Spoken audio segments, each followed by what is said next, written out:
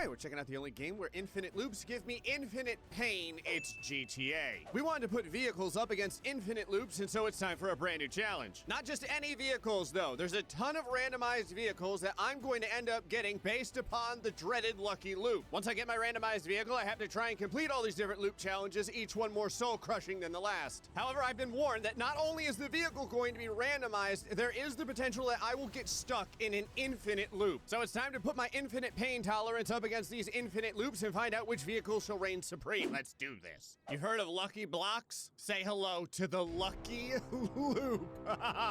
So the way this works is you have to activate the lucky loop, it will begin spinning, all the cars will start tumbling around, and then eventually I press E to teleport into one of the cars. So stand into the circle. Okay, so the vehicles have begun. There is chunks of car all over the place. Okay, so there's a teleporter, and I don't know if you saw it, but the path to get to the cars goes away after a time. So what happens if you miss you missed! Okay. So he's got like a sad little scooter there. If you wait to the end when all the cars stop and try and teleport into them, I guess that's like a cheat failsafe. Let's give this a shot the way it was meant to be. Wait for him. And yeetus! I got the tank! My ran. Oh, and then the teleporter comes down, so you get stuck in the vehicle that you chose. So you can't even get out and pick a different vehicle. What in God's name is going on here? What is this? They give you a repair kit too. Kid loop, but you need to guess the gender. Oh, because it changes color? But I'm in a pink tank, so it has to be pink, right? It is not. So once I'm in my vehicle, I get to go back to the beginning of the challenge that I stopped at with that vehicle, but I don't think that there's any way. It's not, there's no way, it's not fast enough at all to complete even a normal loop. Listen, I'm giving it one more try. I'm trying to do this like a perfect run. It gets up to 35 miles an hour, and I'm gonna try and jump it, and it can't even cheat the loop. So at this point, it's not even me picking a bad car, it's just me getting bad luck. I think what I want is to try and shoot for the rocket car. Hold on, I gotta clean something up real quick. Did that not blow up? All right, what are you gonna give me this time? Where's the F1 car at? I don't know where it is in this ball of sap. Oh, man! Oh, not again. All right, and jump. And no. Oh, God. Oh, I got thrown out. I'm just, ow, ow, ow, ow, ow, ow. I can't stand. I'm trying to get up right now and the character won't actually. I'm stuck here forever. Is this what you meant by infinite loop? No, there's no way out. It's like burger. Oh, what the? Okay, oh, hold on. Yay! The problem now is that even if I can pick whatever car I want. Oh, hold on. The teleporter comes back. So I do kind of get to pick whatever car I want. Oh, he locked the doors. If you don't teleport, if you try and get inside the car normally, it doesn't work because the doors are locked. He's got like a double, ow. He's got a double failsafe. All right, fair enough. Okay, so legit, we're gonna go for a car and I am, where am I? Am I in a supercar? Oh, I got the motorcycle. Oh, I am riding the ceiling. I am in the ceiling right now. What just happened? Okay. So I think I managed to teleport myself out, but I got both vehicles here, which is really weird. He can't lock the open vehicles like this, so I can get these if I want to. Straight up though, we're trying the motorcycle. All right. Pink or blue loop? Blue! Oh, okay. Timing is everything. Here we go. Well, I'm not gonna say it feels great on loops. In fact, it feels kind of terrible on loops. Ow. I would have never guessed that this thing was so god-awful on loops. Oh, he didn't put an invisible wall there. You can kind of cheat it. Okay, I think I can get this. You ready? You ready? We're gonna ramp this. And whoop. Yeah! I had to confirm that there was no anti-cheat measure there. Sweet. Now you see me, now you don't loop. I assume what's happening is the opacity is going to 0 and the loop is still there. I just can't see it. Let's do it. Yep, loop's still there. Oh, it is bumpy too. Oh, this is a travesty of a loop. Ah! First try! Yes! Okay, welcome now to Drunk Loop. Okay, I think the one behind this looks more drunk than this does. Good speed, 80 miles an hour. Here we go. Okay. Yeah, the middle's good. Oh, when you start getting out of the middle, it's not great. We are flying through the air. I did not get enough speed in order to clear this. All right, we're using the sad mobile. Hold on, I gotta clean up my mess from the previous looping. Oh, boom! It annoys me that this motorcycle has so much stamina. Anyway, as we learned in a previous challenge, this vehicle is decent at wall riding, so maybe it can complete a loop challenge. Are you ready? Good timing. Uh-huh. Oh, yeah. Oh, whoa, all right, okay, this is gonna be difficult. If there's one thing I love, it's being body slammed by my own vehicle. I don't think I'm gonna make it this time either. Okay, that was close. All right, we're gonna have to cheat this probably. Hold on, we're gonna bail right about here. Yeah! Okay, you just gotta dig deep, man. You just gotta hope. I kind of know over time just doing this for so long. Oh, God! I was gonna say, I kind of know where the trajectory of the loop is, like how it tilts. But apparently I don't know, oh, God, as well as I thought I did. I'll tell you, I would hate a loop that doesn't include unending pain. Come on, baby, you can do this. Oh, not too far over to the right. I think I'm cool. Whoa! Huh, I'm still on the loop. I don't have my vehicle anymore, so I can't complete it, but I mean, I made it up here. Okay, this is gonna be a slam dunk. You ready? Muscle memory. Oh, yeah. Oh, here we go, here we go, here we go. And keep it on the, whoa, I almost went too far to the left again. But that's okay. We got that loop challenge done. The drunk loop, it's been a while since I finally gotten to this point. This is more of a matter of you just want to keep it as close to the center as possible. Man, this is a big loop, too.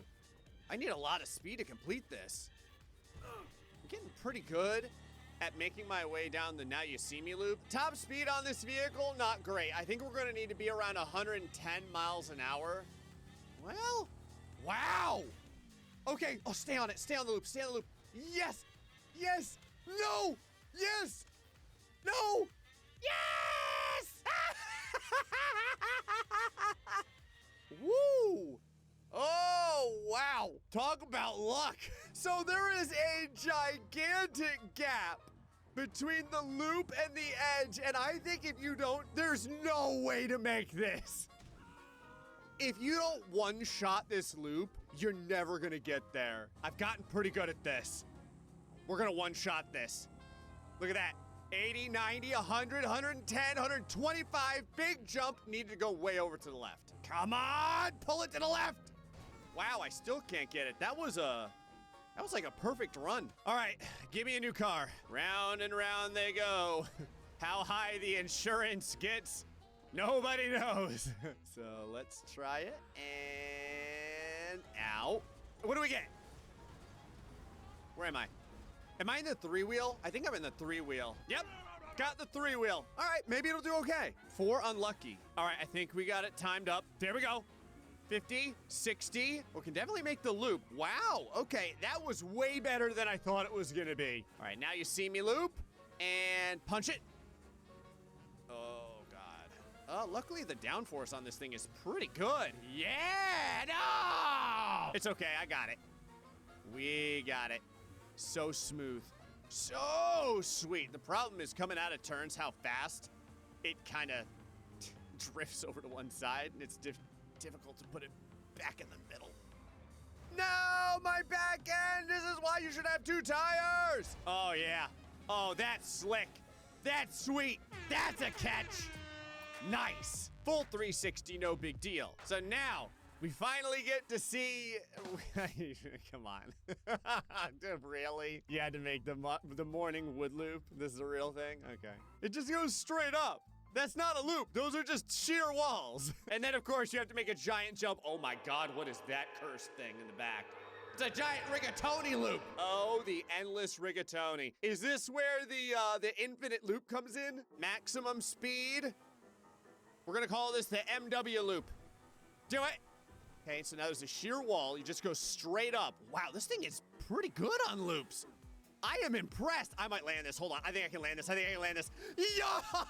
No, I almost wall righted it. Oh, and I did find out You get the opportunity to teleport back to the beginning of the loops. You get to keep the same car, but you don't get to go to the last loop you tried, sadly. So I have to repeat these over again constantly. Give it to me one time. Yes. Okay, and then, all right, I gotta try a different car. This thing skids out too fast and the top speed is garbage. All right, unlucky loop is going. And I wish I could say that, like, I knew what I was aiming for. It's just a giant pylon. I have no idea what I'm inside. Is this the go-kart? Oh, no, it's the bumper car. God. Come on. I can barely get to the teleporter because it's totally blocked off. Oh, okay. I didn't think I could make it to the teleporter, but I guess we can. I mean, we're gonna have to cheat this because it doesn't have the speed to beat the loop, and I overshot it. I just want to complete one challenge with this, like one loop. There, one loop. Well, now I have to go for two. I have to try for the second one here. This thing sticks to the wall kind of good. Oh my God. Did I say 90 miles an hour? This thing was going 90 miles an hour. Oh my God. Oh my God. It did the second loop. You gotta be kidding me. This has now officially gotten further than some legitimate cars. Obviously, we gotta go all the way with this, right? We gotta do it. Here we go. I can't believe this. I can't believe it. All right. I was like, wow. It's like driving one of those sucker fish that are on the sharks all the time. The little lampreys or whatever. Look at it suction cup to the side of the wall. All right, let's get a legitimate car. All right, any real car. Any real car. There they come. And okay, yes. You know what? I'll take it. The dune buggy. I think I could do something with this. I think I can do this loop legit. Like, really do the loop without trying to cheat it. First try, no big deal. Now you see me, now you don't loop. Already got my muscle memory stacked on this. Second, done. Now for the drunk loop. Gotta stick this, oh God. Not too much, not too much. Low input. Very good. Come out of it nice and smooth. Oh, I needed like 5 more miles an hour. We're rolling this. I'm pushing through. Look at this. 135 miles an hour. I needed more to the left. We're gonna get this. We're gonna get it. We're gonna get it a little bit over to the left. Swing it. Nice. Morningwood loop. Going straight through it. Upward. Big climb. Now I have to go to the right. Not too much. And then sheer wall down. Okay. That's our new personal best, though. Your loops will not defeat my valiant pain tolerance. Watch us. Oh, okay, that is gonna be tough. Look at this, though. Man, this drunk loop, every time now. And plus, the cool part is the back end on the dune buggy does not come out very fast. Now, the big thing here is I don't want to go too far over to the left, so I gotta twist it to the right there, and then back to the left. Okay, focus, and then left, straight up right, and then right, and then, oh, hold on. Got it! Why, God? For God's sakes. Okay, I need to make sure to the left. And very light input. There. Break. Stop. Made it to the next challenge. Kids loop, but you have 12 kids. Ah, yes. A dozen sadnesses, please. I don't even want to know how many college funds. Well, it's not how many, there's gonna be 12, but how much in college funds I need. I mean, it shouldn't be that bad because these aren't huge loops or anything. When I exit the loop, I need to make sure I kind of point it a little bit over to the left. Otherwise, I'm gonna fire out to the right. I'll show you what I mean in a second. All right, first child. Your name is Donald. I'm sorry. Look at that. Perfect, right there. Second child, Kristen. Boom. No big deal. Third child. Your name is Tomato. This is at the point where you start losing good names for children. Like, now your name is just like Penguin. Just like an animal now. Are these loops getting farther apart? Hold on. The loops are definitely getting farther apart. Yeah, look at this. Look at that distance. And then look at this distance. I'm gonna start naming children after, was it like the 7 stages of grief or something like that? Actually, just grief would be a fantastic name. That's what we're on. Get some of the sins in here too. Your name is Gluttony? Oh, wow. Okay, these are getting really far apart. Oh, there's like 6 more I have to do. Okay, I came over to the end here to see just how far. Oh my God, someone almost took me out. To see how far apart this gets, that is absurd.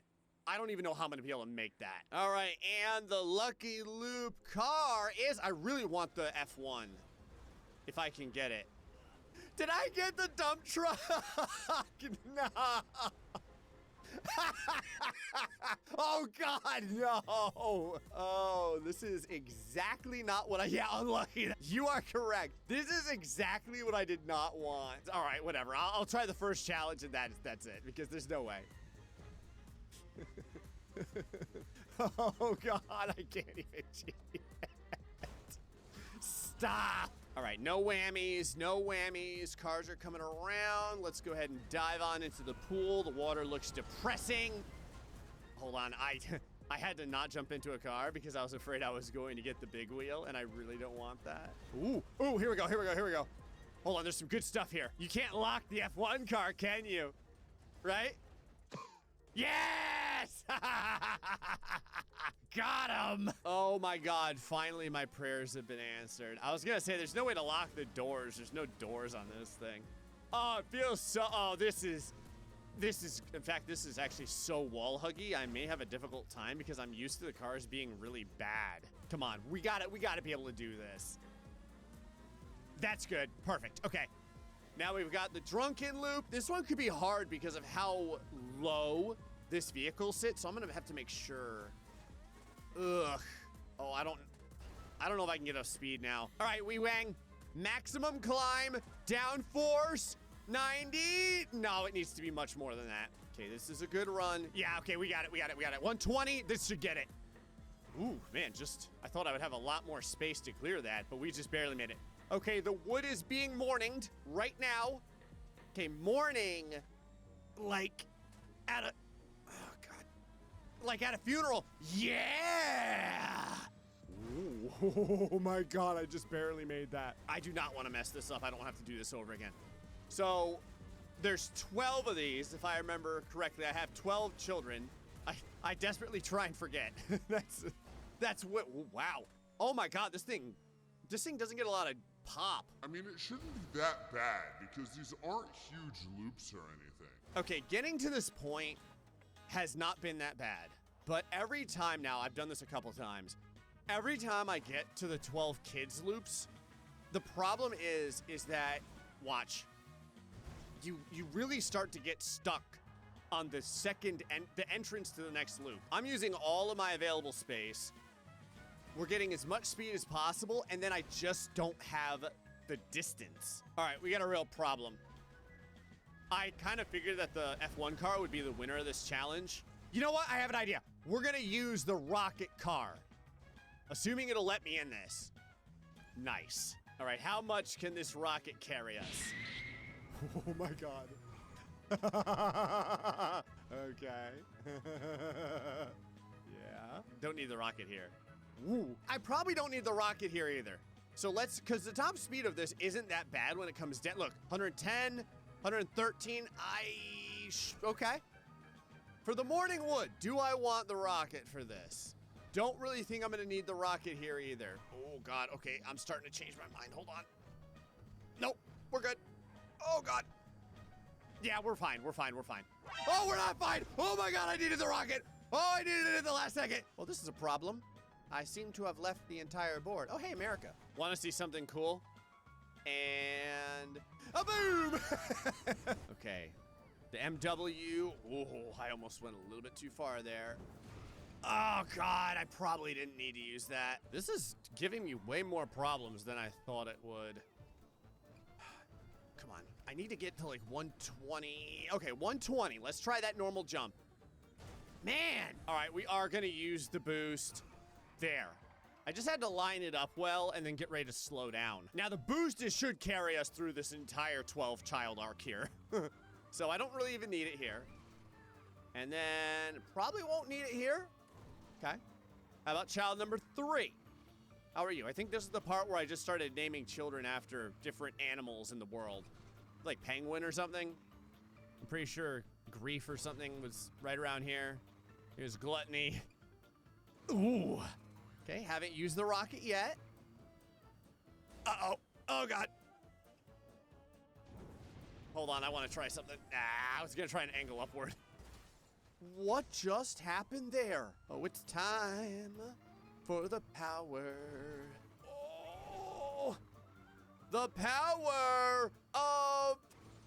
Oh, yeah. This is happening. This is happening. The power of Satan! Yeah! Whoa! Okay. Oh, God. No! Oh, man. This is, okay. So we've come upon... I have now come upon a new issue that I never thought about.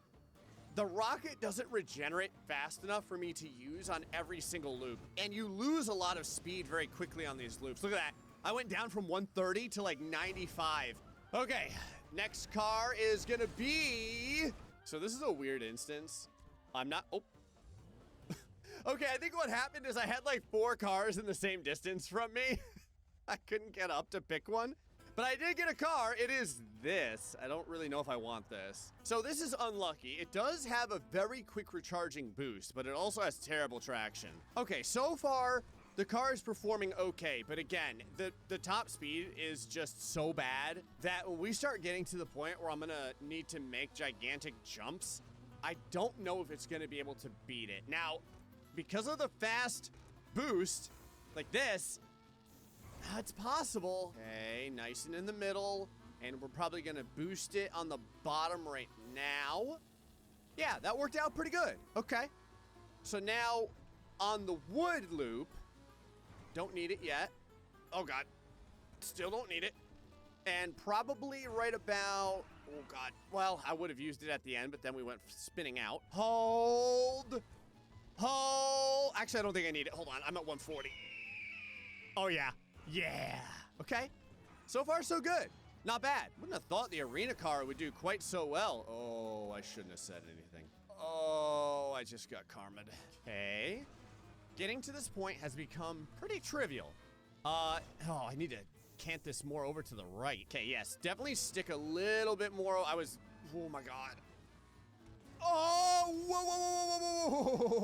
whoa. Not today, Satan. What I was saying is this thing has a tendency to pull way more over to the right than I'm used to. Okay, I think this arena car just isn't good enough either. So you're probably like, great, what are you doing right now? I'm looking at all of the license plates because all of the license plates say unlucky. And if they say unlucky, like that, right there, we have to find one of the cars that says lucky, and then I have to get into it before the script locks me out and locks the doors. Okay, so this one's lucky. Can I get into it or does it? Okay, so I can get into it and the doors are unlocked. So basically what I had found was that I could cheat his lucky loop a little bit.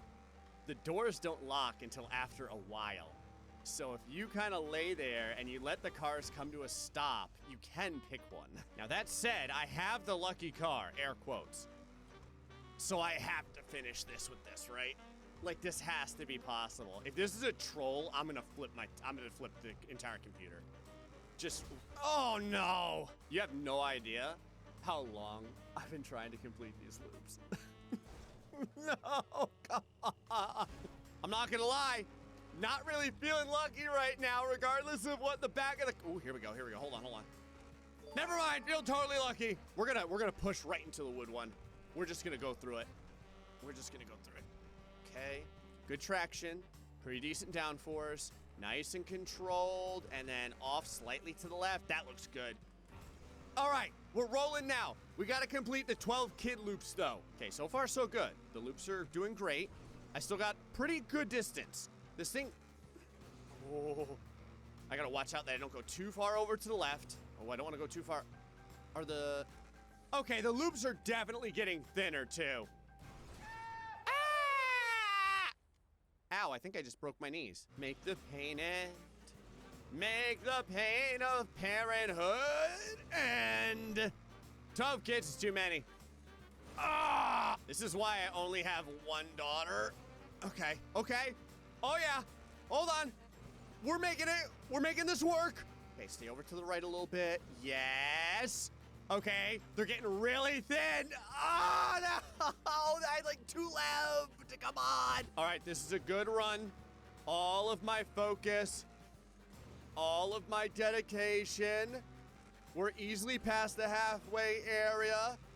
I've got, oh my God, everything. Oh, yeah. No, except for my sanity. I'm never going to give up. I don't care how many, oh God. No, I don't care how many times it takes. Stay over to the right, Gray. Oh my God. Oh, the checkpoint. Please, yes.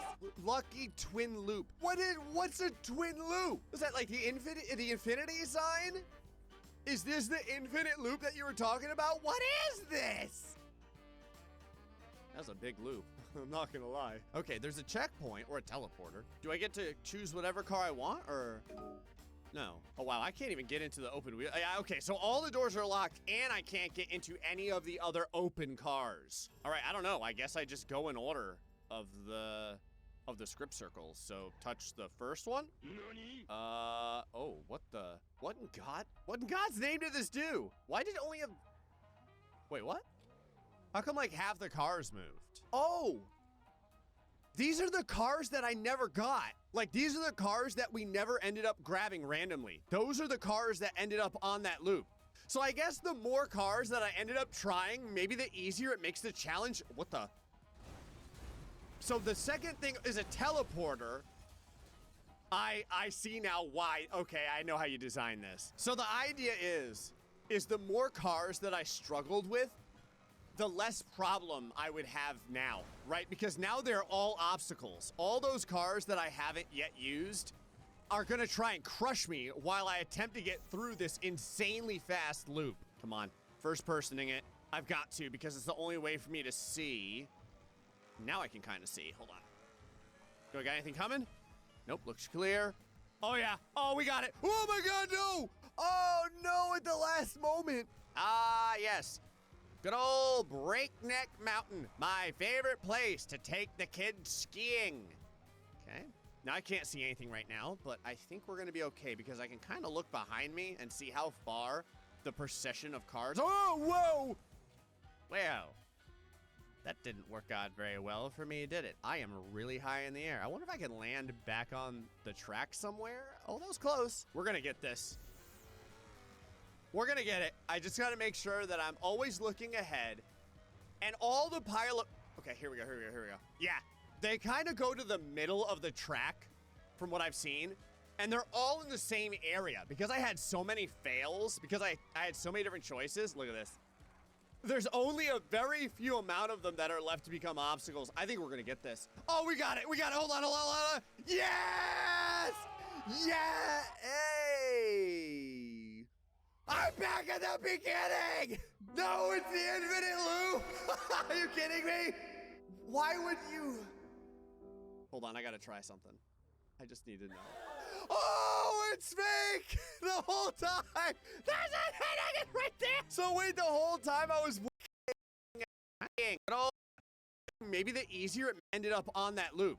So I guess the more cars that I ended up trying, maybe the easier it makes the challenge. What the? So the second thing is a teleporter.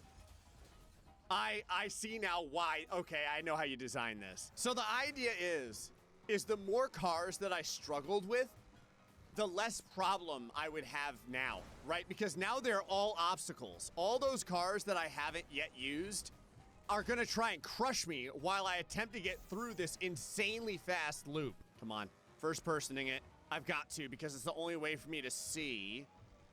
Now I can kind of see, hold on. Do I got anything coming? Nope, looks clear.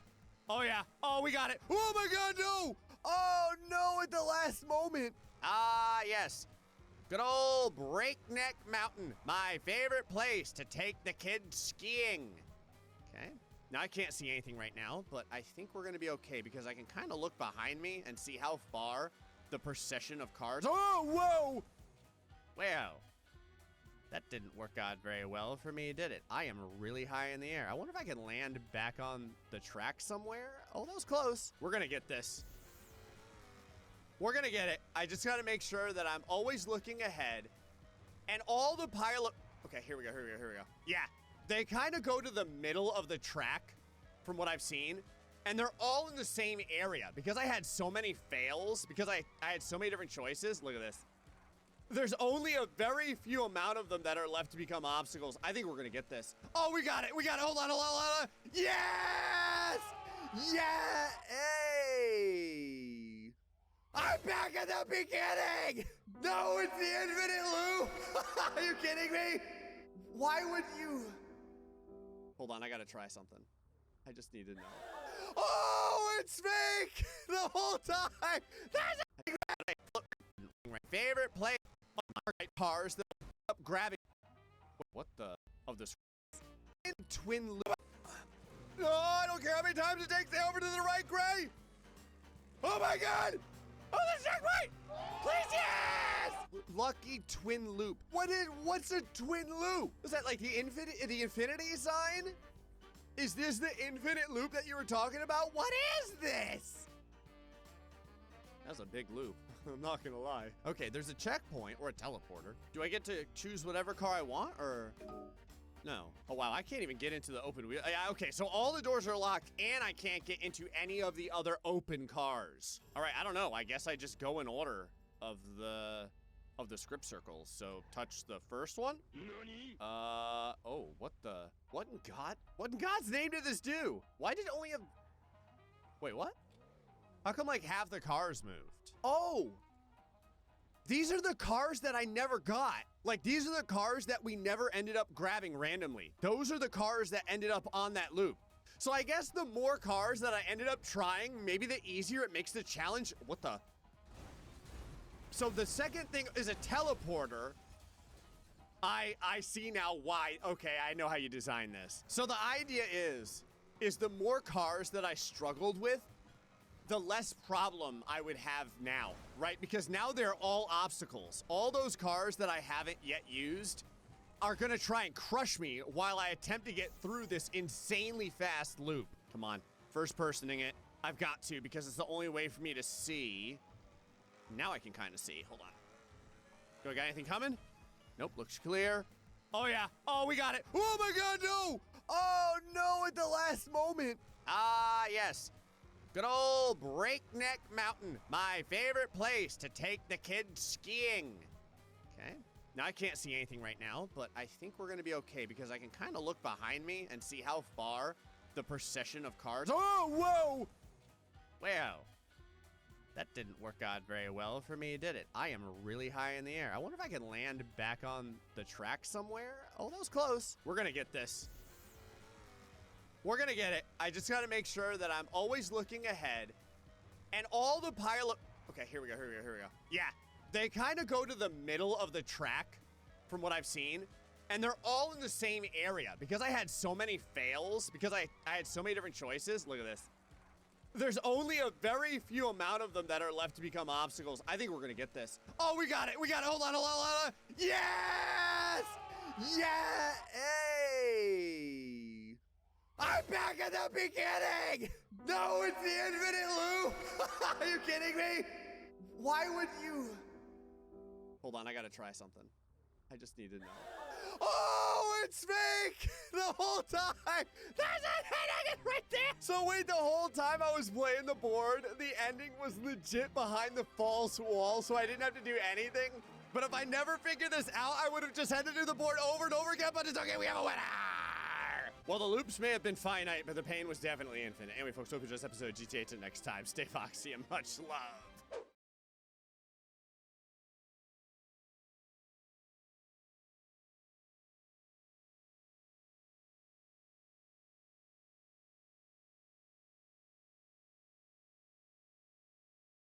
Hello fellow engineers and welcome back to Polybridge 3. Look at me keeping up with the weeklies. We got a tick, which means we can continue with our campaign. Now we're taking on the Arctic Tundra at the moment. We're onto this level, skipping traffic. So all we gotta do here is get this truck across to there. However, then the car behind has to go on top somehow. So I guess first things first, let's just get this truck across. So we use the line tool. We say go from there to there and then boosh, fill in with road. Then I'll turn the grid on and I reckon we're probably just going to do like a tension bridge. So if we go over to like, oops, that point, add a little bit of steel under there like that. And then we should just be able to rope boosh, boosh, boosh, boosh.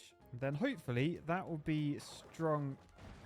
I may need to replace the rope with cable. And then hopefully that will be strong enough to take that across. Yes, it is. Now, some of you may know it's my dog Paddy's birthday today. Happy birthday, Paddy. But also, today's video sponsor, Star Trek Fleet Command, is celebrating its 5th anniversary as well. Explore the vast and diverse space landscape from Alpha to Omega quadrants, immersing yourself in the rich lore of the Star Trek universe. With stunning graphics and a free-to-play model, the game is accessible to all, creating a truly inclusive gaming community. Command iconic Star Trek ships, stepping into the shoes of legends like Captain Kirk and Spock. Engage in epic battles with players worldwide, fostering a dynamic and competitive edge that keeps every encounter unique and exhilarating. Connect with a thriving community of real players, forming friendships and alliances as you traverse the Star Trek universe together. And don't miss out on the new Star Trek story set in the Kelvin timeline, offering a fresh narrative experience. Use the promo code WARSPEED to unlock new player content for free, featuring 10 epic shards of Kirk. Captain James T. Kirk brings incredible defensive stats and powerful buffs to any ships he commands. New players, here's your guide. Download Star Trek Fleet Command using the link in my description. Sign up for a Scopely account in-game,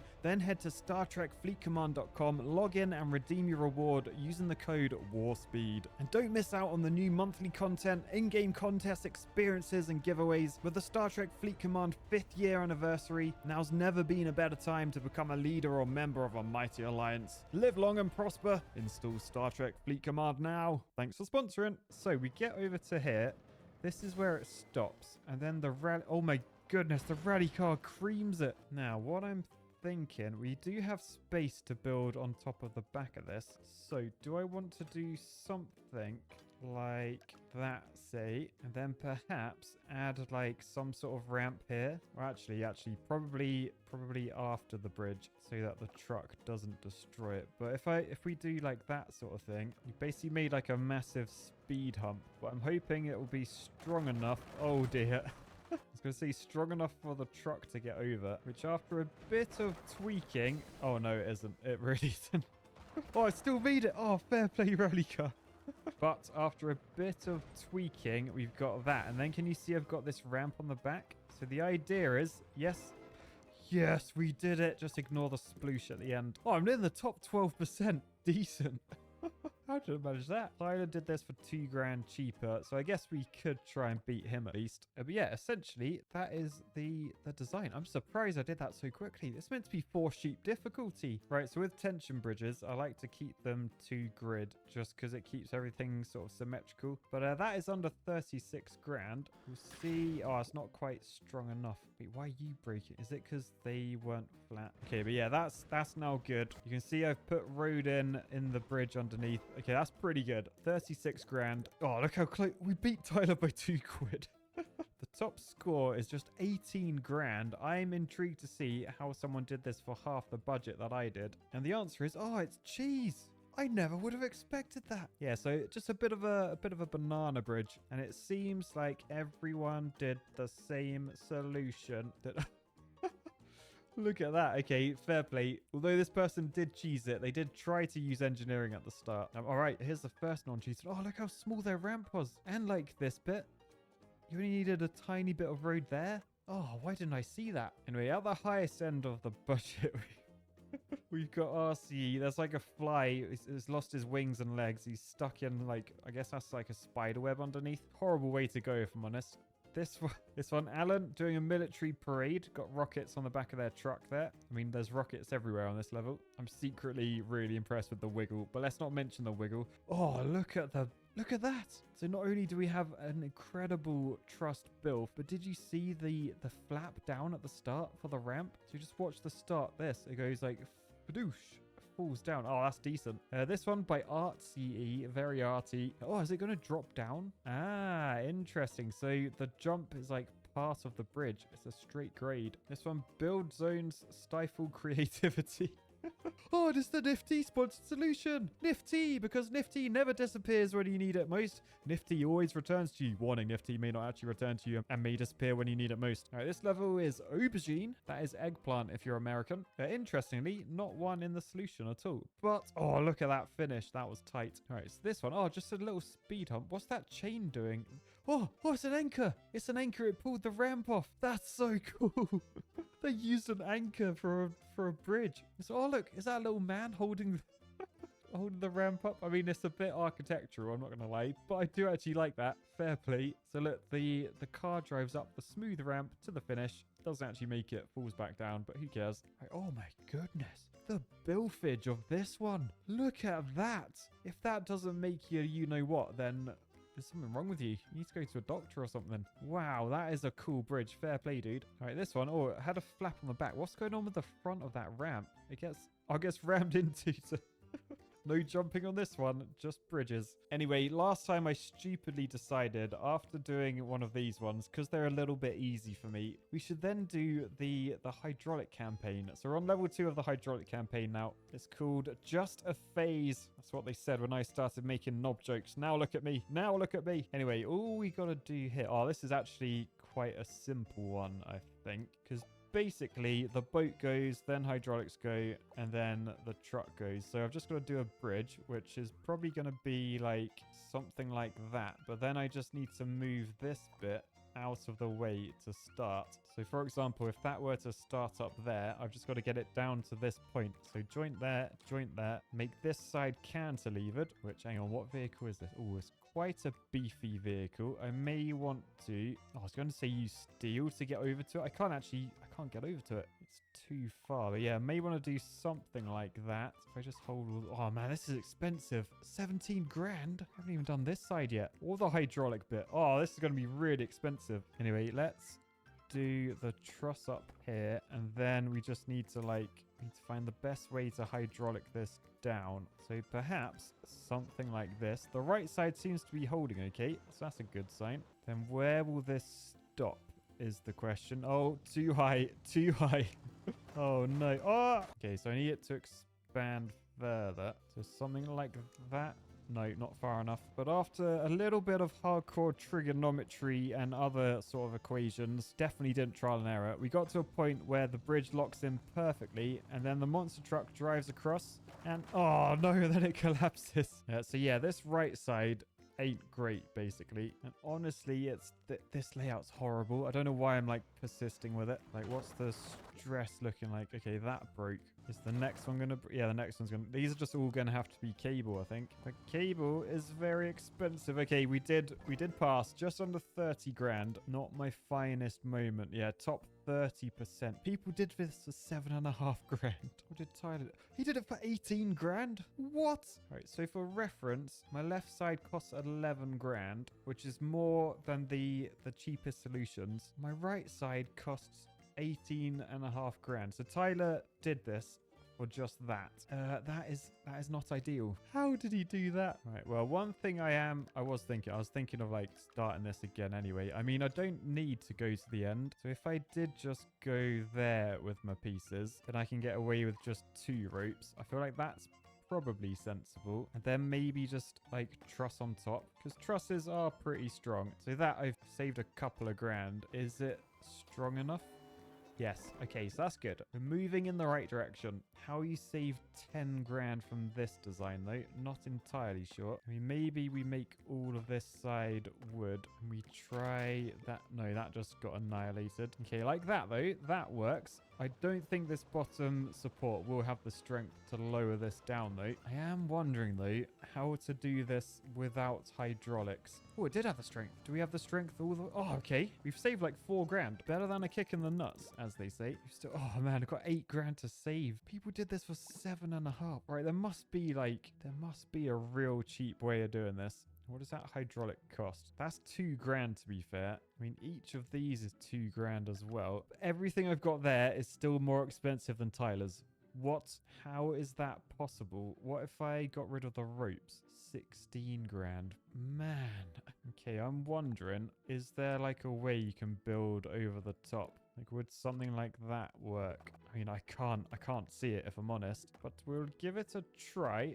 Because this can't have been done legit. That's all I'm saying. Like, that cost 20 grand. Is it even going to be strong enough? Looking at the stress of those, no, it isn't. But let's just see. Do we have the power to actually drive up here? Okay, we do. That's probably how you do it then. We just got to make it strong, which probably means wall brace. But, like, we're still looking at, like, 20 grand. That's pricey. Like, look how many people have actually done it as like the cheapest price. Because the cheese, they've really moved that like top 1% mark. And yeah, although I'm 180th, I don't know if I can get that much higher. I would be intrigued to see how Tyler did this. I think I'm gonna have a little look in the gallery. Let's have a look. Lowest budget, 7.5 grand. Oh, what a shock. It's the dangly bridge. And because one person did a dangly bridge, I mean, everyone did it. It's got hydraulics on the right just to raise it up. But like every single solution, everyone's done that. Now, aside from that though, the actual cheapest way of doing this, I'm guessing this is what Tyler did. He, well, did the same solution as me, but super, super cheap. This person did it for nearly 2 grand cheaper than me. So yeah, I could have just tweaked. It's worth noting at the end. Can you see there's like a big jump? I'm pretty sure though, that one's more expensive than Tyler's, right? So yeah, honestly, glad I didn't spend too much time trying to tweak. Oh, I actually did like better than some of these people that were doing it. Oh, decent. Fair play, Matt. Oh, look at this one though.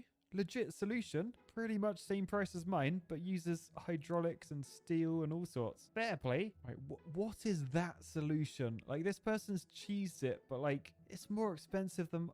Just build a normal bridge. Anyway, need to cheer myself up. Highest end of the budget. It's the hydraulic level, so we should have some good solutions here. So first one, Paddy... Wait. Oh, joke. It was a joke. It was a joke. Oh, but I am an architect. Fair enough. As long as you're not slandering Paddy, that is not the type of propaganda we want in these parts. There's only one type. Oh, look at the little bridge extension there. That's nice. All right, what is this? Was it architect? Why is what? Architect bridge. Oh, architect bridge. I thought you were calling me an architect for some reason. So everyone's very offensive today. This is an architect bridge, is it? I mean, it looks reasonably well engineered. You got like some cable stayage. You got hydraulic just on one side. I think you're doing yourself in there. I think you've done all right, Bruno later. You're not an architect. Don't worry. What is that? Oh, it's moving. It's like a caterpillar track. What is that? What is that? Alan. All right, so this one, some RCE propaganda. I have a feeling I can tell what this one's going to do. Yep, there it goes. There it goes. I mean, to be fair, you could have made that look a lot worse. So fair play. This one, RCE, thank you very much. What have we got over this side? Oh, is that just... It's a legendary hydraulic muscle, but is that just going to flip that down? Oh, no. We have a jump. Okay. Oh, there we go. Look at this. We got some suspension on the right. Got sort of cable stayed, but then fanned out. Lovely little, some steel muscles on the left. Good work, Payden. Gunwoo with a bridge that lifts up like that. Oh, that's cool. No need to draw bridge it. Just raise the entire thing. This one, similar method that I did, but look, they got so close that they had to put gaps in their bridge for like the mast of the boat and stuff. Anyway, what? Puddin', what? Your bridge is underwater, mate. What's going on here? Oh, man. With the RC propaganda as well. How does that work? I need to remember that layout. That could be useful for me in a future level. All right, what is this? What? Oh, it's an unrolling bridge. Nice. What, this one? We got like tension under there, and this half of the bridge is resting on those two cables. Fair play. That's actually quite clever. Although not sure why you've got a kink in your road. This one, your name might check out, but you can't just cheese it and then just put like a hard hat on top and expect me to call it engineering. No chance. Anyway, back to the Arctic Tundra. We're on dropped camo. So we got, oh no, we got hydraulics. We got 2 hydraulic phases, and then both of these go. Oh, so do I need to like get the Jeep on the back? Where does the Jeep end up? Or up there? Yeah, so I think then I got to build a bridge here to get the truck up, but I've also got to try and use hydraulics to lift the Jeep onto the back. Okay, and I've got an idea for this one, so I feel like whilst I build it, for you guys, it's going to be engineering time. Do you believe that my bridge is last?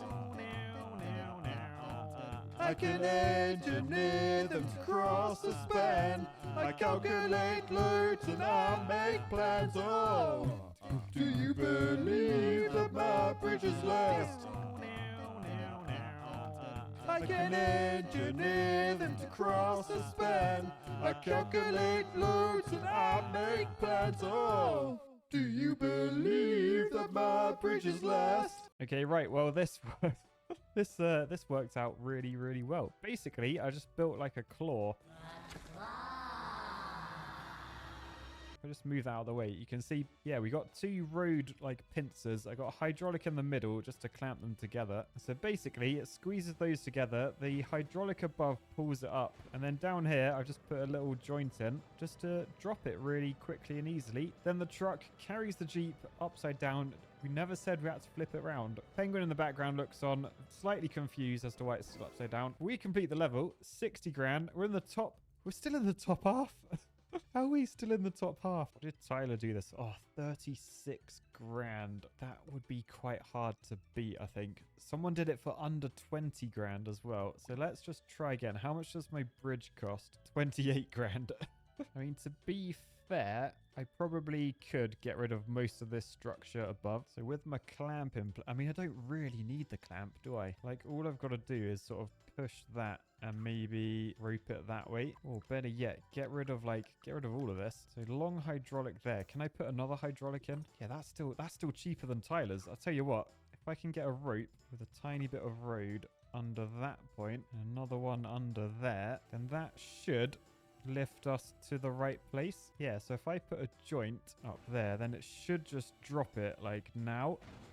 Yes. Oh, we've even got it the right way up. No way. Oh, please say it can beat Tyler at a hydraulic level. Come on. That's under 36 grand. Stress should be the same. Doesn't matter if it's upside down or not. Oh, my goodness. He's only gone and done it. He's only gone and done it. Look at that. Oh, nice. Top 8%. Right. Let's have a look in the gallery. So, oh, very clever little arm there. And then, oh, why'd you have to ruin it? Why did you have to ruin it? But yeah, then up a banana-inspired bridge. Lots of people with the very small arms. I'm not talking like T-Rexes. I'm not being Amish. That's another thing. I'm not being Amish. Ignore me. Right, we've got a mere engineer. They did the tension underneath. Nice. Looks like it was all about trying to get that arm as cheap as possible. All the bridges seem pretty similar to one another. Oh, look, Razdazd, RCE propaganda. But yeah, similar solution. And you'll never guess who is one step ahead of them in terms of price anyway. It's Alan with a sensible solution. Alan, what's happened to you? Still, I'm sure if we go to highest budget, oh my goodness. Oh my goodness. What am I looking at? Someone's made an airship. Why would you do that? I guess it makes the bridge lighter, technically. I guess, yeah, that's actually clever engineering. Good work. We've then got this one. Oh, RCE propaganda on the back of the truck. It is the Nifty sponsored solution. Oh, it's nothing that warms me up inside like a cup of Nifty and the Nifty sponsored solution. I'm so glad that Nifty's back. Right, here he is.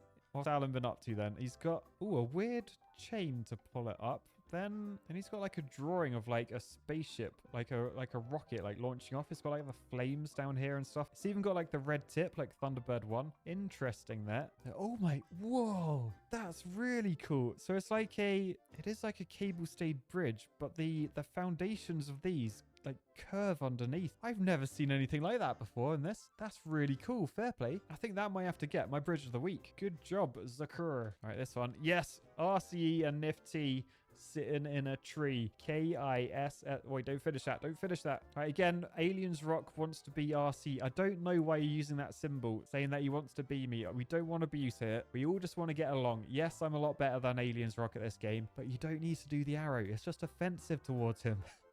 That's definitely what you're trying to portray, right? Anyway, what we got here? Yunru. Oh, similar to mine, like my first solution at least, with the arm lifting up. We've then got RC propaganda. Maybe I should add RC propaganda to my own bridges. Would make sense. All right, this one. Oh, look at the arm. Look at the... Is that like a claw? Like my first... Yeah, it is. Oh, that's really cool. Fair play. Ooh. What's down there? Right, there's an arrow up there and it's saying not a muscle. That's not a muscle. I mean, not gonna lie, it does sort of look like a muscle. Oh, and over this way, that's a muscle. Oh my goodness, that is a muscle.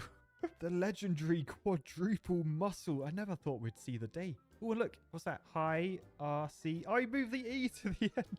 What a cool little bridge that was. Cheers that, man. I feel bad. I just gave my bridge of the week away now. But unfortunately, oh no, we got to go to this. It takes all sorts. Look how many hydraulic phases there are. This is going to break me. This is actually going to break me. Oh, at least there isn't a road limit. That's one good thing about this.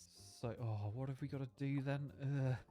So A's got to go first. So A, you're a police car. You just go over to there. So we can just put road in like that. Build a bridge. That goes to this point. It's a turny round one, so it heads back. Okay, so that's sorted. Then there's a hydraulic phase, so I can do some shifty-wifty. You gotta get swifty. Then the buggy C goes. Okay, so I probably want to grab like that and perhaps move that down like that sort of thing. And then I'll probably have to move it up to like the top or something. Is that what the intended solution is? I'm not sure.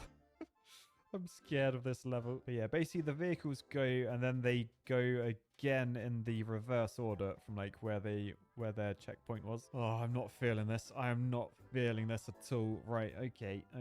Is it worth instead, rather than moving the entire bridge, man, it's like I'm speedrunning again. Rather than moving half the bridge, because if I do that, I'm then going to have to like make that node stay in place and it's going to be really difficult and stuff. I feel like it might be simpler just to like, I don't know, if I do like a rope down to like there, say, I can then just hydraulic this. So that's probably, oh, yeah, probably not going to be strong enough. So let's put a few bits of steel in. I mean, it's probably not going to be strong enough now. What broke? You broke. I mean, what I could do actually, what I did my last solution, so I do that, and then I just put a hydraulic in like that sort of thing, because that's going to be way stronger, right? So, oh, it still broke. Right, steel there. Okay, yes. Okay, went a little bit too high, but we can use some hardcore maths here just to work this out. I'm definitely not just trial and erroring, but oh, I've just realized as well I've gotten to the wrong bridge. When I press play, I'm meant to be going to the bottom one. Oh no. Oh, actually though, can't I just, oh, is that how I do this? I make that one a hydraulic. So in the hydraulic controller, first phase, you don't go, but you do go, because I know from the middle, this will go up to the top now. So for that first phase, this now goes down slightly too far, but after a bit of hardcore maths, that's almost in the right place. If I just do it slightly higher, we may need to put in just something to like fill the gap. Just because like that gap is, yeah, it's not great. If I were to like get one bit of road in, let's just turn the grid off, make that a joint, and then just put like the world's smallest wall brace underneath. I could potentially get this to lock in. Oh, doesn't need to lock in. Doesn't need to lock in. Okay, we've got you over. So now they both go and it ends up the top. Oh boy. So again, up here may need the world's smallest. Oh no, it can't be too small because I gotta support it somehow. But yeah, ideally I want these to lock in. It just looks like they're a bit too close. Let's see how close that one is to locking in. Yeah, I can't actually move it any closer, annoyingly. That is really annoying. How do I get around that? I mean, actually, if I just make this top one go a bit higher, maybe I can, because that's like the shortest length I can do, but I can make it go a bit taller, can't I? Okay, ready. It locks. Oh, but then it's still trying to go higher. So I need to shorten that by a pixel. And remember, when I'm shortening these hydraulics, I'm not just trial and erroring. I am actually using like really complex equations. If you've got an engineering degree, you probably will recognize the techniques I'm using. But yes, that is now locked in. I was going to say, so that bridge is way stronger. The rope goes? I was not expecting that. Okay, we'll make that cable. Then that's better. Nice. So then it's just a case of getting all of these to go to like the right place.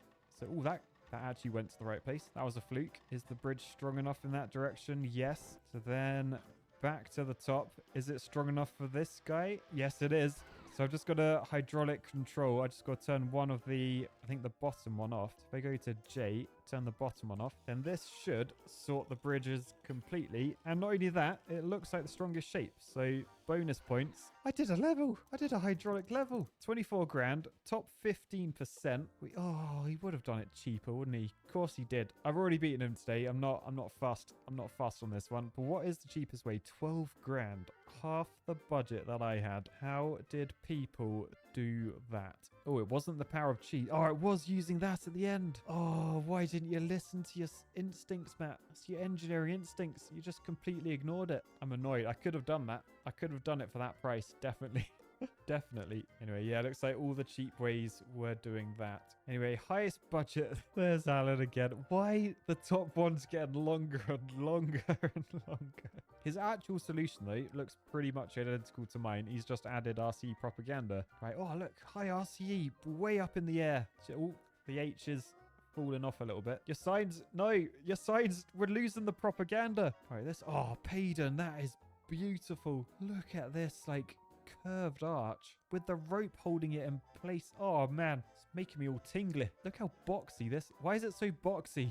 I don't understand. Ooh, there's all sorts going on this. I wasn't expecting that. All right, this one. Whoa.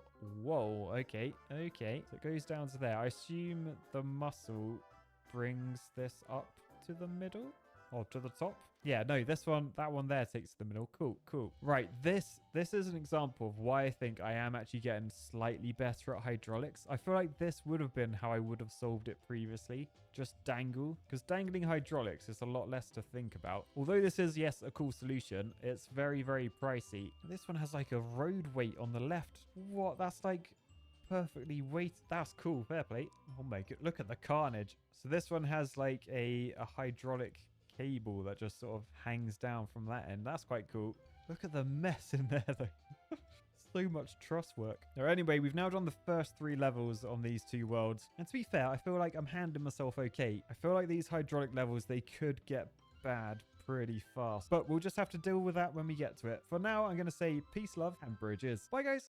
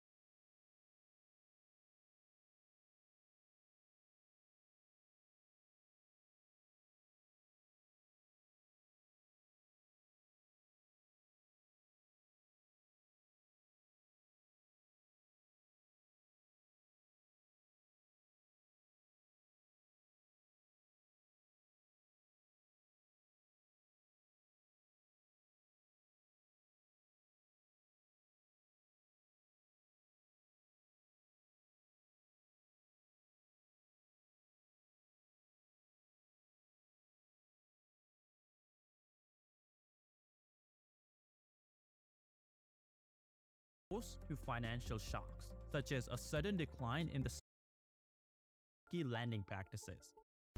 Do you guys remember the Evergrande crisis? Things are not going to plan with China's economy. Collapse of the world's most Whatever has indebted gone wrong. property developer. Now another developer named Country Garden is collapsing. Country Garden is 4 times bigger than Evergrande. So yeah, things are about to get much worse for the CCP. China's debt crisis may be the end of Xi Jinping. I'm not just saying that. This is something we can see happening in Chinese history over and over again. Every time a Chinese empire has collapsed, it's been because they were over-leveraged. Now, Xi Jinping's CCP is falling into the same cycle where the government and the economy is insanely over-leveraged. While this system of hiding debt and thinking about it later may have worked in the past, the same formula just doesn't work anymore.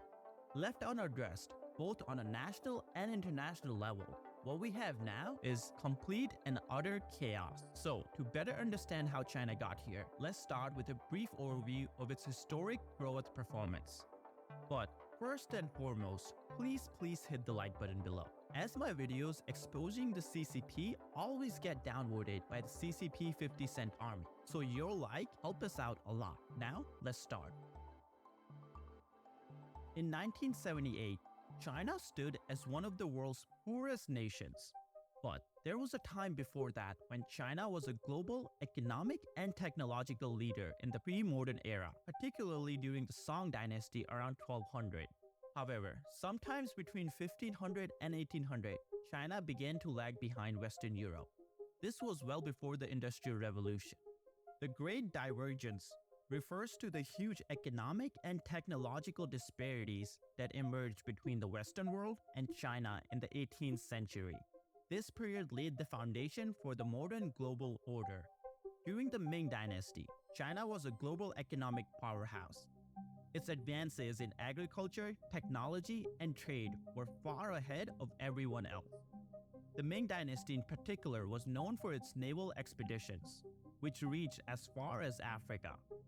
China was at the forefront of innovation, with inventions like gunpowder, paper currency, and the compass.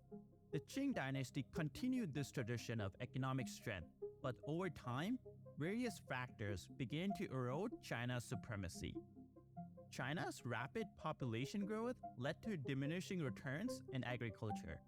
The government's reliance on silver as the primary currency drained the country of its wealth.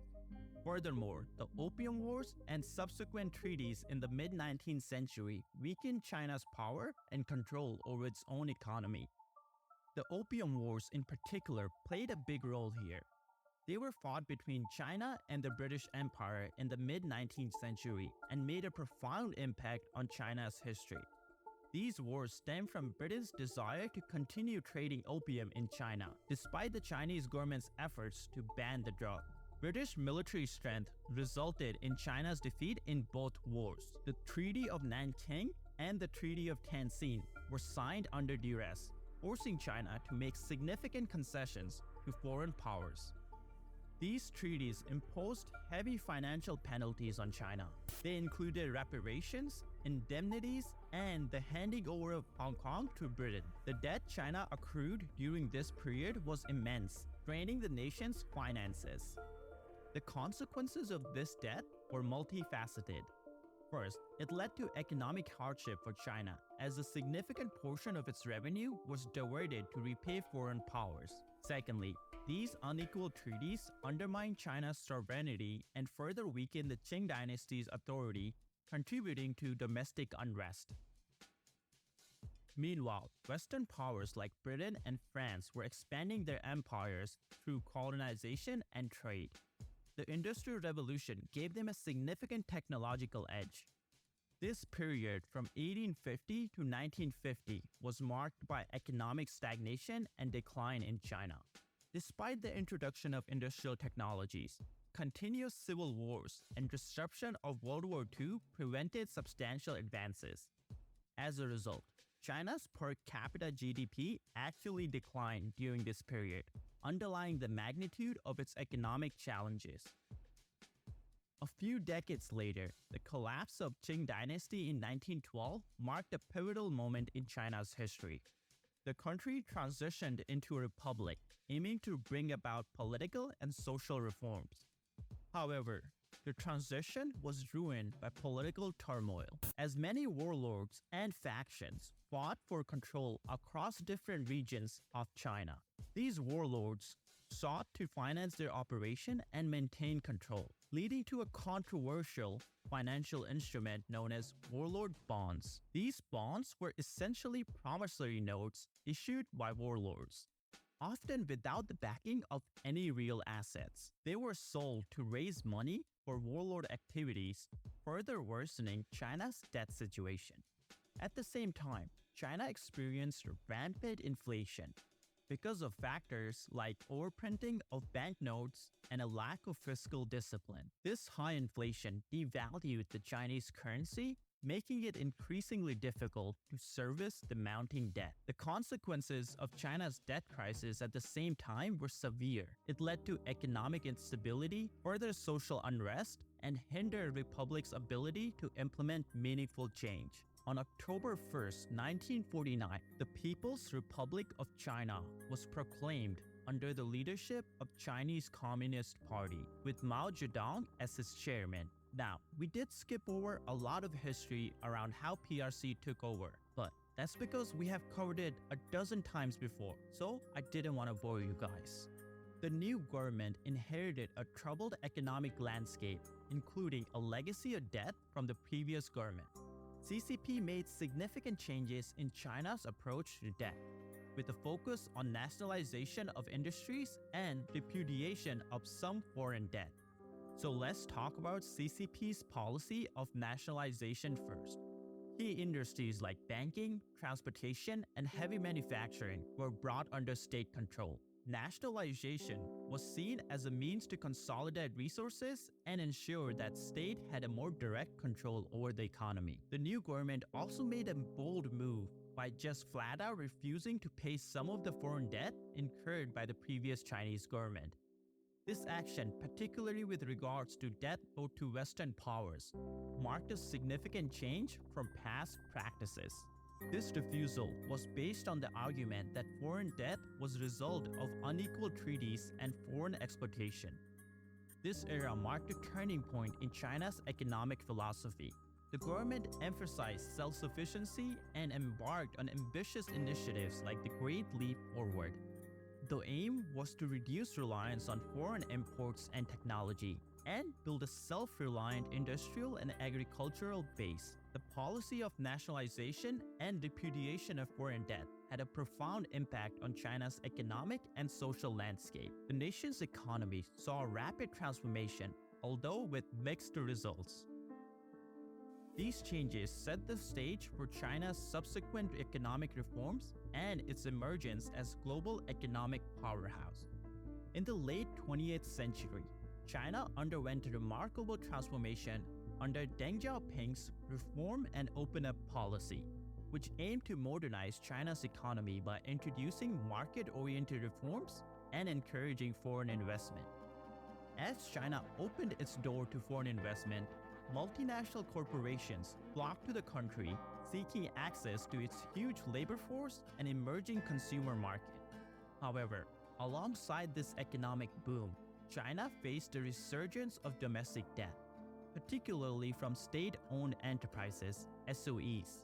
These SOEs incurred massive liabilities as they expanded their operations.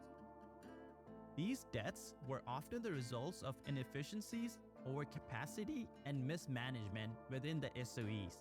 Managing the rapidly growing debt crisis became a significant challenge for the Chinese government.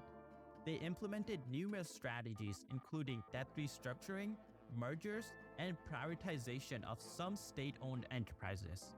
These reforms also included measures such as debt-to-equity swaps, which allowed companies to convert debt into equity, reducing their financial burden. China also prioritized fiscal discipline and risk mitigation.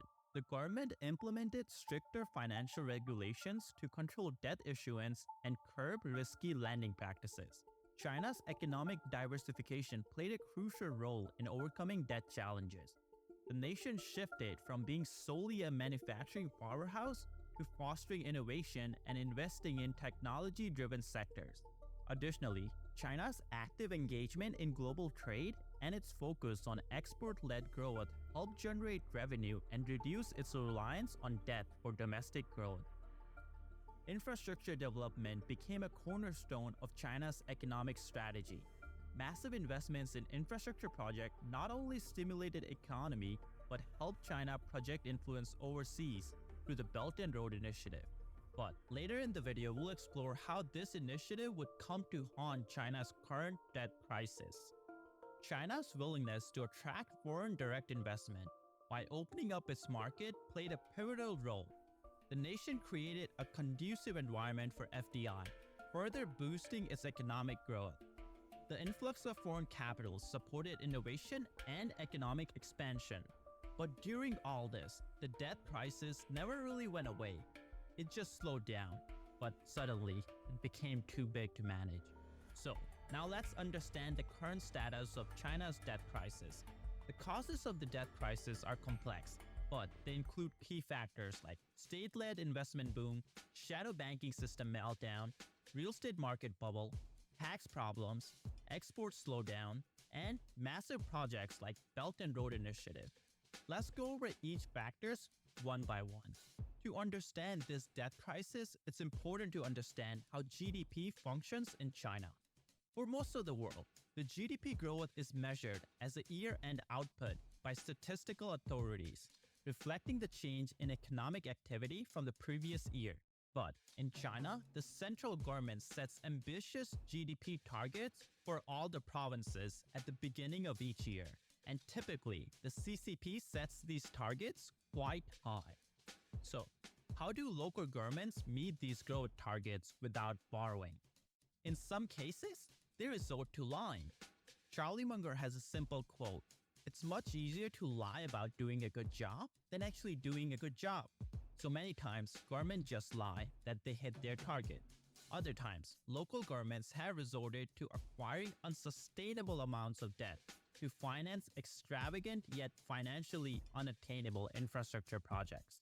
These projects do help the local GDP figures, helping them reach their target, but they also generate unsustainable amount of debt burdens. A 2019 study revealed that officials from various regions had been inflating GDP figures and falsifying capital investment data. Why, you might ask? Well, in China, it's all about meeting those extraordinary economic growth targets. You see, local officials are rewarded for achieving these targets. But here's the catch. This often leads to overinflated reports of investment and overall economic activity. Now you might wonder, who's keeping an eye on all this? China's National Bureau of Statistics, or NBS, acknowledges that local reports tend to be overstated. However, they don't have the power to control the actions of local governments. Instead, they use the local government's data but adjust these numbers to arrive at the official number for the Chinese national GDP. These adjustments, on average, have amounted to approximately 5% of China's GDP since mid-2000s. A 2009 study discovered that the corrections made by the NBS to local government data were relatively accurate until 2008. But the corrections seemed too small after that and appeared to fall further behind over time. Meaning, after the Great Recession, when every country in the world was struggling, CCP decided to go along with its local government's lies to make things look better than they actually were. According to the same study, GDP growth from 2010 to 2016 was estimated to be 1.8 percentage points lower than the official numbers. And investment and savings rate in 2016 was 7 percentage points lower than the official numbers. To provide some cover for itself, the CCP even arrested officials for overstating local GDP figures. But lying isn't the only way these local governments hit their GDP targets. Sometimes local governments typically employ a workaround, something called a local government financing vehicle, aka LGFV. These LGFVs are special entities designed to facilitate off-the-book borrowing. This unconventional approach emerged in the 1990s as local governments sought to bypass borrowing restrictions imposed by the CCP. Over time, these entities became the go-to source for local governments to raise funds, resulting in loans through LGFV now accounting for a staggering 48% of China's GDP. What makes this debt particularly challenging is its hidden nature. As it remains off the books, the true extent of the problem remains unknown. This is how all this works. LGFV get the land for free from the local government. Then they either lease the land to developers or more often use it as a guarantee to borrow money from the banks. After that, they use the borrowed money to invest in expensive infrastructure projects. These investment spendings are then used to achieve GDP targets set by the CCP. Even though this sounds like a good idea, it's important to note that not all infrastructure projects are a wise investment. IMF data reveals that China's local government debt has nearly doubled in just 5 years to approximately $5 trillion. This figure doesn't even include LGFVs, which account for an additional $10 trillion or more. Unfortunately for CCP, this isn't the only debt problem on their hands. Moving on to the next factor, shadow banking system. First, let's understand the term shadow banking. That operates like a bank, but it's not a bank. These are non-banking financial companies, or NBFC, that offer banking services without holding a banking license. In recent months, There have been a number of shadow bank failures in China, including the Zhongrong International Trust. Shadow banks are financial institutions that operate outside of traditional banking system and are not subject to the same regulations.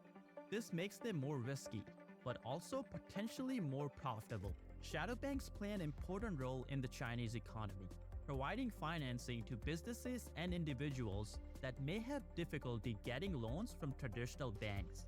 However, they're also more exposed to financial shocks, such as a sudden decline in the stock market or a sharp increase in the interest rates. The failure of Zhongrong International Trust is a sign that the Chinese government is taking steps to reduce the risk posed by shadow banks. However, it is also a sign that Chinese economy facing financial challenges. The recent failures have raised concerns about the stability of Chinese financial system, but the Chinese government has stated that it is committed to maintaining financial stability and that it will take steps to support sound financial institutions. In China, shadow banking industry is estimated to be worth over $3 trillion. On top of that, this sector has deep ties to the real estate market, and that's where the things get worse. Now this brings us to our next topic, the real estate market bubble. Whether or not the Chinese real estate market has crashed is a matter of opinion. Some experts believe it has already crashed, while others believe that it is still in a state of decline. But there is no doubt that the Chinese real estate market is in trouble. Home prices have been falling for over a year, and many developers are facing financial difficulties. The situation became even more dire as we approached August, with data from National Bureau of Statistics indicating that a staggering 7 billion square feet of unsold homes in China. To put this into perspective, that's roughly equivalent to 7.2 million homes. A former official revealed that the current number of empty homes in China is enough for 3 billion people. That's more than double that of China's current population of 1.4 billion people. This makes you wonder, why did China build so many houses? To understand the Chinese obsession with real estate, we must first understand their culture. For centuries, owning land has been considered a symbol of social status and stability. Chinese families often view real estate as a means of passing down wealth to future generations. It's not just about securing their own financial future, but ensuring prosperity for their children and grandchildren. Real estate is a huge part of the Chinese economy. It accounts for 29% of the GDP, and about 70% of Chinese people have their wealth invested in a property.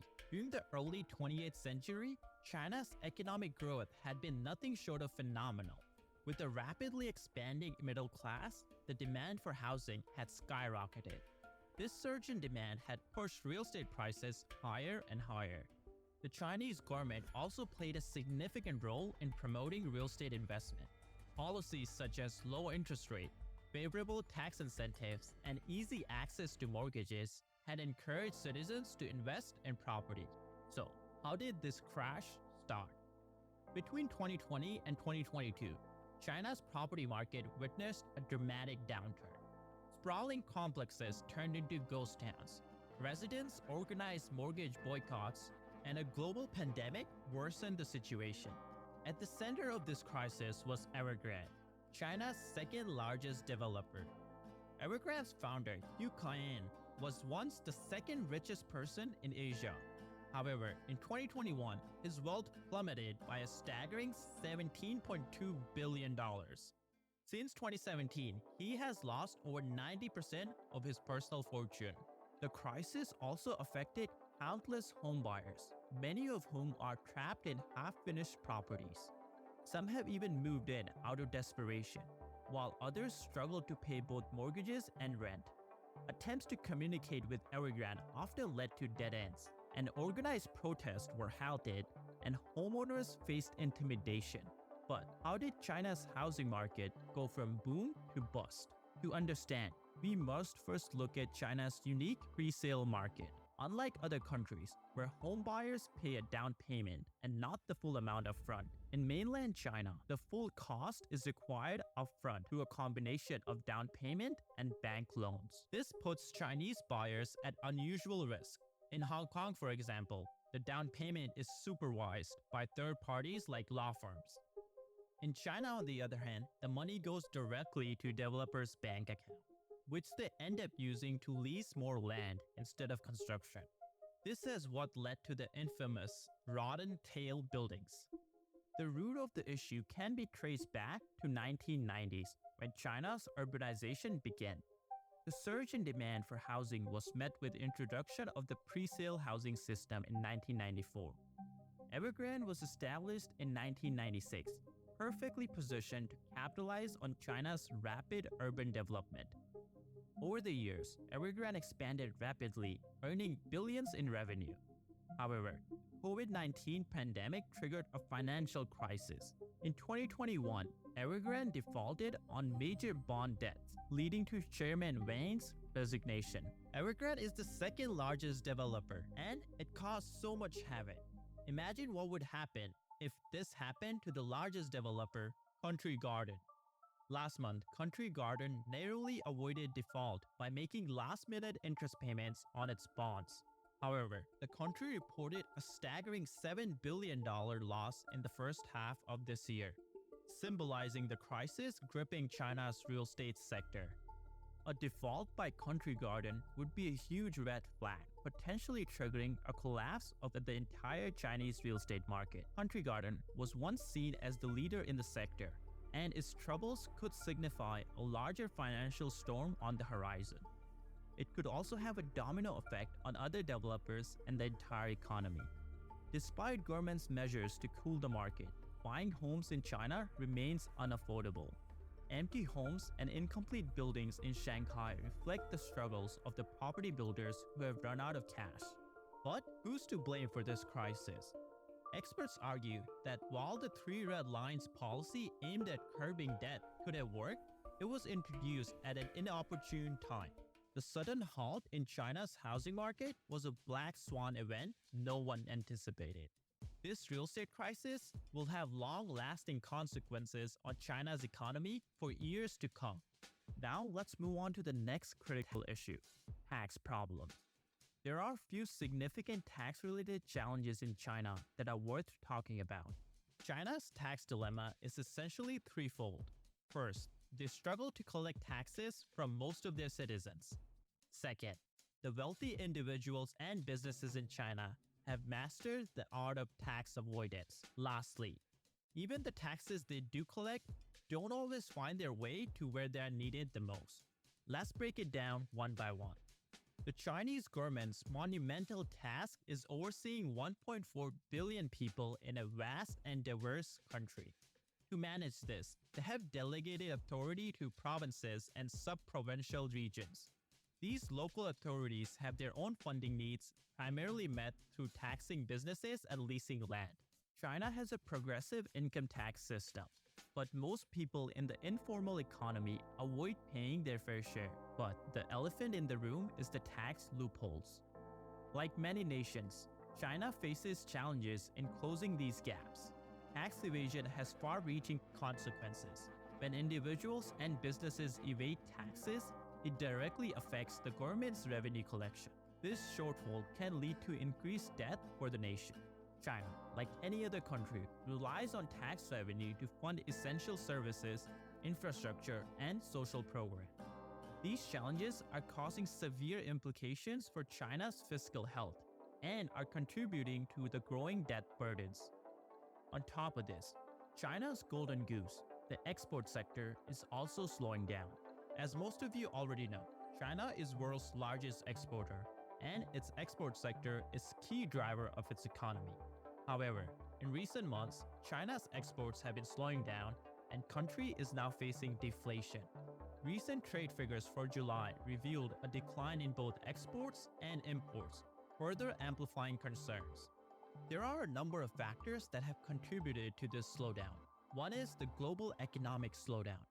As demand for goods and services weakens around the world, China's exports are suffering. Another factor is the ongoing trade war between China and the United States. The tariffs that have been imposed on goods traded between the two countries have made Chinese exports more expensive and less competitive. In addition, China's domestic economy has been slowing in recent years. This has led to a decline in demand for Chinese goods from Chinese consumers. As a result, Chinese manufacturers have been forced to cut prices in order to sell their products. The combination of these factors has led to deflation in China. Think of deflation as opposite of inflation. Inflation is when prices for things like goods and services go up over time. Deflation, on the other hand, is when those prices actually start to decrease.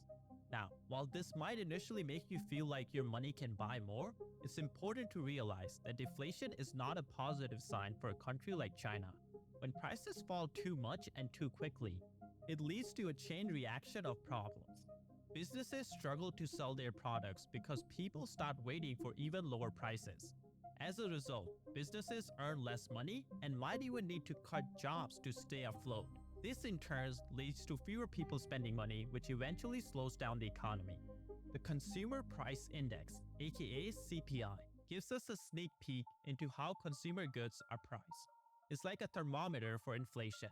The recent news from China is that CPI has fallen by 0.3% year on year, while the Producer Price Index PPI fell for 10th consecutive month, down 4.4%, a sharper decrease than anticipated.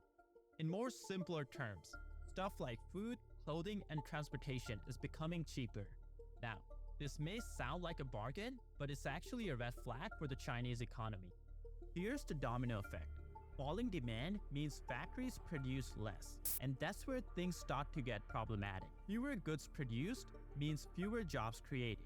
Layoffs become all too common, and investments start to dwindle down. It's the snowball effect that leads to economic stagnation. People are afraid that China may experience a long period of slow economic growth, similar to what happened in Japan's lost decades. You might wonder, how did China get here? This wasn't an overnight tumble. Earlier this year, China set a goal to keep inflation at 3%. But alas, that's not what happened. Inflation plummeted into negative territory. To counter this, government tried everything from stimulus packages to slashing interest rates. But it was a bit too late. And here's where the things take a crazy turn. Chinese officials seem to have gone silent. Meetings are being declined, communications curtailed, and opinions are being suppressed. Why? Well, a new anti-espionage law looms over them. This law was launched in June, which places a mask of secrecy over every move. It's like the officials have been sent back to school with mandatory training on how to keep a secret. But what are the consequences of this newfound silence? For starters, foreign direct investment has hit a 25-year low. Meanwhile, Goldman Sachs made a big report about 12 Chinese banks that are on the Chinese stock market. The report underscored China's rising local government debt and credit portfolio losses. Goldman Sachs also estimated that China's local government debt has surged staggering 11.14 times between 2008 to 2022. Now, that's huge.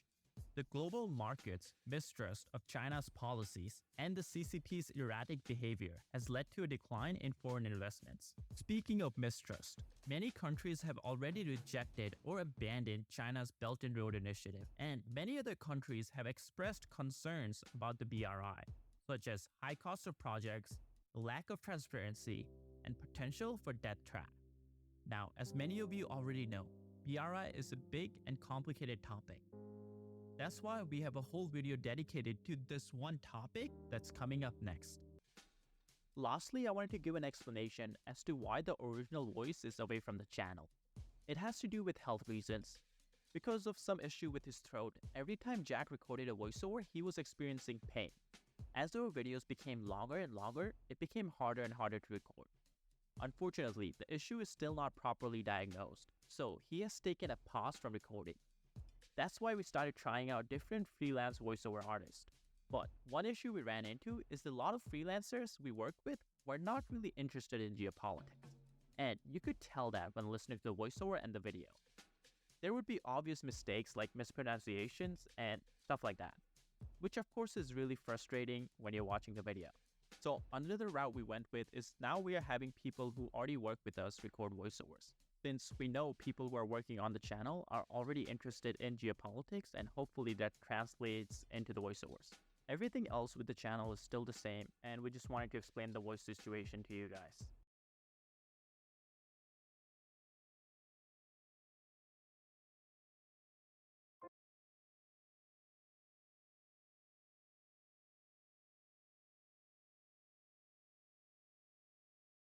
Before we get started, I want to make it clear that I am not a vegetarian or vegan, and this video is not going to be discussing the pros and cons of the diet at all. Instead, we're going to be looking at vegetarianism as a historical phenomenon in the US. When I began this project, it was only supposed to be about two things: graham crackers and cornflakes. If you already know what connects those two products, so did I. That's why I chose them. Now this video is about like 20 things. Admittedly, it took me an embarrassing amount of time to realize that both graham crackers and cornflakes are vegetarian. I'm not sure why, but I've never really thought of bread as a vegetarian food.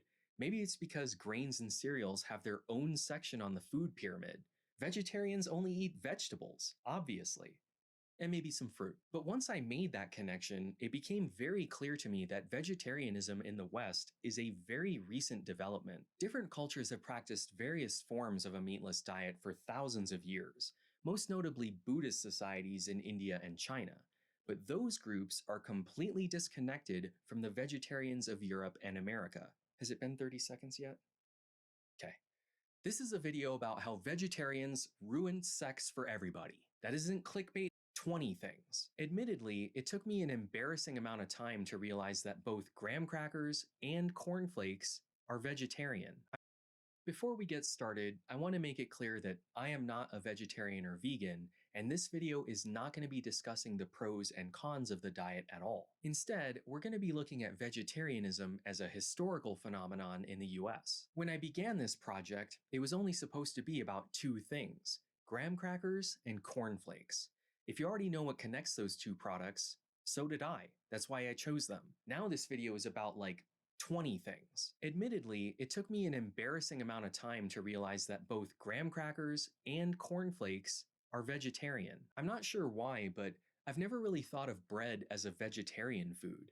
Maybe it's because grains and cereals have their own section on the food pyramid. Vegetarians only eat vegetables, obviously, and maybe some fruit. But once I made that connection, it became very clear to me that vegetarianism in the West is a very recent development. Different cultures have practiced various forms of a meatless diet for thousands of years, most notably Buddhist societies in India and China. But those groups are completely disconnected from the vegetarians of Europe and America. Has it been 30 seconds yet? Okay. This is a video about how vegetarians ruined sex for everybody. That isn't clickbait or hyperbole, I mean it. I know everyone likes to blame the Christians, but if that were the case, why isn't every country in Europe as sexually repressed as we are in the United States? And why does that same taboo exist among non-religious Americans? While evangelicals and fundamentalists are happy to take the credit, they were never successful at convincing the general population that sex and masturbation are sins. That was the vegetarians. Now, if you're a vegetarian or vegan, don't worry. I'm going to be spending the rest of this video explaining the evolution of vegetarianism and how the modern movement isn't responsible for ruining everyone's fun. At least not when it comes to sex. To explain my thesis, we're going to have to go on a rather complicated journey through various different subjects. And to guide us through that journey, we're going to need a map. This is our map. Look at this. Do you understand why this video took so long now? This is just chaos. I basically lost my mind trying to piece all this together. But looking at the whole picture, it's clear that vegetarianism in the United States was popularized by just one guy for reasons that had nothing to do with animal welfare or climate change.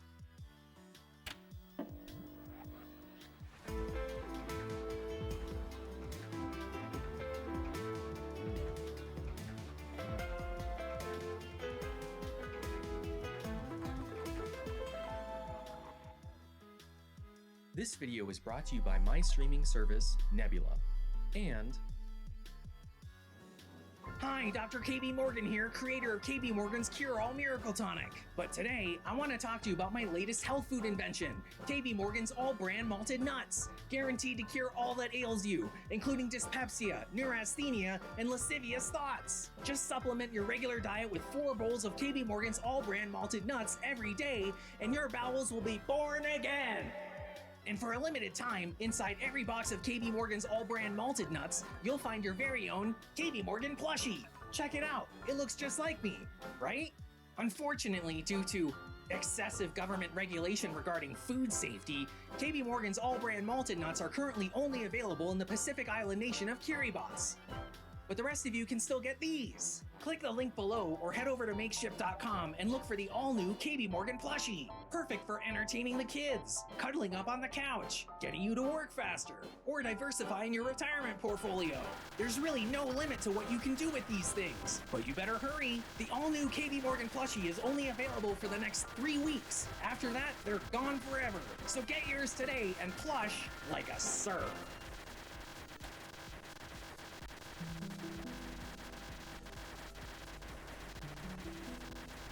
So let's start where I originally intended, the graham cracker, or more specifically, the guy who inspired the graham cracker, Sylvester Graham. Technically the G in graham cracker should be capitalized, but we stopped doing that forever ago. It's a common misconception that he invented the cracker, but like a lot of the other rumors surrounding this seemingly innocuous snack food, that isn't quite accurate. Sylvester Graham was born in West Suffield, Connecticut in 1794 to the Reverend John Graham Jr. and his second wife, Ruth. His father died 2 years later, and without an income, his mother fell into debt and had a nervous breakdown. The state declared her to be deranged and incapable of raising children, so Sylvester was shuffled between several foster homes until he was placed with a farmer. He enrolled at Amherst College to become a minister when he was 29, but his classmates hated him so much that they tried to get him expelled, causing him to have a nervous breakdown, which required a lengthy hospital stay. He fell in love with his nurse, Sarah Earle, and they married in 1826. That same year, Sylvester was ordained as a Presbyterian minister and began working as a roving preacher in New Jersey. The American Temperance Society was also founded that year. Graham quickly gained a reputation as a charismatic speaker for his views on alcohol abuse.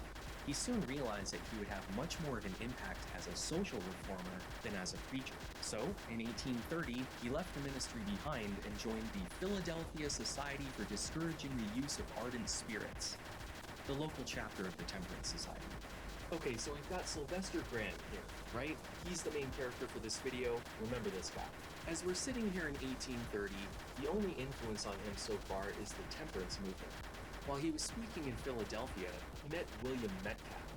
This guy is a minister in the Bible Christian Church, which was founded by someone named William Cowherd. Okay, got it? We're mostly going to be following this red line. William Cowherd began the Bible Christian Church in Manchester, England in 1809. He had split off from the Anglican and Swedenborgian churches and believed in Christian spiritualism, pacifism, temperance, and vegetarianism. They were the first Christian sect to adopt a meatless diet as their core belief, based on his interpretation of the 6th commandment, "Thou shalt not kill." He believed this also applied to animals, so killing them was a sin. Never mind all of the other parts of the Bible where God granted humans dominion over all the animals and specifically described which ones to eat, I guess. So, much like their Eastern counterparts, the first Europeans to go vegetarian did so on religious grounds. On March 29, 1817, his subordinate minister William Metcalf led a group of 41 Bible Christians to establish a church in Philadelphia, the second largest city in the United States and a hub for various reform movements. I just want to point out how ironic it is that the 2 guys most responsible for introducing vegetarianism to America were named Cowherd and Metcalf. Unfortunately for the Bible Christians, their complete abstention from meat and alcohol were not popular ideas when they arrived. The Temperance Society wouldn't be formed for another decade, so the church failed to gain any traction and was slowly losing members. In an attempt to save his dwindling flock, Metcalf sought connections with other movements like the pacifists and abolitionists, which is how he came into contact with William Alcott. Remember this guy, as you can see he becomes important later, but he's on a different branch. In 1820, Metcalfe began writing pamphlets to spread his views, including the first pro-temperance and the first pro-vegetarian arguments to be published in America. As the years went by, the Bible Christians gained enough support that they opened a proper church in the city and officially incorporated in 1830. Their constitution stated that nobody could join unless they abstained from eating animals. Which brings us right back to when William Metcalfe and Sylvester Graham first crossed paths in June 1830. They became instant friends, and within 6 months, Graham resigned from the Temperance Society to become a full-time public lecturer. He still spoke out against alcohol, but now encouraged people to adopt a meatless diet as well. Sylvester Graham is the Elon Musk of vegetarianism. He didn't come up with the idea, but he was so good at promoting it that he became the movement. The word vegetarian didn't exist yet. If you didn't eat animals in the 1830s, you were known as a Grahamite. Sylvester Graham is responsible for the first wave of vegetarianism in the United States. The Bible Christians may have come up with it first, but there were never more than a few hundred of them. They're more like proto-vegetarians. And unlike the Bible Christians, Graham didn't use a religious justification for vegetarianism. He thought that a change in diet would cure all of society's problems. This is where things are going to go off the rails. In the Christian world 1,000 years ago, love and sex were completely separate ideas. Sex was only for procreation, and love was something you only gave to God. The church was known as the bride of Christ. Loving anyone other than God was a betrayal. Marriages were arranged, and romantic love wasn't really a concept yet. If you were infatuated with someone other than God, that was lust, which was a sin. Around the time of the Renaissance, lust came to be viewed as more of a sickness, which was blamed on demon possession. You see, demons needed to collect human semen in order to create bodies for themselves. No, you can't leave. You're stuck on this ride with me now. Anyway, a female succubus would seduce a man in order to extract his vital fluid. Then it would transform into a male incubus to deposit that corruption into a woman in the hopes of birthing a demon. They used to blame birth defects on laying with demons. The idea that semen has some sort of mystical power associated with vitality and strength predates writing and can be found in completely disconnected cultures all over the world. This isn't just a weird Christian thing. But when people started performing human dissections and publishing anatomy textbooks, the demon possession stuff fell away, and we were left with humoral theory, which existed well before Christianity and continues in different forms to this day. You have 4 humors in your body, and all illnesses result from an imbalance of those fluids: black bile, yellow bile, phlegm, and blood. Semen was thought to be derived from blood. In 1724, Onania, or The Heinous Sin of Self-Pollution, was published in the American colonies by an unknown author. It connected the blood-semen humoral theory to a new Christian idea that masturbation and non-procreative sex were sins. God doesn't want you to waste your vital life-giving fluid. Until the sinner stops, they'll be stricken with disease. In Genesis 38, Onan was instructed by his father to give his dead brother's wife a child. This was an ancient practice known as levirate marriage. His dead brother's child, who is really his child, would inherit everything as if Onan never existed. Obviously, Onan was not a fan of that arrangement. Rather than go through with it, he withdrew and spilled his seed on the ground. The Lord was so displeased that he was put to death. This is the story that many Christians use to say that masturbation and sex that isn't for the purpose of bearing children are sins. This interpretation of the Bible didn't come about until the 16 or 1700s. And if you listen to the story, he wasn't punished for pulling out. He was punished for disobeying his father. And even though he wasn't jerking it in that story at all, masturbation came to be known as the sin of Onan. Doing it habitually was called onania or onanism. Augusta Tissot's A Treatise on the Diseases Produced by Onanism was translated into English in 1776. It introduced the idea of sexual degeneracy, which does not mean what you think it means. It has nothing to do with morality or kinks or anything. You see, almost all human illnesses can be traced back to chronic masturbation and the loss of semen. Since blood is turned into semen, the more semen you expend, the more blood you lose, causing an imbalance of your four humors.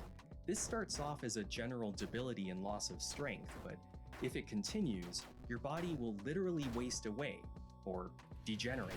Tissot recognized that age alone did not turn boys into men. That was the result of semen being retained in the testicles. Which isn't that far off, right? It's the correct body part at least. Every farmer who had castrated their animals and every choir boy in the church had been witness to that effect, so the idea was accepted pretty quickly. And you're not off the hook either, ladies. Even though your fluid is less valuable and matured, your weaker nervous systems make you much more sensitive to its loss, okay? Don't get mad at me, that's just science. Separate from that, in 1790, one of the founding fathers named Benjamin Rush proposed a more secular theory.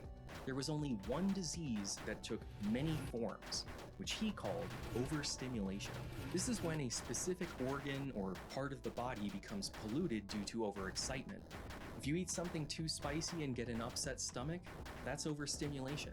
If you drink something too hot or too cold and get a headache, that's also overstimulation.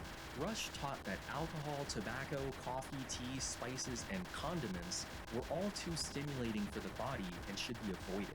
Since there was no germ theory yet, Rush proposed that venereal diseases were a localized putrefaction caused by overuse of the genitals, either from the social vice, prostitution, or the secret and solitary vice, masturbation.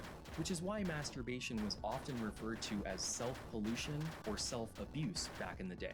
Anyway, with that, we have 4 of the 5 major influences on Graham's ideology in place. He was already a believer in temperance before he met the Bible Christians, who turned him on to vegetarianism. Then he read some stuff about sexual degeneracy from Tissot, who combined religious justifications with humoral theory to say that masturbation was a sin, followed by Benjamin Rush and his take on the 4 humors known as overstimulation. Graham combined and repackaged all of these different ideas and began promoting them to the American public as a way to completely reform humanity. According to Graham, lascivious thoughts and sexual desires were the source of all disease. Whether it's an irritated part of the body or a general debility brought on by the loss of blood, it all traces back to sex and masturbation. He didn't necessarily put the blame on the individual though, at least not in the sense that it was some kind of innate moral failing. According to Sylvester Graham, diet was the root cause of basically all evils in the world. The more varied your diet, the more stimulating and exciting it will be to your nervous system, causing irritability and disease. Therefore, Graham advised that you should limit yourself to only a few simple, plain foods. Eating a carnivorous diet increased carnal desires, and salty foods caused salacious thoughts, even when you're unconscious. There was no better proof of that to Graham than the wet dream. This is a quote from Graham's A Lecture to Young Men on Chastity, originally published in 1834. When the night emissions are frequent and the system extremely irritable, the patient should confine himself to a very few articles of diet and eat but little, and be very uniform in all his habits, always very carefully avoiding full and late suppers. Milk will be found too heating and too oppressive for such persons. No animal food, therefore, should be used in any quantity by the patient. And no liquid but pure soft water or toast water should be drank by him. Toast water is exactly what it sounds like. Put a piece of toast in a glass of water, let it soak for an hour, remove, and enjoy, if you can. The patient cannot be too careful to observe a strictly correct and undeviating regimen, nor to scrupulously avoid spirits and wine and malt liquors and every other kind of alcoholic drinks, even in the smallest quantity, and opium and tobacco and coffee and tea and all other narcotics, and pepper and ginger and mustard and horseradish and peppermint. In short, every kind of stimulating and heating substances. I've had many young men come to me for advice who are exceedingly reduced and afflicted by venereal errors, and I have invariably found, after they have been relieved from nocturnal emissions for a considerable time by strictly observing a correct regimen, and begun to feel themselves improving in spirits and health, a single glass of brandy and water, or a glass of wine, a porter, or a cigar, or a cup of coffee, or a full meal of flesh would cause emissions in the succeeding night. He goes on to describe masturbation's effect on the body in great detail, including the pollution of the genitals, blindness, insanity, and all of the other things we heard about and laughed at as kids. But you have to put yourself in his shoes for a moment. The fact is, those symptoms were happening, but rather than being manifestations of a moral punishment for masturbation, they were caused by actual diseases like syphilis and gonorrhea. The microscopic causes for those diseases wouldn't be discovered for decades, so he was kind of onto something when he blamed sex. He was just wrong about the mechanism. According to Graham, animals were pure and able to control their sexual urges. If humanity were in a similar state of purity, we wouldn't want to engage in that activity to injurious effect. So we are clearly doing something wrong. The cure, as you've already figured out, was a bland vegetarian diet with as little variation as possible. Well before Darwin's Origin of Species, Sylvester Graham compared humanity to great apes and concluded that our natural food was supposed to be vegetables. Eating meat makes us no better than the violent carnivorous animals. It causes a coarse disposition and irritable temper. War, poverty, and slavery only exist in the world because meat has made men cruel and aggressive. If he could convince everyone to switch to a vegetarian diet, he could completely reform society. And that became the ultimate goal of first-wave vegetarians, or Grahamites. Ever since he was taken from his mother and sent to live in a series of foster homes, Graham was kind of obsessed with recreating his mother's cooking and an idealized version of family life on a farm. It was the Industrial Revolution. People were moving into the cities and making fewer meals at home. They were going to grocers, butchers, and bakers to buy pre-made stuff. Much like today, bread was eaten with practically every meal. Sometimes, it was the meal. In order to keep up with demand, bakers turned to cheaper ingredients, most notably white flour, which had been bolted to remove the bran and therefore most of the nutritional value, and then bleached using chlorine. In his 1837 book, A Treatise on Bread and Bread Making, Graham called for a return to the days when mothers baked the family bread using homegrown, stone-ground, whole wheat flour. His slogan was, "Put the bran back in the bread." That message resonated with women, and within a few years, recipes for graham flour, graham bread, and graham crackers were being published in ladies' magazines. Not by Sylvester Graham himself, but by the Grahamites. I just want to make it clear that he did not invent anything. Whole wheat flour was the norm for most of human history. He just inspired its return. So they named a cracker after him. Bread wasn't his only recommendation though. Graham was preaching an entire lifestyle. Sleep on a hard mattress, no feather beds. Open your windows in the morning to breathe in fresh air. Get plenty of exercise and wear loose-fitting clothes. No more corsets, ladies. He also thought people didn't bathe enough and encouraged people to wash their entire bodies in cold water at least once a week, which was quite the ask in the early 1800s. This might sound like basic health and hygiene advice to us now, but they were completely new ideas back then. And they might not have caught on if not for Sylvester Graham, who just happened to be in the right place at the right time. In the 1830s, most Americans lived on a diet of pork fat and pie. Just saying that made my insides gurgle, which is probably why this time period is known as the Great American Stomach Ache. Can we take a moment to appreciate how stupid that word looks? Stomachachi? The most common diagnosis was dyspepsia, which was a blanket term for indigestion, constipation, diarrhea, and everything in between. An entire industry of snake oils and miracle tonics was created to solve this problem, eventually including Pepsi. That's where the name comes from. Dyspepsia, Pepsi. But to add insult to injury, cholera arrived in the United States in 1832, which was basically dyspepsia on steroids. Imagine getting diarrhea so bad that you die in a matter of hours. That's cholera. So not only was Graham's prescribed lifestyle significantly more hygienic than the standard, But whole wheat bread added much more bulk to his followers' diets, which tended to help move things along while preventing excessive dehydration. Eating bread, drinking water, and taking a bath once a week made just as much sense, if not more, than all of the other cures that were on the market. Many of Sylvester Graham's followers credited his diet and lifestyle with saving them from cholera. Grahamism quickly spread across the Northeast, attracting thousands of followers, including one Mary Baker Eddy. Mary was constantly sick. Her complaints included spinal irritation, neuralgia, dyspepsia, stomach ulcers. One of her diets was of bread and water only, developed by the inventor of the graham cracker. He didn't invent the graham cracker, you doofus! I hadn't researched this yet when I wrote that line. The Grahamites soon began to open boarding houses in major cities like New York and Boston, which adhered to the Graham lifestyle.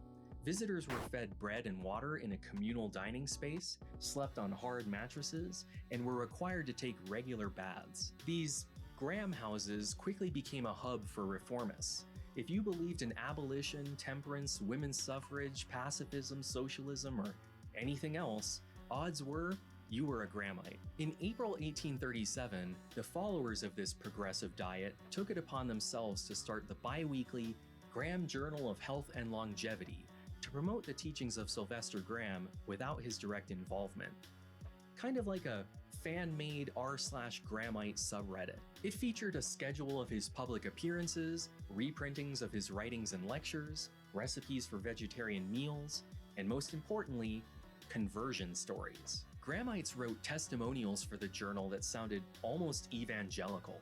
They would talk about how they went to a doctor who was unable to treat them, but once they switched to a vegetarian diet, they were cured of all of their ailments. Testimonials like that were a popular tactic among certain religions at the time, but it's also one of the few things modern vegetarians have in common with the Grahamites. The Graham Journal also featured the research of William Beaumont, who was able to observe the process of digestion through a fistula or hole leading directly into a man's stomach.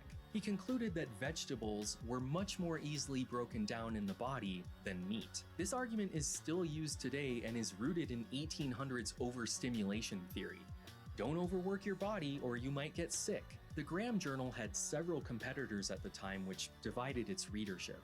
So in October 1839, they merged with the Library of Health, a medical magazine started by William Alcott, which also promoted vegetarianism. In the first issue after the merger, Graham suggested that the next generation be raised without access to meat, alcohol, spices, and all of the other overstimulating temptations. It was extreme views like that which made Graham start to seem like a weirdo, causing the movement to distance itself from its spiritual founder. As a result, he retired from the lecture circuit in 1841. As we've already established, William Alcott met William Metcalf shortly after he came to the United States. Through Metcalf, he was introduced to Sylvester Graham and became an instant convert to vegetarianism. In 1837, he invited Graham to speak in Boston, and the event was protested by a bunch of butchers and bakers who viewed Graham's homemade bread and meatless diet as threats to their livelihoods. The crowd had to be dispersed by guards shoveling lime down on them from the rooftops.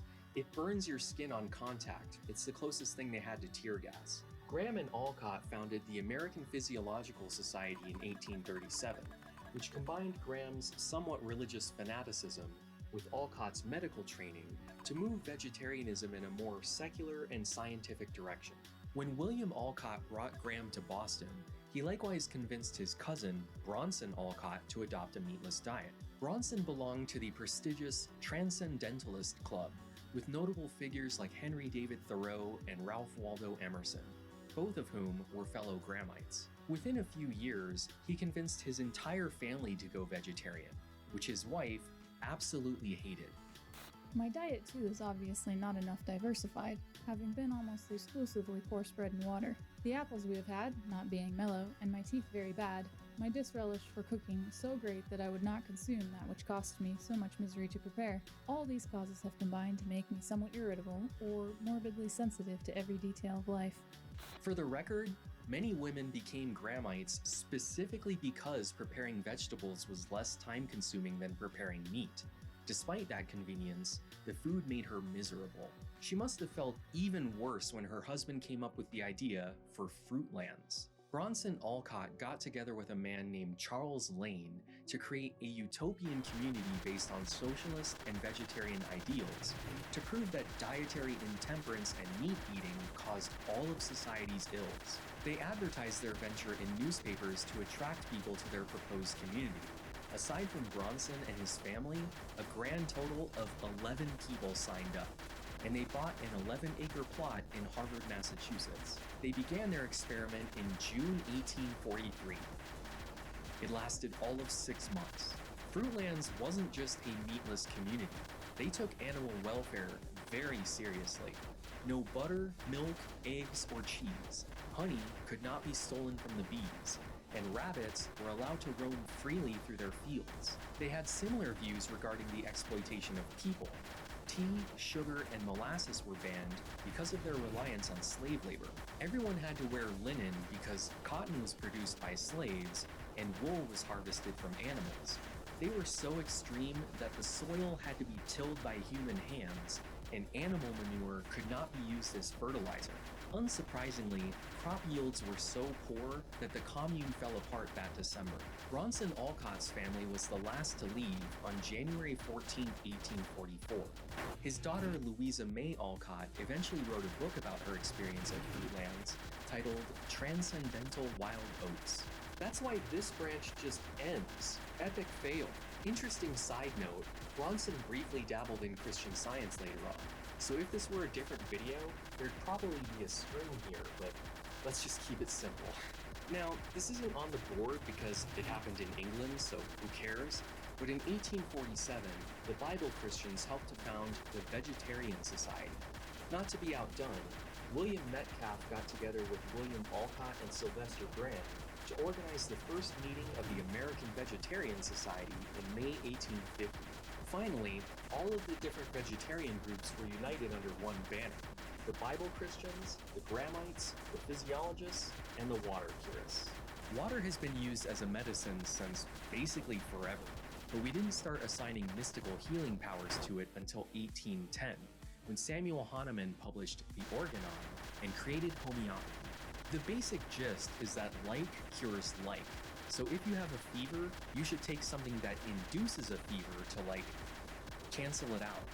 And the more you dilute it in water, the greater the effect. Within a decade, people began to think that if you have to dilute a compound until it's basically undetectable for it to have any benefit, what is the point of adding the medication at all?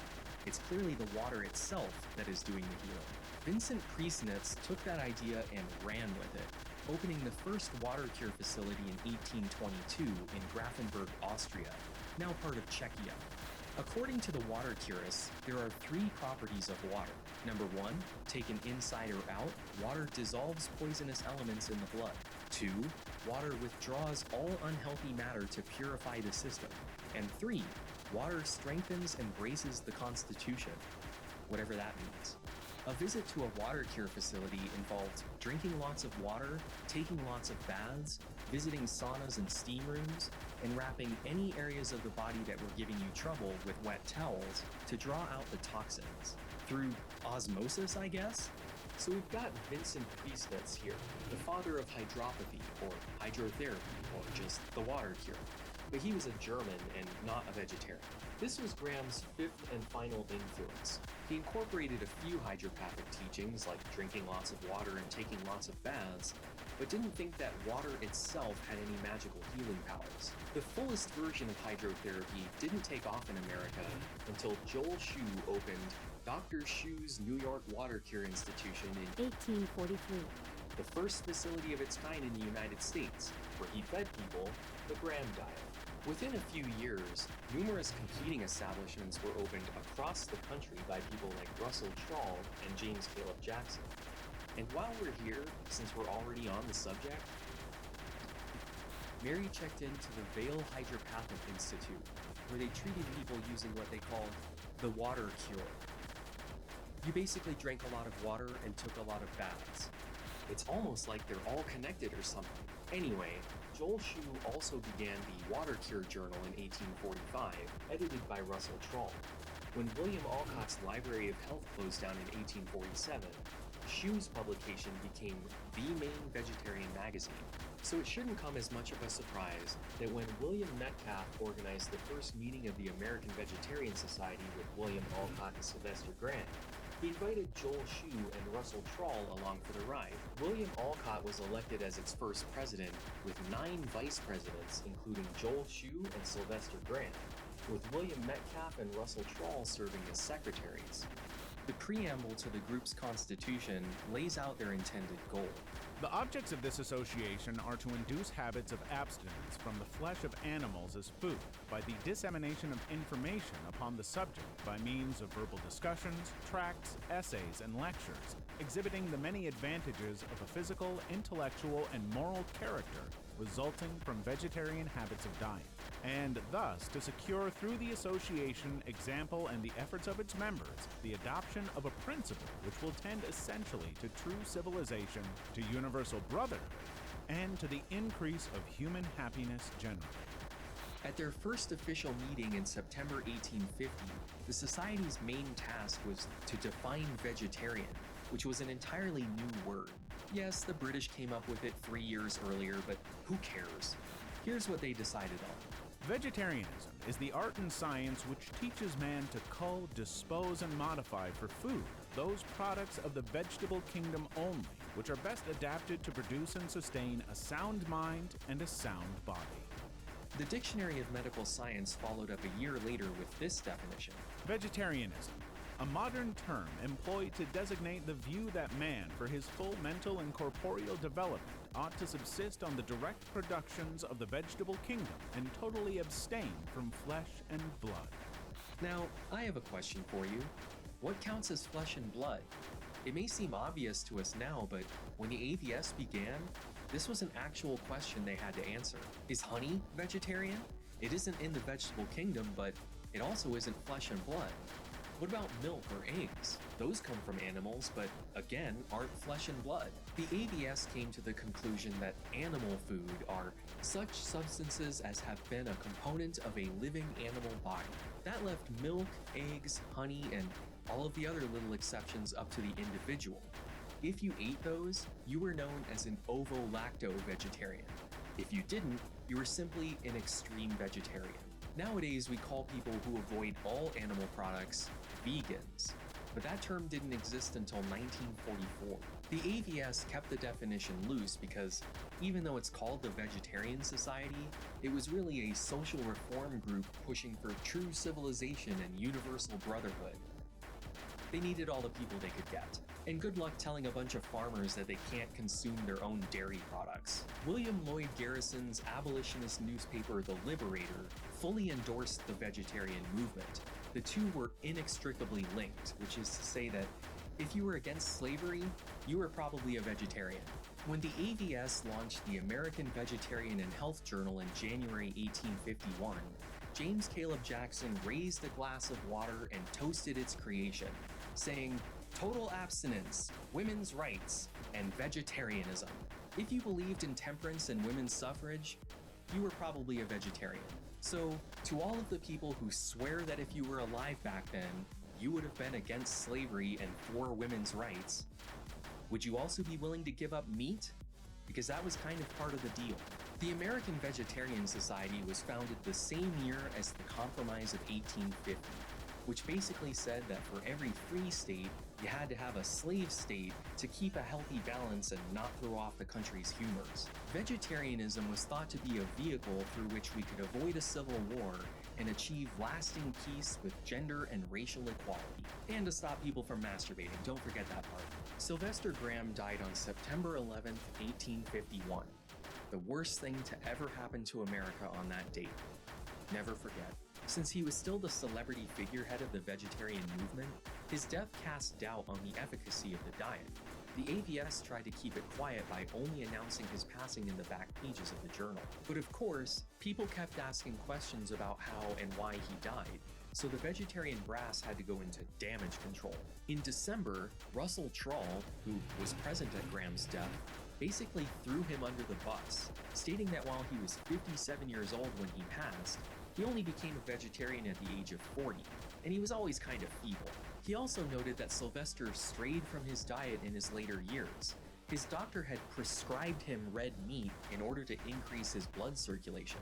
There were even rumors that he was drinking. Sometime later, William Alcott wrote his account of Graham, saying that he was always overworked, irritable, fretful, and anxious, going so far as to say that Sylvester was addicted to worry, which undoubtedly contributed to his death.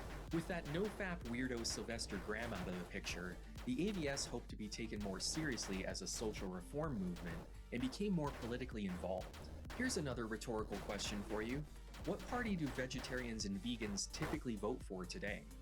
I ask that question because in 1854, the Republican Party was founded specifically to end slavery and quickly became a haven for every other reform movement. This is a political cartoon making fun of its menagerie of progressivism. Moving from left to right, we have a vegetarian and temperance advocate, then a suffragette, a socialist, a free love advocate, a Catholic, and an offensive racial caricature. The man on the far right is John C. Fremont, the Republican presidential candidate who lost to James Buchanan in 1856. The Republican Party was created in direct response to the Kansas-Nebraska Act, which introduced the idea of popular sovereignty, meaning that the people living in a territory get to decide whether it will be a free state or a slave state. This gave Henry S. Clubb an idea. He was a British Bible Christian who recently moved to America and joined the AVS.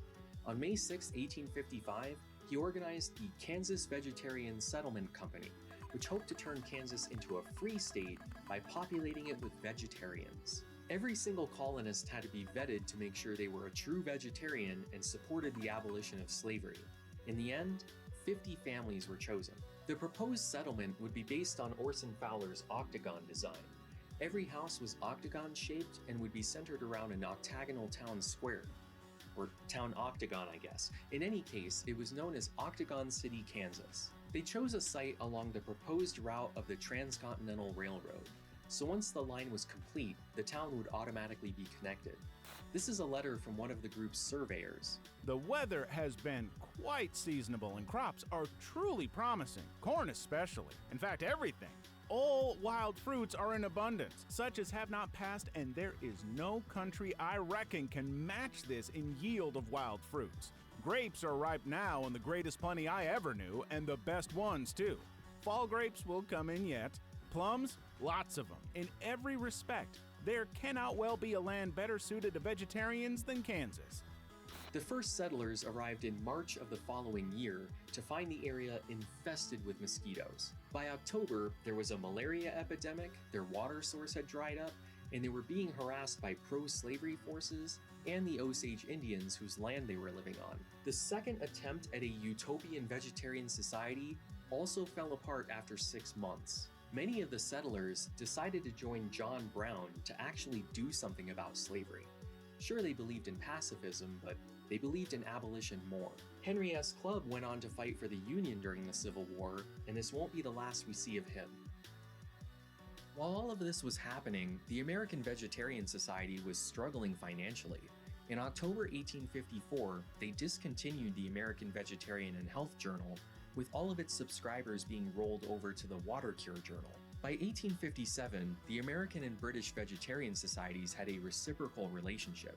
Being a member of one meant you were also a member of the other. 2 years later, William Alcott died, and our old friend William Metcalf was elected as its new president. In September 1862, having failed to prevent the Civil War, the American Vegetarian Society voted to disband entirely. For the next few decades, there was no organized vegetarian movement in the United States. James Caleb Jackson, the guy who gave the water toast, opened a sanatorium named Our Home on the Hillside in upstate New York in 1858. It was a water cure facility that fed people a Graham diet with an emphasis on exercise. There was no meat, alcohol, or tobacco allowed on the premises, and guests were encouraged to take part in outings, lectures, concerts, and dances. Women weren't allowed to wear corsets because they were considered too constricting. Instead, they wore bloomers, which were the unofficial uniform for suffragettes and other reformist women, and were extremely controversial at the time. In 1863, Jackson invented a new health food for his guests by taking slow-baked Graham bread, crumbling it into pieces, and then baking them again. He named it Granula, and it became the first cold breakfast cereal. It had to be soaked in water for at least 20 minutes before it was edible. Most people just left it in a bowl overnight. Despite that, it proved popular enough that he founded the Our Home Granula Company to sell it as a packaged good in grocery stores, along with a product named Somo, a cereal-based coffee alternative with no caffeine. James Caleb Jackson might be the first person to sell health food to the general public, rather than just serving it at a hospital or sanatorium. After becoming paralyzed, possibly from a stroke, a man named James White checked into our home in 1865. Unfortunately, he wasn't cured, and his wife Ellen blamed the various social distractions, like dancing and theater. Shortly after, Ellen White received a divine vision telling her that she should open her own health facility based on her Adventist beliefs. Oh snap, is this it? You're finally gonna do it? No, this isn't a religion video. We're talking about vegetarianism. How are you gonna make a video about vegetarianism and not talk about the Seventh-day Adventists? I mean, I was just gonna briefly mention them. I wasn't gonna go in depth or anything. But why not? Okay, you claim to be from the future, right? Right? Have you ever made a Seventh-day Adventist video? No, that's why I'm trying to get you to. Right, but you're from the future, so you know how this plays out already. I never make that video. I'll tell you what, man. If you want an SDA video so badly, you make it and I'll put it on the channel. Is this a trick? Nope, not a trick. I will upload it as soon as you get it to me.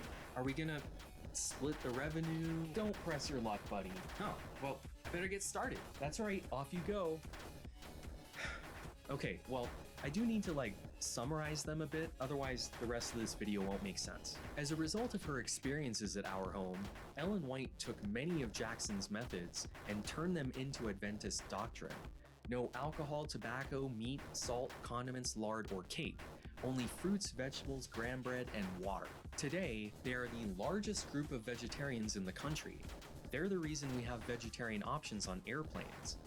But back then, they were just another tiny third-grade awakening sect, just like the Jehovah's Witnesses and Christian Scientists. This was all happening at the same time. Ellen White opened the Western Health Reform Institute in 1866. It was a direct copy of James Caleb Jackson's Our Home, yet another water cure facility that fed people the Graham diet and dressed women in bloomers. Even the Seventh-day Adventists thought it was lame. It averaged 16 patients a month and was hemorrhaging money. The institute didn't employ any doctors. It was just a bunch of degree mill naturopaths. So the SDA leadership decided they needed to hire an actual physician as its director to increase its credibility. The man they chose for the job was John Harvey Kellogg. John was raised as an Adventist and worked for the church's publishing company as a teenager. As a result, he was very well acquainted with their health doctrines, including the works of Sylvester Graham and the various water curists. Growing up, he suffered from numerous gastrointestinal problems, including bloody colitis and anal fissures. So he used the Graham diet as a way to alleviate his symptoms. In 1864, Ellen White published An Appeal to Mothers, the great cause of the physical, mental, and moral ruin of many of the children of our time. Care to guess what she thought the cause was? It was masturbation, because of course it was. Since Kellogg was the one editing and printing these works, he adopted many of these ideas and developed a strong aversion to sex. After 6 years of trying to get the Western Health Reform Institute off the ground, Ellen sent John to take a 6-month course from a homeopathic water curist so that he could take over as director of the facility. In the fall of 1872, he began studying at the Hygiotherapeutic College, run by our old friend, Russell Trawl. It's like there were only a dozen vegetarians in the country and they just keep showing up as background characters in each other's stories. John Harvey Kellogg and Russell Trawl did not see eye to eye, especially when it came to sex. In fact, Russell had an exceedingly progressive view on women's rights considering the time period. This is from his book titled Sexual Physiology, which came out in 1866, just 1 year after the Civil War. No truth is to my mind more self-evident, no rule of right more plain, no law of nature more demonstrable than the right of a woman to her own person. Nor can this right be alienated by marriage. The great want of the age of humanity, the great need of man as well as of woman, is the recognition of women's equality. Would it not excite the just indignation of a man to be told by any person, even though that person were his lawful wedded wife, that he must beget children when he did not desire them, or that he must perform the act of sexual intercourse when he did not feel inclined to? Certainly he would never submit to such dictation, such tyranny, nor should he. And why should woman? Once Kellogg graduated the course, he did not feel qualified to run the institute. He didn't even list Trahl's course on his CV. So, less than a year later, he began medical school at the University of Michigan and then transferred to the Bellevue Hospital Medical College in New York City, the most prestigious medical training facility in the country at the time. While he was there, he specialized in two areas: gastrourinary surgery and midwifery and the diseases of women. He lived on a diet of 2 apples and 7 graham crackers a day, with the occasional coconut or oatmeal, which had only recently been introduced as a mass-produced packaged food by Henry Parsons Crowell. Like many broke college students today, Kellogg complained that preparing oatmeal was too difficult and wished he could just buy pre-cooked cereal that was ready to eat. Bellevue strictly followed the allopathic school of medicine, or as we call it today, medicine. So when it came time for Kellogg to complete his 3 years of residency, he was required to do so under a similarly trained physician. Kellogg didn't do that. He lied and studied under a homeopathic water curist named O.T. Lyons, who was a faculty member at Russell Trahl's Hygiotherapeutic College. His doctoral thesis proposed that all diseases and illnesses were the body's way of expressing that its natural processes had been interrupted. The only cure was fresh air, exercise, a vegetarian diet, and drinking lots of water. You'd think that at some point someone would come up with an original thought, but nope. On October 1st, 1876, John took over as the director of the Western Health Reform Institute, and his first order of business was to change the name to the Battle Creek Sanitarium, a new word he just came up with. I didn't like the name because I had already had enough experience in the world to know that people didn't like to be reformed. They liked to be informed and taught, but they didn't like to be reformed.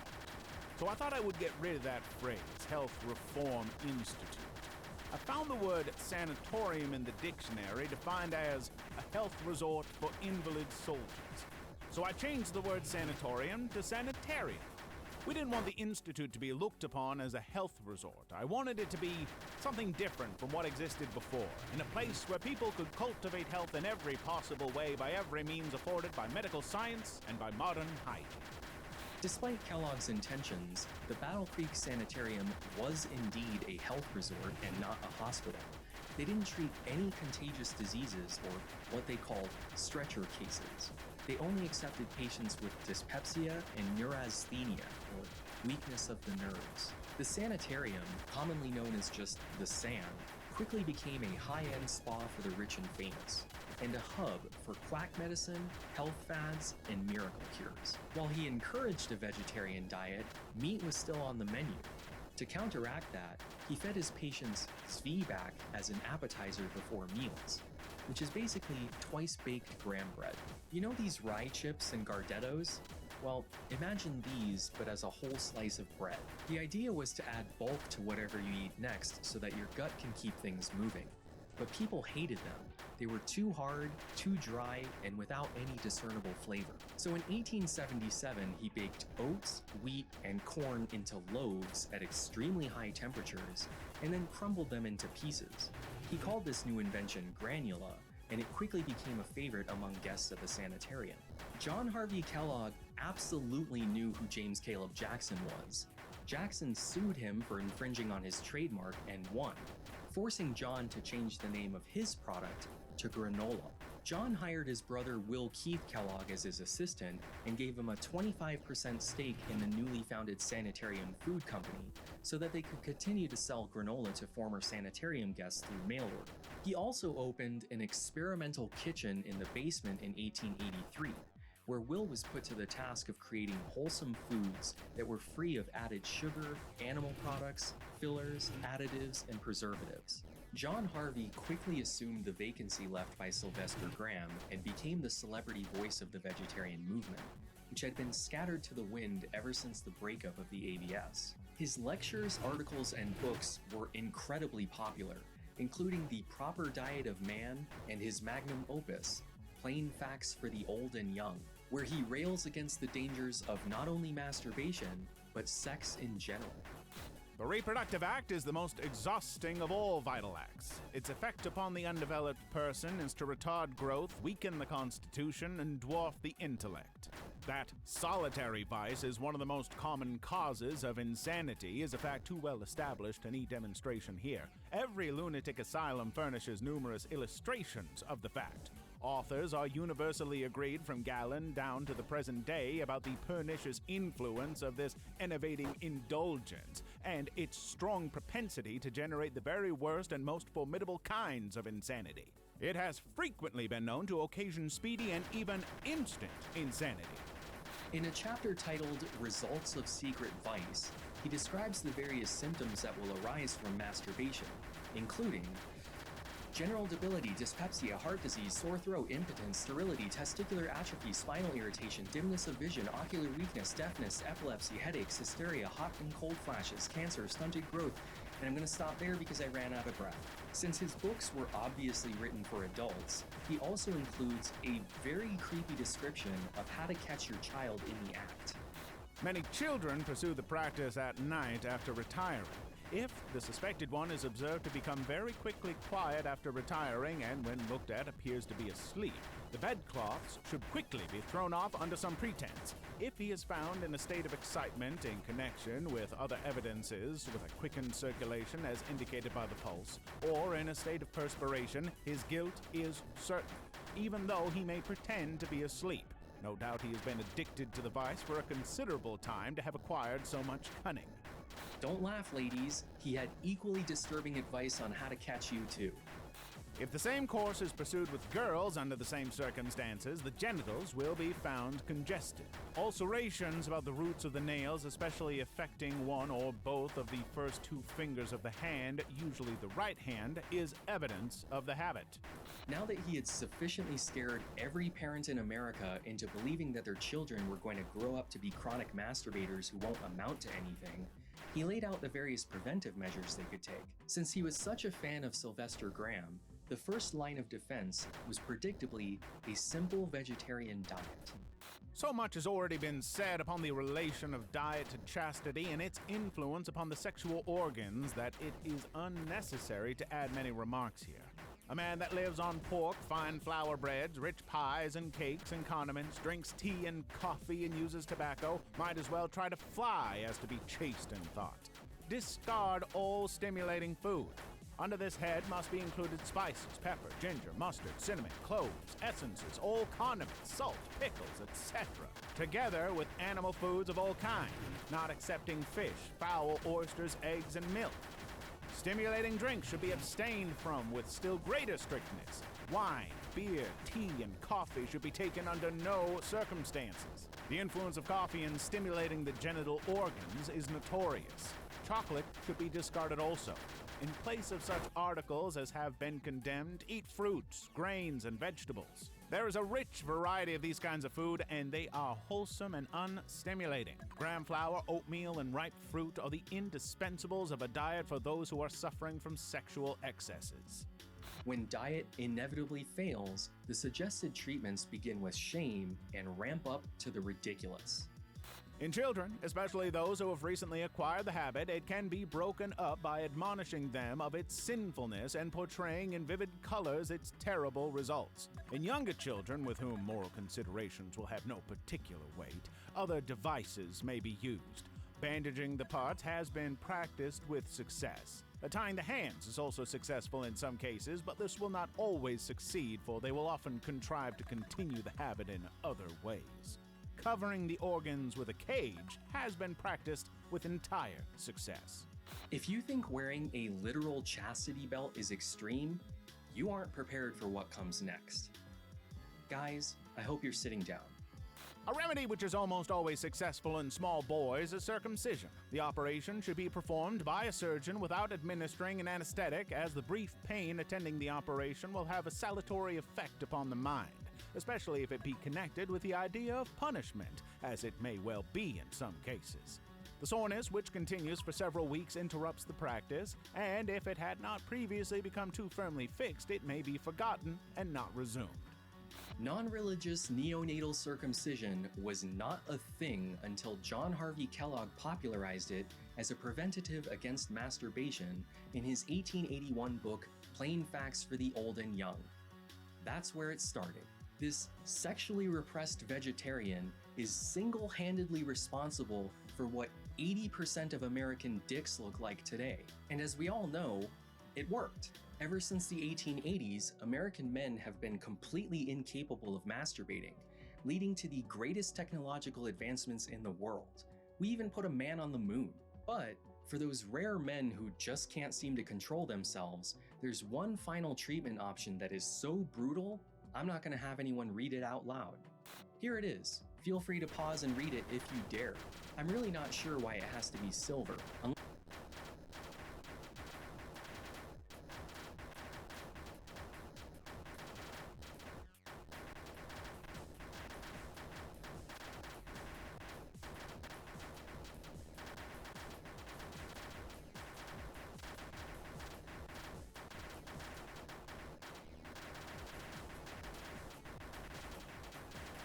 Unless this is intended to be used on werewolves or something. If you're wondering about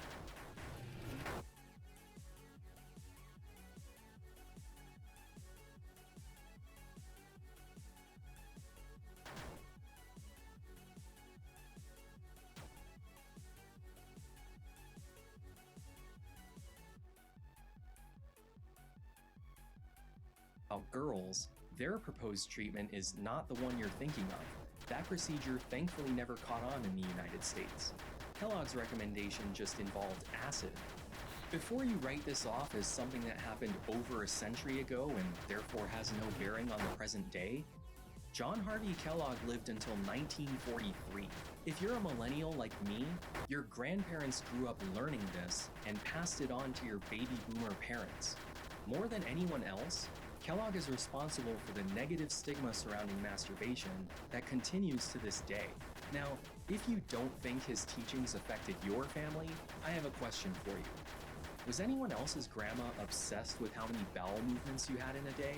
Anytime I wasn't feeling well, the first question was, when was the last time you pooped? That also comes from John Harvey Kellogg, who studied monkeys and apes at the zoo and determined that human beings should evacuate their bowels 4 times a day.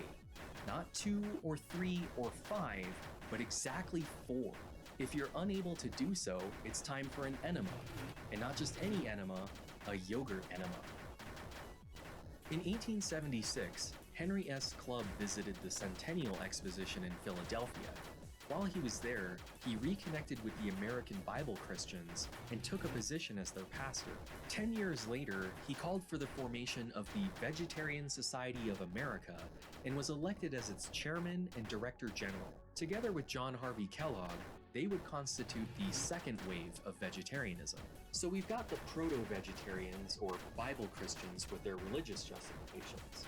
Then we had Sylvester Graham, the Grahamites, and the American Vegetarian Society, who were pushing for societal reform. Following that, we got John Harvey Kellogg and the Vegetarian Society of America, who were focused on individual health. Yes, we had the American Vegetarian Society, followed by the Vegetarian Society of America. AVS, VSA. We just aren't that creative. Refined white sugar had finally become cheap enough that candies and sodas were being sold like never before, which was causing all kinds of medical and dental issues. To combat that, Kellogg's experimental kitchen started introducing all sorts of wholesome vegetarian products to the market. Kellogg was an early advocate for adding nuts to the vegetarian diet.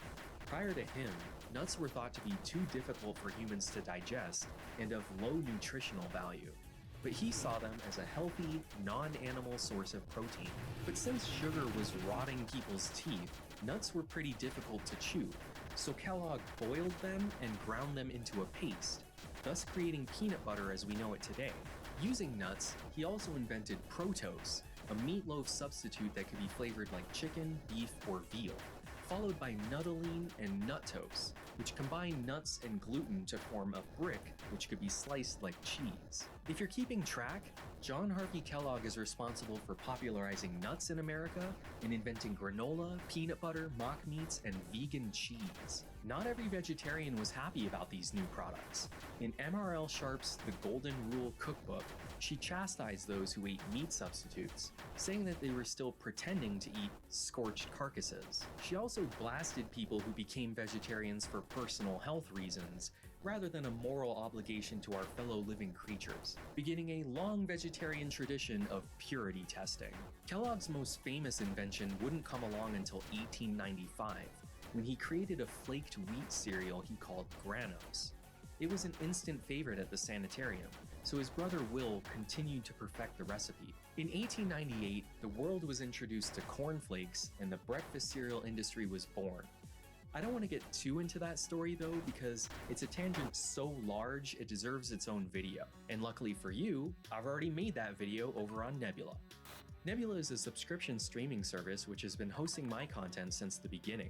It was made by and for fellow creators as a place where we can try out different kinds of content without being punished by the algorithm. Over there, I spend almost an hour discussing the crazy antics at the Sand, John Harvey's love affair with enemas, and the rift created between him and his brother over cornflakes. As a celibate vegetarian, John had his own bizarre theories on diet and health, and became increasingly eccentric and arrogant as he got older. He literally thought his shit didn't stink. You can see that video over on Nebula months before it comes out for everyone else. You'll also find all of my previous content over there without sponsor segments like this one. Many of those older videos are alternate versions containing jokes that were too hot for YouTube, or extended cuts with bonus segments. I've even made a few Nebula exclusives. If you go to nebula.tv/knowingbetter or use my link below, you can currently get a year of Nebula for only $2.50 a month. A portion of your subscription fee comes directly to me for as long as you are a member. The Vegetarian Society of America's official magazine, appropriately titled Vegetarian Magazine, regularly pushed Kellogg's products. They were available by mail order or at grocery stores around the country thanks to the railroad. Since this new wave of vegetarianism wasn't advocating for racial, gender, or social equality, and was associated with the famous Battle Creek Sanitarium, it became a fad among the upper classes. The SAN was no longer seeing 16 patients at a time, but 1,600. The Vegetarian Federal Union was established by members of the British Vegetarian Society who wanted to connect with other vegetarians from around the world, hoping to form a unified global movement. Henry S. Clubb persuaded the group to hold their annual meeting at the Chicago World's Fair in 1893. They called the meeting the World Vegetarian Congress, which came to order on June 8th. 200 vegetarians from around the world attended, making it the largest and most ethnically diverse gathering of vegetarians ever at that point. The Federal Union's exhibit at the fair promoted vegetarianism as, I kid you not, the final solution to the drink question. Following the expo, vegetarian restaurants began popping up. The first was in New York City in 1895 and was named Vegetarian Restaurant Number 1. In 1900, Chicago opened the much more creative Pure Food Lunchroom. By 1904, there were 57 similar restaurants around the country in cities like San Francisco, Milwaukee, Salt Lake City, and Des Moines. But despite that, it was still pretty difficult to convince the general public of the physical health benefits of a vegetarian diet. Many people, then and now, believed that it was impossible to maintain strength and vitality without eating meat. In the early days of vegetarian propaganda, it was difficult to convince an audience of the possibility of any feats of physical strength or endurance being performed without the consumption of butcher's meat. Vegetarian teachings were propagated mostly by men of intellectual mold, many of whom not presenting the robust and plethoric condition which is looked upon by so many people as a sure sign of health. To translate that into modern English, the only people pushing vegetarianism at the time were a bunch of lanky nerds. Thankfully, there was a budding movement of physical culturists who were interested in maximizing their strength and athletic ability. Today, we call them bodybuilders, and they experimented with a number of different diets to determine which was best. Since I'm talking about them in this video, I'm sure you can guess which one they landed on. The Physical Culture magazine began in 1898, and within a year, it was the largest publication to advocate for a vegetarian diet, with 40,000 subscribers. The VSA's vegetarian magazine had fewer than 4,000 subscribers. They opened a vegetarian restaurant in New York City called Physical Culture in 1902, and it was so successful that they opened 20 more locations. Irving Fisher was a patient at the Battle Creek Stand in 1904. He converted to vegetarianism and decided to do a study to compare vegetarian athletes to non-vegetarians to determine which diet was best. Since I'm talking about it in this video, I'm sure you can guess. Fisher had 3 test groups: flesh-eating athletes, vegetarian athletes, and sedentary vegetarians. He had them perform 3 different endurance tests. The first was to hold your arms out horizontally for as long as you can. The meat eaters could do it for an average of 10 minutes, with the longest holding for 22. Vegetarian athletes averaged 89 minutes, but those results were heavily skewed by 2 people who held out for almost 3 hours. The record was earned by a sedentary vegetarian who kept his arms up for 200 minutes, which is the entire runtime of Avatar 2 plus 8 minutes. The second exercise was deep knee bending. Carnivorous test subjects averaged 383, and again, the vegetarians blew them out of the water with 927. One vegetarian even managed to reach 2,400 repetitions. Leg raises were the third and final exercise, and surprisingly, flesh eaters and flesh abstainers were pretty even, with a difference of only 9. I'm curious as to why there was only one sedentary person for this exercise, but then again, I'm no scientist. Irving Fisher would go on to become the president of the American Eugenics Society. John Harvey Kellogg was also a eugenicist and founded the Race Betterment Foundation in 1914, with the goal of purifying humanity of crime, intemperance, disability, and psychosis through a vegetarian diet, but also through sterilizing idiots, imbeciles, the feeble-minded, the insane, epileptics, moral degenerates, and sexual perverts.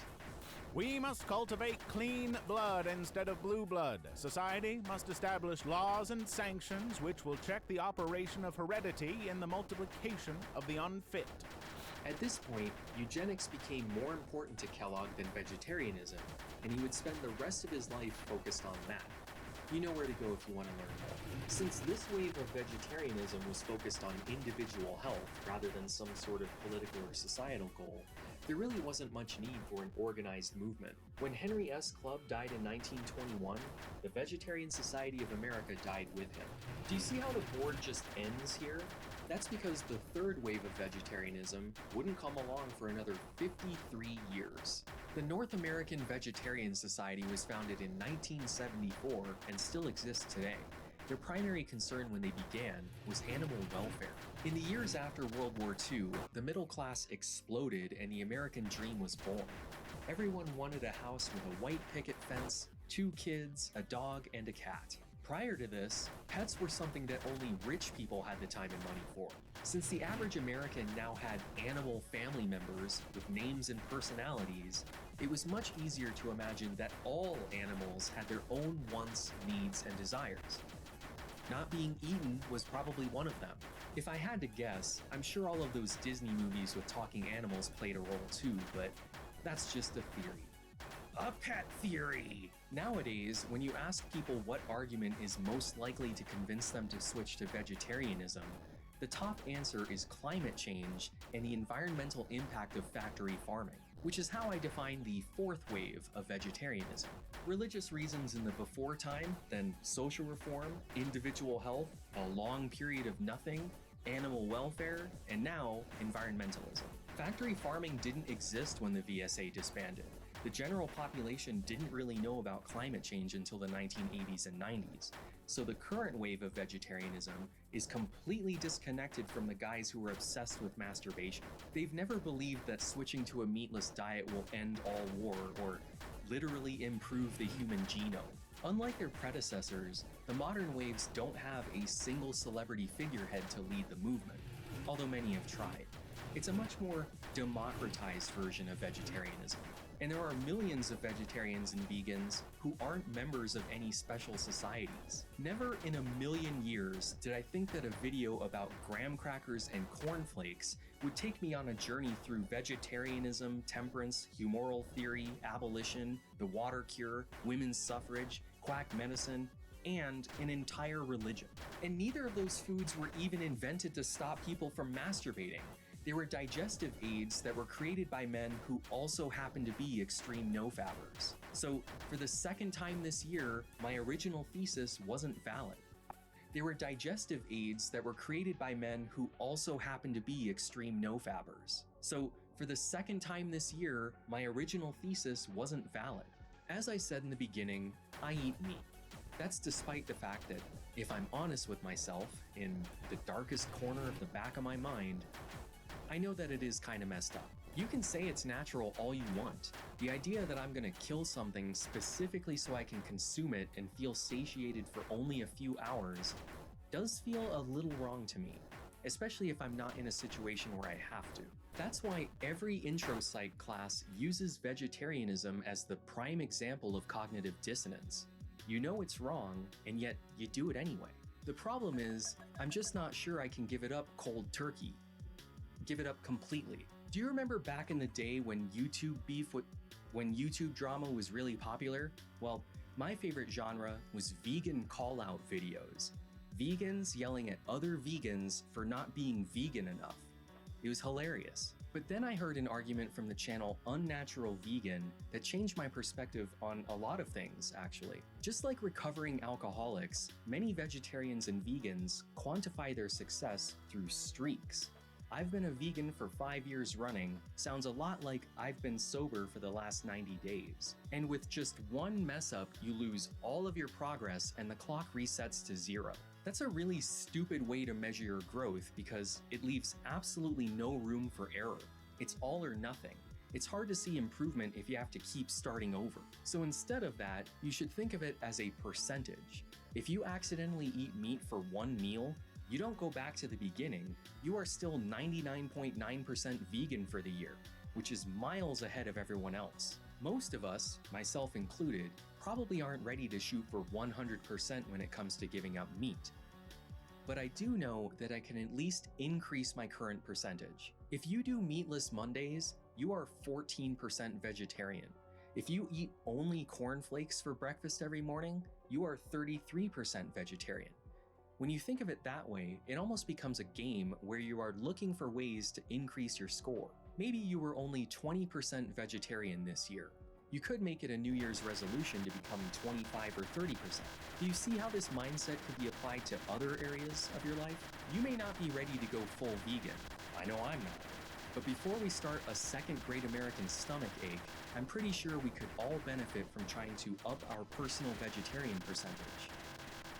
I'm not going to tell you what to do, but at least now, you know better. Hey everyone, sorry for the delay in getting this project out there. Making 2 videos at the same time was a lot harder than I expected, so go check out the Kellogg video over on Nebula. Make sure to get your KB Morgan plush. They're only going to make them if enough of you order them. If this is successful, we might be seeing more plushies from the KBCU.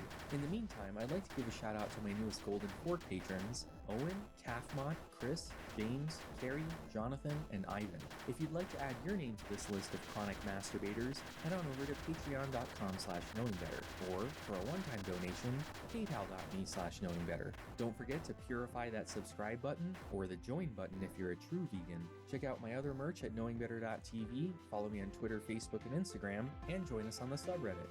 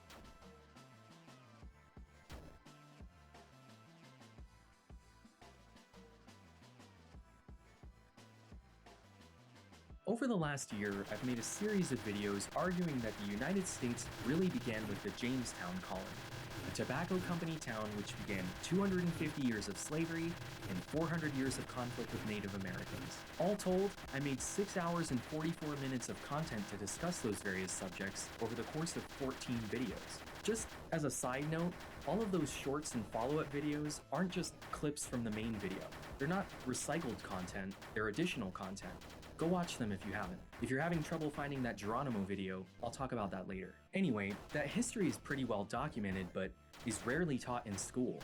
I didn't learn about debt peonage or reservation allotments until this YouTube channel became my full-time job, and I could devote weeks to reading books. I didn't learn about any of this in elementary, middle, or high school. Nor did I learn about it when I was in college, training to become a history teacher. I taught in 2 different states, and not once did any of this come up in a textbook or in my curriculum. It's kind of astonishing that teachers are considered highly qualified without having to know any of this stuff. So, in a sense, this YouTube channel is my atonement for having participated in the further spread of what I refer to as the standard American history myth. This is the patriotic version of history that most people in the United States are familiar with. It's the story of American exceptionalism that you were taught throughout all of your years of education and continue to hear well into your adulthood. As part of the neo-slavery video, I made a PragerU parody outlining the basic details of that myth, which began like this. America was founded when a group of Protestant Christians, fleeing religious persecution in Europe, made the harrowing journey across the Atlantic Ocean and landed at Plymouth Rock. These pilgrims had a feast with the Indians to celebrate their cooperation, and that became the holiday of Thanksgiving. Over the next few decades, several other British colonies were on the American continent, and in 1776, they all declared their end to the issue of taxation. I'm no less better, author of You Learned Everything You Need to Know About History in Elementary School for Better University. If anyone knows how to fix a 20-year-old CRT, let me know. This is getting ridiculous. Anyway, those Jamestown videos were my attempt to fill in the blanks and provide context to everything you learned in elementary school. I discussed many of the negative aspects of American history which most people had never heard before. This video is about the overly positive story you already know regarding the founding of our nation. I've been teasing this for a while, and it's finally another time. Let's talk about the Pilgrims.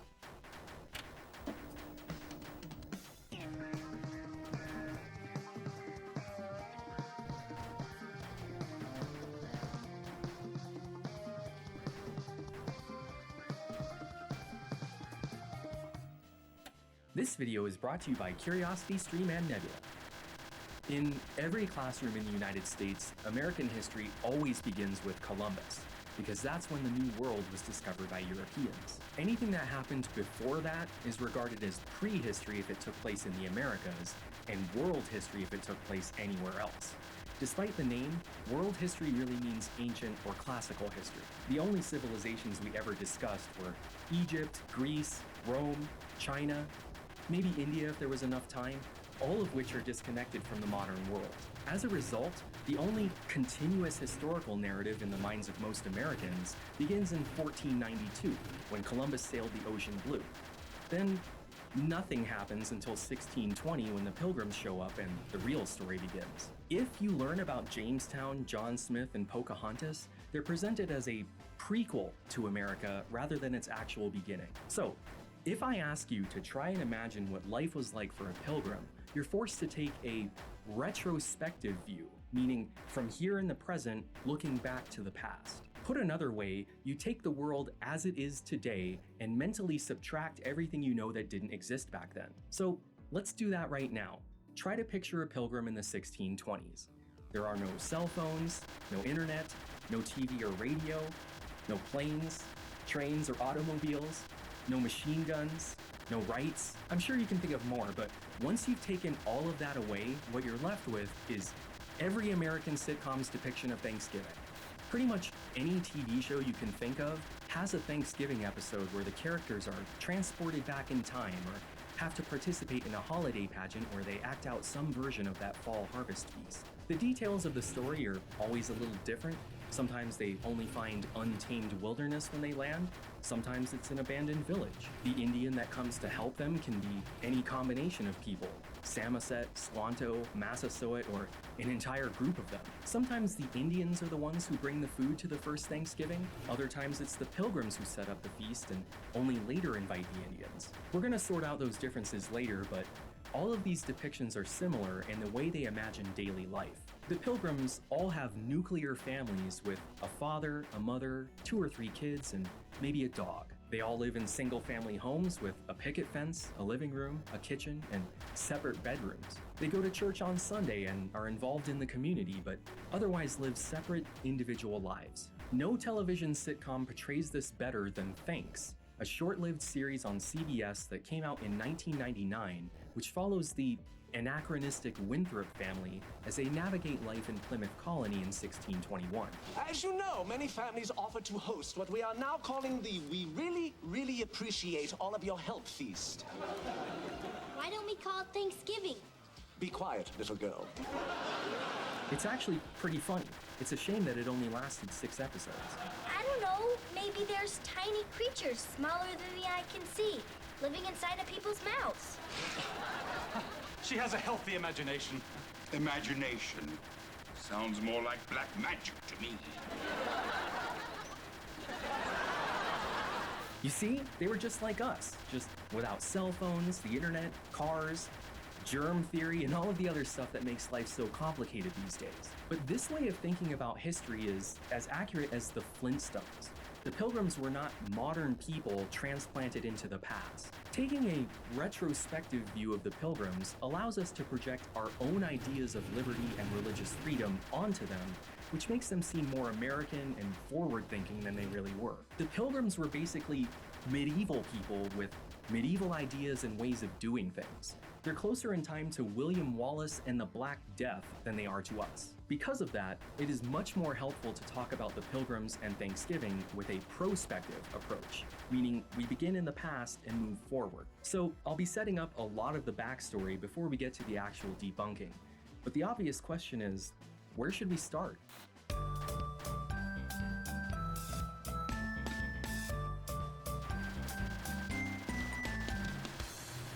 Gather round, children. Today we're going to be learning the exciting tale of the Pilgrims and that most American of holidays, Thanksgiving. I just happen to have one of my favorite children's books right here, so let's get to it.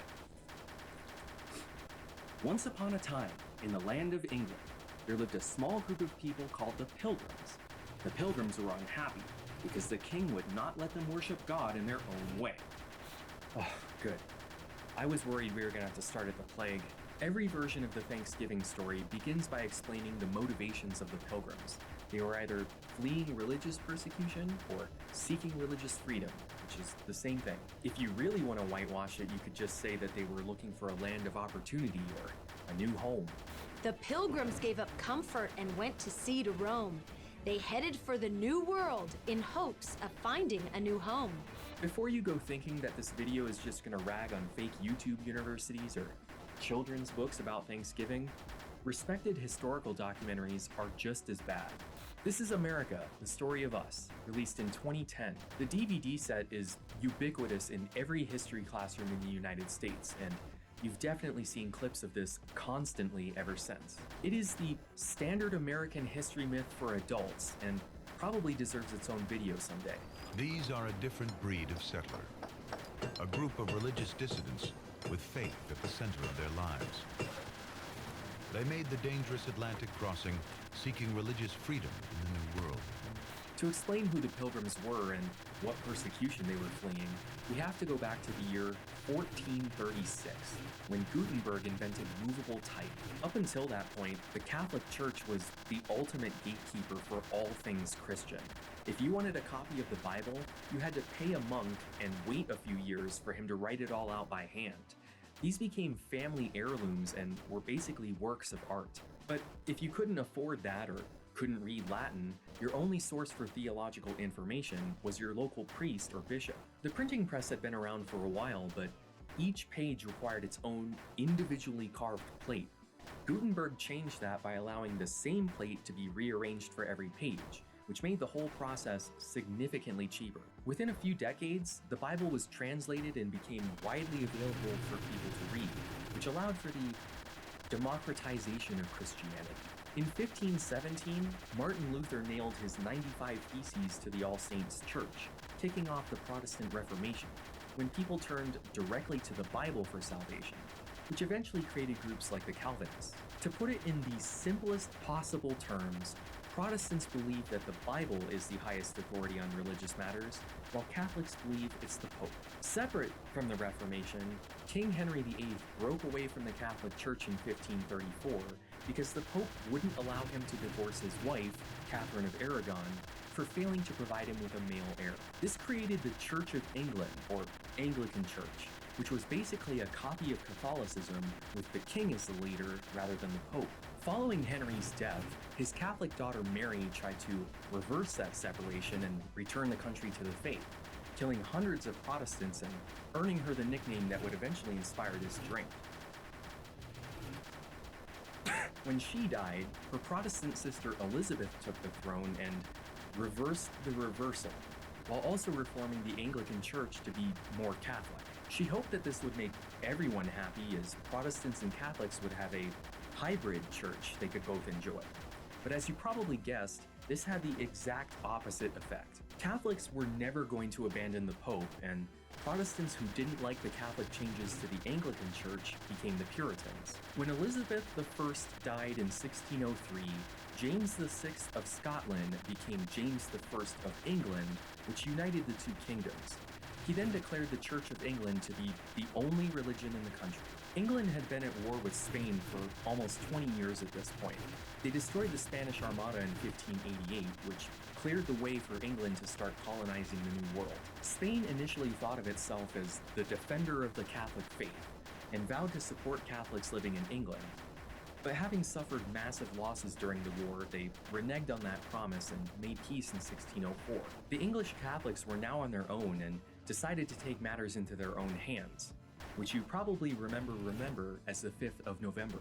In 1605, Robert Catesby and his Catholic collaborators, including one Guy Fawkes, attempted to assassinate King James by blowing up Parliament, with the intention of installing his Catholic daughter on the throne. As you likely know, the plot was discovered and the surviving conspirators were executed by being disemboweled and quartered. This began a wave of anti-Catholic sentiment in England, especially among the Puritans, who viewed the Pope as the Antichrist and demanded that the Anglican Church remove any symbols or practices that resembled the Catholic Church. It should be noted that in the early 1600s, Puritan was a slur. They were a nuisance, a bunch of religious extremists who wanted to purify the Church of England. The gunpowder plot made it clear to James I that the Catholic resistance within England was more widespread than previously thought, and that further persecution would only result in further violence.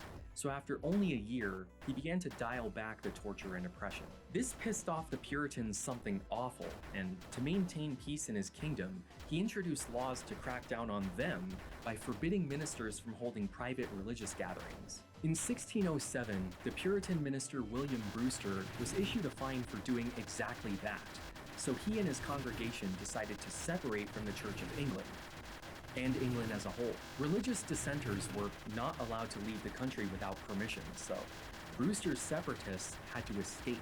It took them 3 tries, but they finally made it to Holland in 1609.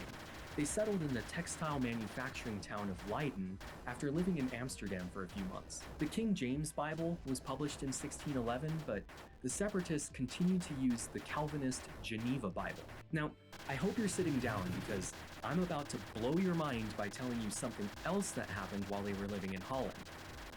Ready? In 1616, William Shakespeare died. That's what time period we are still in. Most Americans learn about Shakespeare in English literature class rather than history, so he and the Pilgrims might as well exist in different universes. You've got Game of Thrones with Henry VIII, Shakespeare, and Guy Fawkes over there, and The Handmaid's Tale with the Pilgrims and Puritans over here, and never the twain shall meet.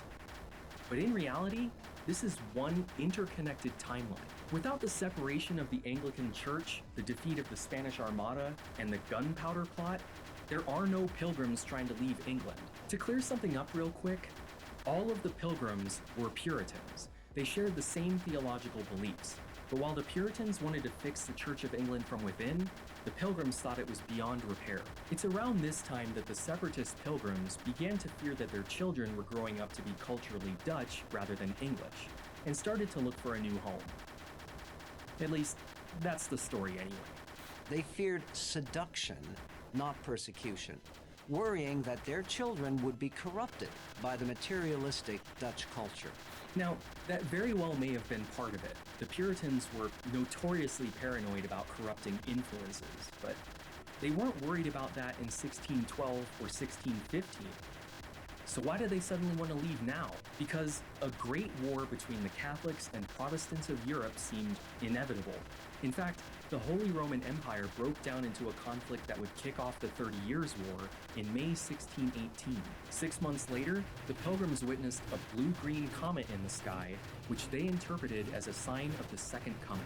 The Dutch had a truce with Spain that was set to expire in 1621, and the Pilgrims wanted to get out of there before that happened, so they began shopping around to secure passage to the New World. It took until June 1620 for them to enter into an agreement with a company with the ridiculous name, the Fellowship of the Merchant Adventurers. The next month, the Pilgrims returned to England and boarded 2 ships in the harbor of Southampton, the Speedwell and the Mayflower, and began their long journey across the Atlantic. They only made it a few hundred miles before the Speedwell began taking on water, so both ships turned back to England and docked in Plymouth Harbor. At that point, the decision was made to load everyone and everything onto the larger Mayflower and continue the expedition without the Speedwell.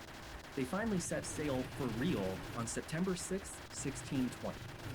A quick note on dates in this video. At this point in history, the English were still using the Julian calendar, which was 10 days behind the Gregorian calendar. They didn't make the switch until 1750, so the Pilgrims used Julian dates in their journals and letters. For the sake of simplicity, that's also what I'll be using here. In 1620, a group of pilgrims decided to leave England for the New World to build a new life. It was a long, long trip on a big, big ship, all the pilgrims sang. Okay, so did the pilgrims really come to America seeking religious freedom? No, they already had it. They were trying to escape a war. You could maybe claim that persecution is why they left England for Holland, but for the crime of denouncing the Church of England, and thus the king, for being too Catholic, they got off rather light compared to the Catholics and Jews. So no, despite the oppression of having to pay a fine, the main reason they wanted to leave England was that it wasn't pure enough. Hurry, my little Puritans! We must flee England and its insufficiently puritanical ways. Finally, we shall bid goodbye to England and its drunken, decadent sinners. I can't believe that The Simpsons are the only ones to portray that accurately. The Pilgrims didn't cross the ocean to flee persecution or even England. They'd been living for over a decade in Holland, Europe's most tolerant nation and a haven for religious dissenters. So let me get this straight. The Simpsons and PragerU got it right, while America the Story of Us got it wrong? Anyway, when it comes to why they left Holland to come to America, they were trying to escape the inevitable conflict between Catholics and Protestants, making them more like war refugees than religious dissenters. Speaking of which, not everyone on the Mayflower was a pilgrim. In fact, they weren't even the majority. From Holland, 102 pilgrims set sail on that ship. The voyage lasted 66 days and was a very dangerous trip. The Mayflower left England with 132 souls on board, 30 of which belonged to Captain Christopher Jones and his crew. That leaves 102 passengers, 50 men, 20 women, and 32 children. And of those passengers, 35 were separatist pilgrims. In exchange for passage to the New World, the pilgrims agreed to work for the merchant adventurers for 7 years, which means they were actually indentured servants. The company was hoping to make huge profits exporting timber and beaver fur to Europe, so they needed all the warm bodies they could get.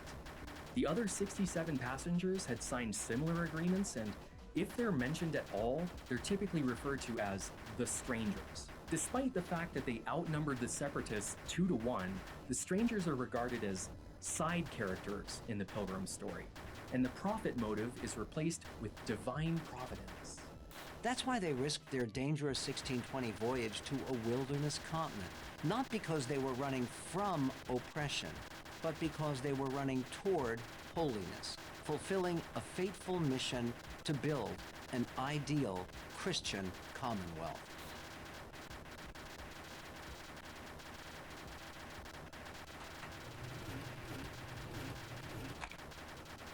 Damn it.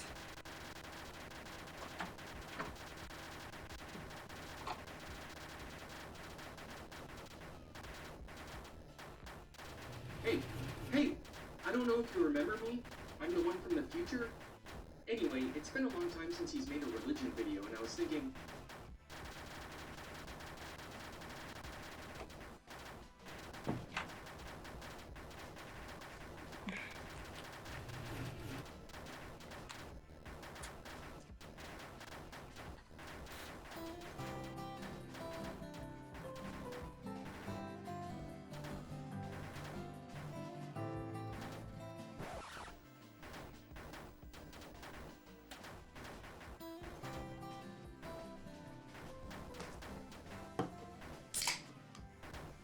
We had a pretty good year here at Knowing Better.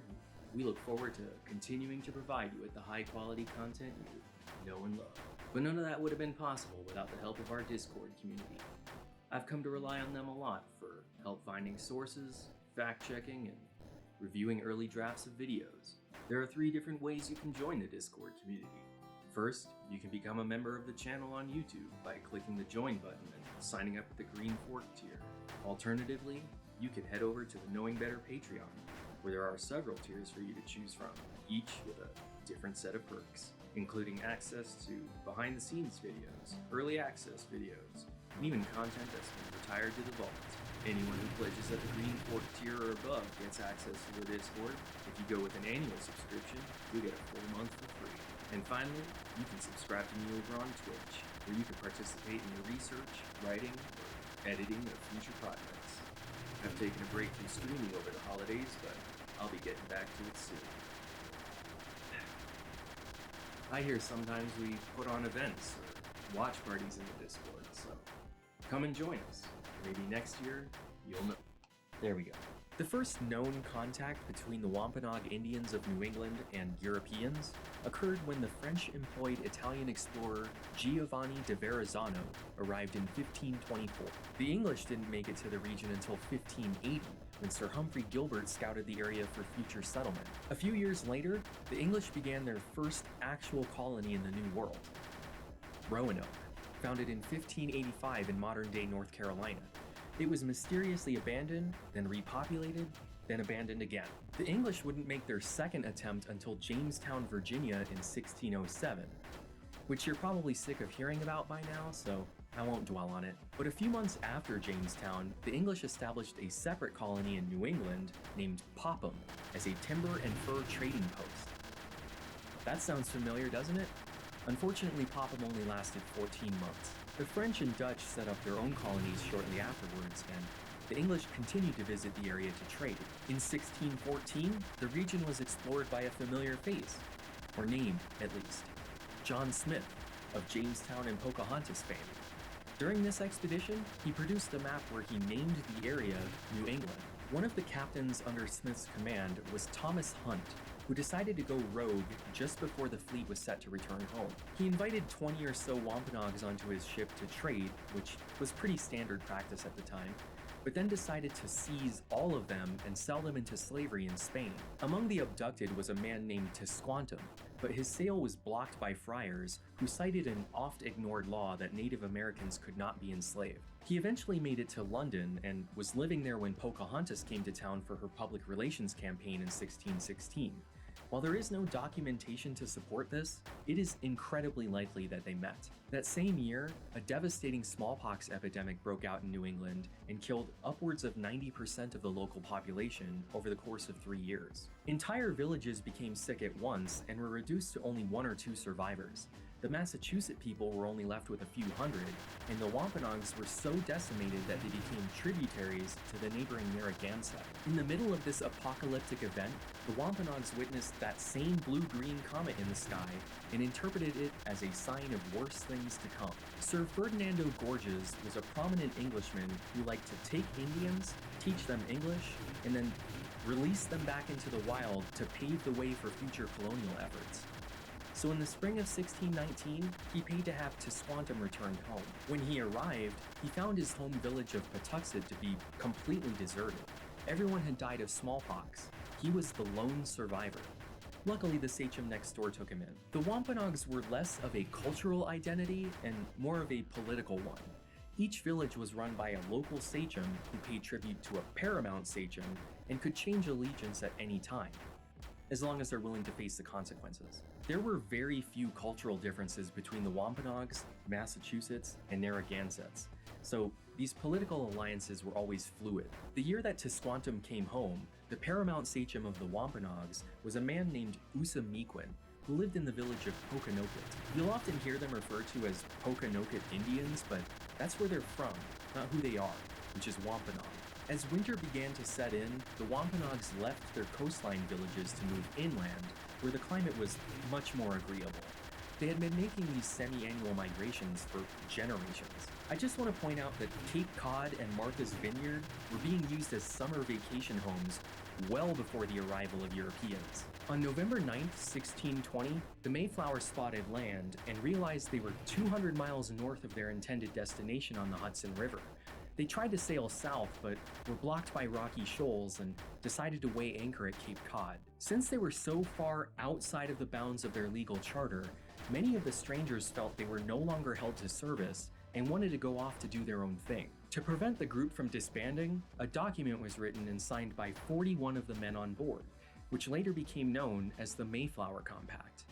This is the entire text of that agreement. Both the first and last sentences state that they are still subjects of the King of England, so we can assume that separation was no longer their intent. They were not here to found a new nation.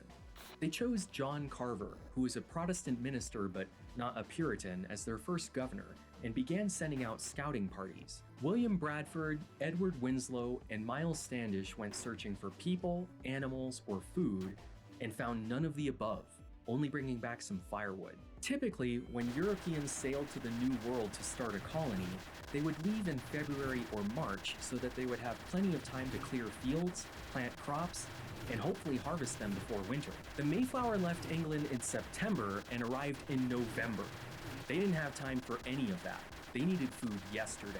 So, when further expeditions found grave sites and food stores, they promptly looted them for supplies. They took baskets of seed corn and even dug up bodies to take the tools and weapons that were buried with them. On December 8th, the Pilgrim Landing Party was attacked by a group of Indians on the now appropriately named First Encounter Beach. Luckily, nobody was harmed during the skirmish, and soon afterwards they stumbled upon an abandoned village with fields that had been cleared for agriculture, a source of fresh water, stored food, and lots of dead bodies. The Pilgrims interpreted this as divine providence. God had cleared away the natives to make room for his chosen people. The hand of God fell heavily upon them, with such a mortal stroke that they died on apes as they lay in their roses, and the living that were able to shift for themselves would run away and let them die, and let their carcasses lie above the ground of his burial. For in a place where many inhabited, there hath been but one left alive to tell what became of the rest. The living being not able to bury the dead, they were left for crows, kites, and vermin to prey upon. And the bones and skulls upon the several places of their habitations made such a spectacle, and by this means there is as yet but a small number of savages in New England, and the place is made so much the more fit for the English nation to inhabit in. They didn't know it yet, but this was the village of Patuxet, which had been completely wiped out by the smallpox epidemic of 1616 to 1619.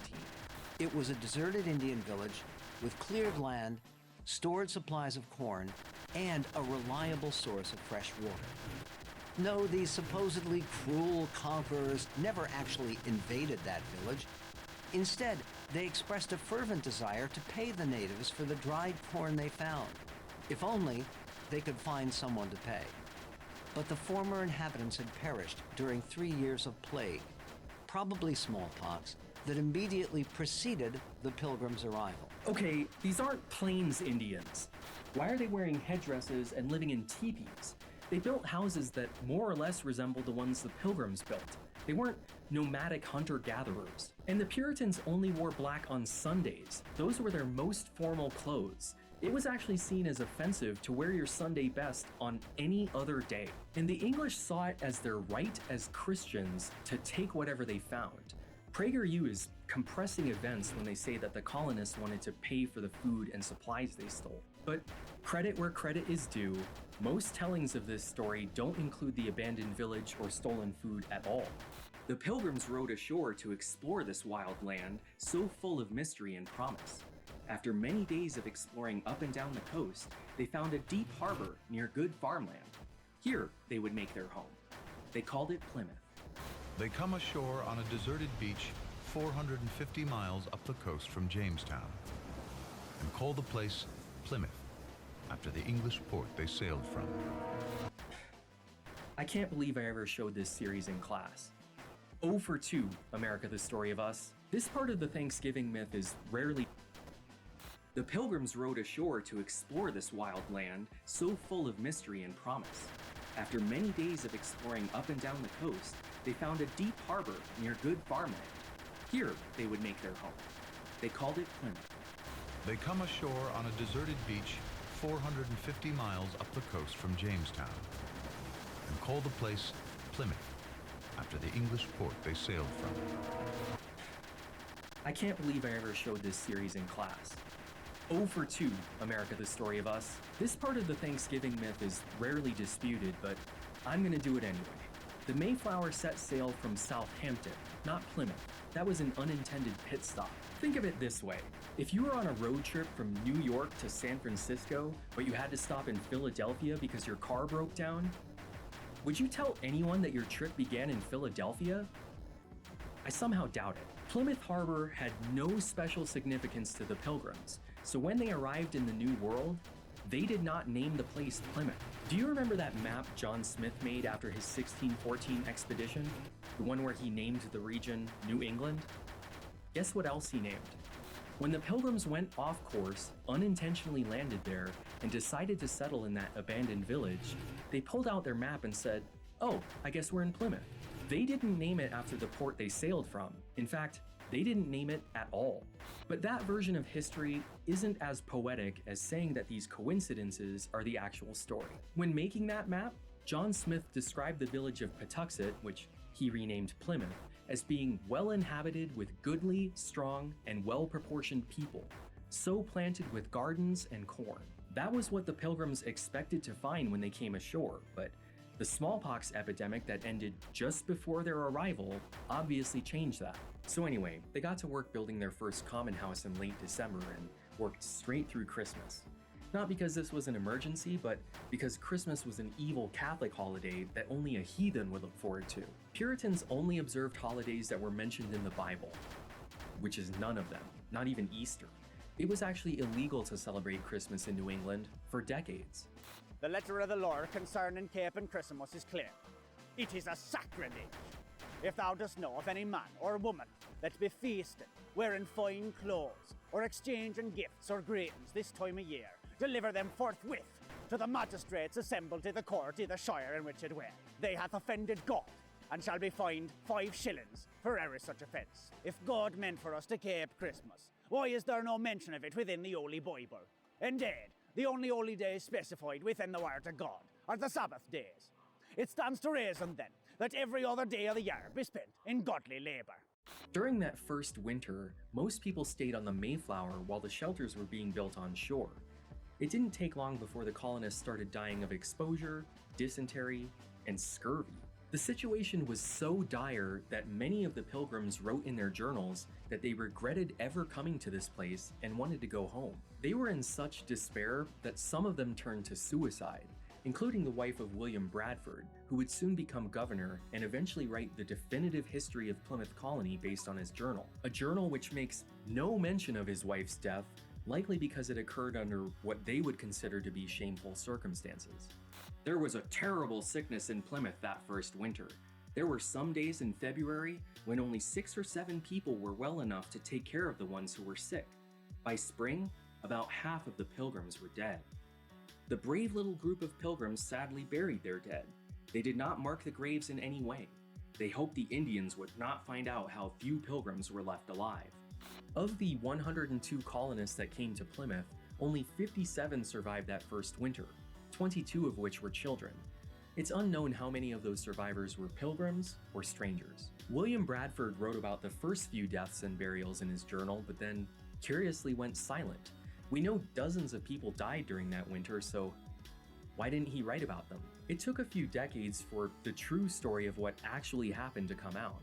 This is an excerpt from the deposition of Phineas Pratt, who was part of the third wave of settlers sent to Plymouth in 1622. We asked them where the rest of our friends were that came in the first ship, the Mayflower.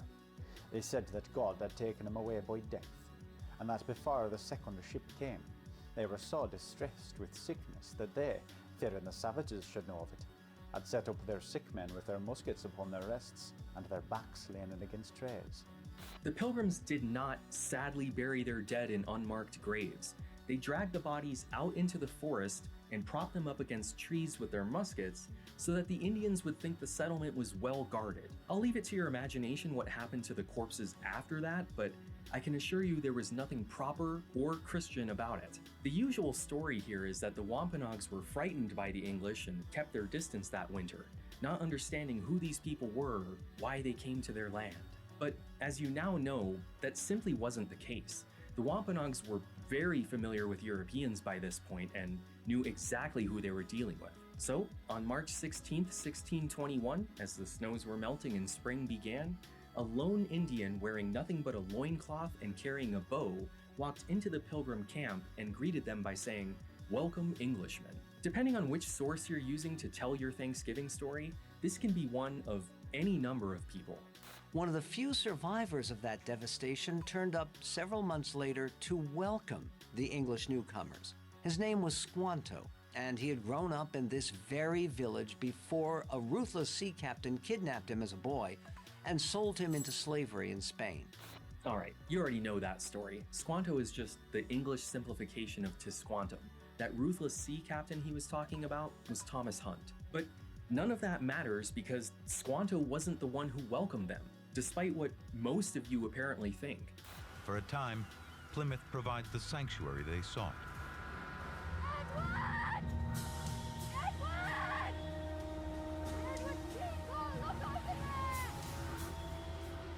But like Jamestown, there were others here first.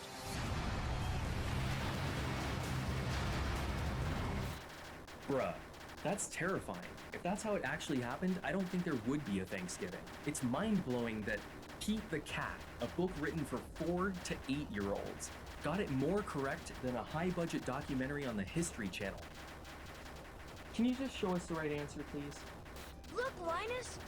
He's not carrying any weapons. Welcome, Englishmen. My name's Samoset. My people welcome you to our land. Oof at the Tonto speak, but Charlie Brown got it right. The person who welcomed the Pilgrims was Samoset, an Abenaki from Maine, who just happened to be visiting the Wampanoags when the English arrived. The Pilgrims were even more amazed when he said, "Welcome, Englishmen." He spoke English, but was he a spy? No. The man was very friendly. His name was Samoset, and he had learned English from traveling fishermen whom he had met along the coast. Aw, well, that's a nice story, isn't it? Too bad it isn't true. Samoset was captured by the English in 1605, sold into Spanish slavery, acquired by Sir Ferdinando Gorges, taught English, and then returned to the New World. I told you that seeding America with pre-made translators was a hobby of his, and in this case, it actually paid off. He informed the Pilgrims that they were currently living in the village of Patuxet, which had been wiped out by disease, and that this was Wampanoag territory ruled by a man named Chief Massasoit. His real name was Usamiquin, the paramount sachem I mentioned earlier. Massasoit was his title, but the English mistakenly thought that was his name, and it stuck. Massasoit is used in every version of the Thanksgiving story. About a week later, Samoset returned to Plymouth with Usamiquin and 60 of his men. The sachem and the governor then worked out a treaty which formally ceded Patuxet to the colony and established a mutual defense pact. It also stated that if an Indian were to harm an Englishman, they should be turned over for justice. A clause which I'm sure will have no negative consequences later on. The Wampanoags regarded the Pilgrims as helpless children after watching them struggle through the winter, and the fact that they brought women and children with them showed that they likely came in peace. So Usamequin agreed that Tisquantum, the sole survivor of the epidemic and another translator trained by Gorges, would remain in Plymouth to teach the Pilgrims how to survive. He proved to be the single human being on the continent best suited to help the struggling settlers. Over the next few months, Squanto helped the English newcomers plant crops and negotiate a friendly trade agreement with the region's most important chief, Massasoit. No wonder Pilgrim leader William Bradford called Squanto a special instrument sent of God for their good. I seriously doubt that he was the only person on the continent that could have taught them how to plant corn using fish as fertilizer. I don't think you even need to know English to get that point across. And a special instrument sent of God? More like a random dude who was captured, taught English, and released by a forward-thinking colonizer. But now that friendly relations were established and the first structures were coming together, the Mayflower set sail to return home on April 5th, 1621. Captain Christopher Jones died a year later, and the Mayflower was sold for scrap 2 years after that. It's kind of funny how this historic moment for America was basically disregarded as a non-event at the time. 50 people on the other side of the world? Who cares? William Bradford became governor the day the Mayflower left, and they soon learned that those grave sites and abandoned food stores they looted that winter belonged to the Nauset people. That's who attacked them on First Encounter Beach. It's only at this point, when the Nausets were moving back into their summer villages, that the Pilgrims felt bad and made an effort to pay restitution. In November 1621, a ship named the Fortune arrived with no supplies and about 35 new mouths to feed, only a handful of which were separatist pilgrims. It also carried a letter from the merchant adventurers scolding them for not sending any fur or timber back on the Mayflower. They made sure to load up the Fortune with all they could before it sailed home, but it was plundered along the way, meaning the colony had yet to produce anything. At this point, they had built 11 structures in Plymouth, 4 common houses used for meetings and storage, and 7 homes. If you did the math there, that isn't enough for everyone, so they crammed multiple families into the same house. 10 or so people would sleep under the same roof, often in the same bed. So take the idea that Pilgrims lived in nuclear families and just get rid of it. So here we are. It's fall and the crops have been harvested. I know what you're expecting me to say, but the truth is that the event in question was so unremarkable that nobody wrote about it in their journals. We actually have no idea when that feast took place. Most people assume it was in October or November, and it likely happened before the Fortune arrived. The only contemporary first-person account we have of the event was written by Edward Winslow on December 11th in a letter to a friend back home in England. Or harvest being gotten in, or governor sent far men on food in, that so we might after a special manner rejoice together after we had gathered the fruit of our labours. They far in one day killed as much fowl as, with a little out beside, served the company almost awake. At which time, amongst other recreations, we exercised our arms, many of the Indians coming amongst us, and among the rest their greatest king, Massasoit, with some 90 men, whom for 3 days we entertained and feasted. And they went out and killed 5 deer, which they brought to the plantation and bestowed on our governor, and upon the captain and others. And although it be not always so plentiful as it was at this time with us, yet by the goodness of God, we are so far from want that we often wish you partakers of our plenty. That's it. That's the basis for every Thanksgiving story you've ever been told. 4 sentences. Almost everything else is an embellishment made up after the fact. Let's lightning round this. In the autumn of 1621, 53 men, women, and children celebrated their first harvest in the New World. The great Indian chief, Massasoit, brought 90 of his men to the 3-day party. From all reports, a good time was had by all. All reports? You mean the one report? And what was that pronunciation of Massasoit? The Pilgrims were thankful for their Indian friends. Without the Indian corn, the Pilgrims would have starved. The governor of Plymouth asked Chief Massasoit to come. The governor told the Indian chief to bring along a few friends. Chief Massasoit brought more than a few friends. He showed up with 90 Indian braves. Yeah, so they weren't invited. Your first clue is that they were all men, or braves, or as PragerU puts it, 90 hungry Indian warriors joined the 53 surviving pilgrims for this occasion. The Puritans liked to celebrate by doing rifle drills and target practice. Hearing the gunfire, Usamequin assumed that Plymouth was under attack and showed up with 90 armed men. They weren't invited by the grateful pilgrims, they came ready to help defend their new allies. Two unlikely allies, a partnership all too rare in North America. We have found the Indians very faithful in their covenant of peace with us. They are people without any religion or knowledge of any god, yet very trusty, quick of apprehension, ripe-witted, and just. Big yikes energy from that quote, right?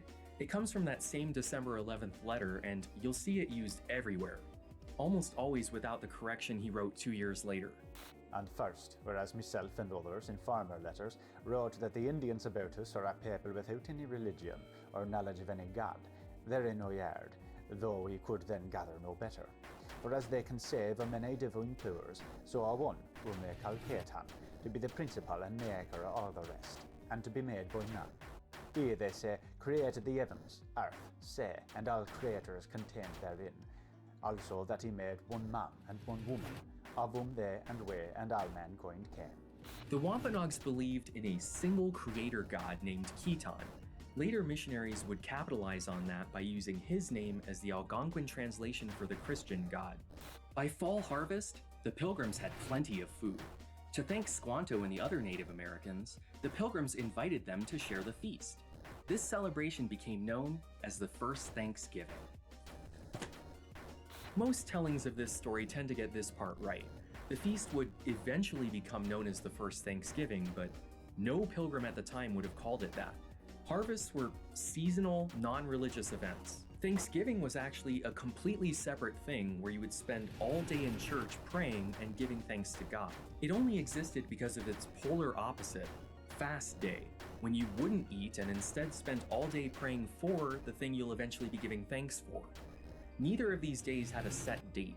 The community would just declare one whenever something good or bad happened. So what did they eat during that 1621 fall harvest feast?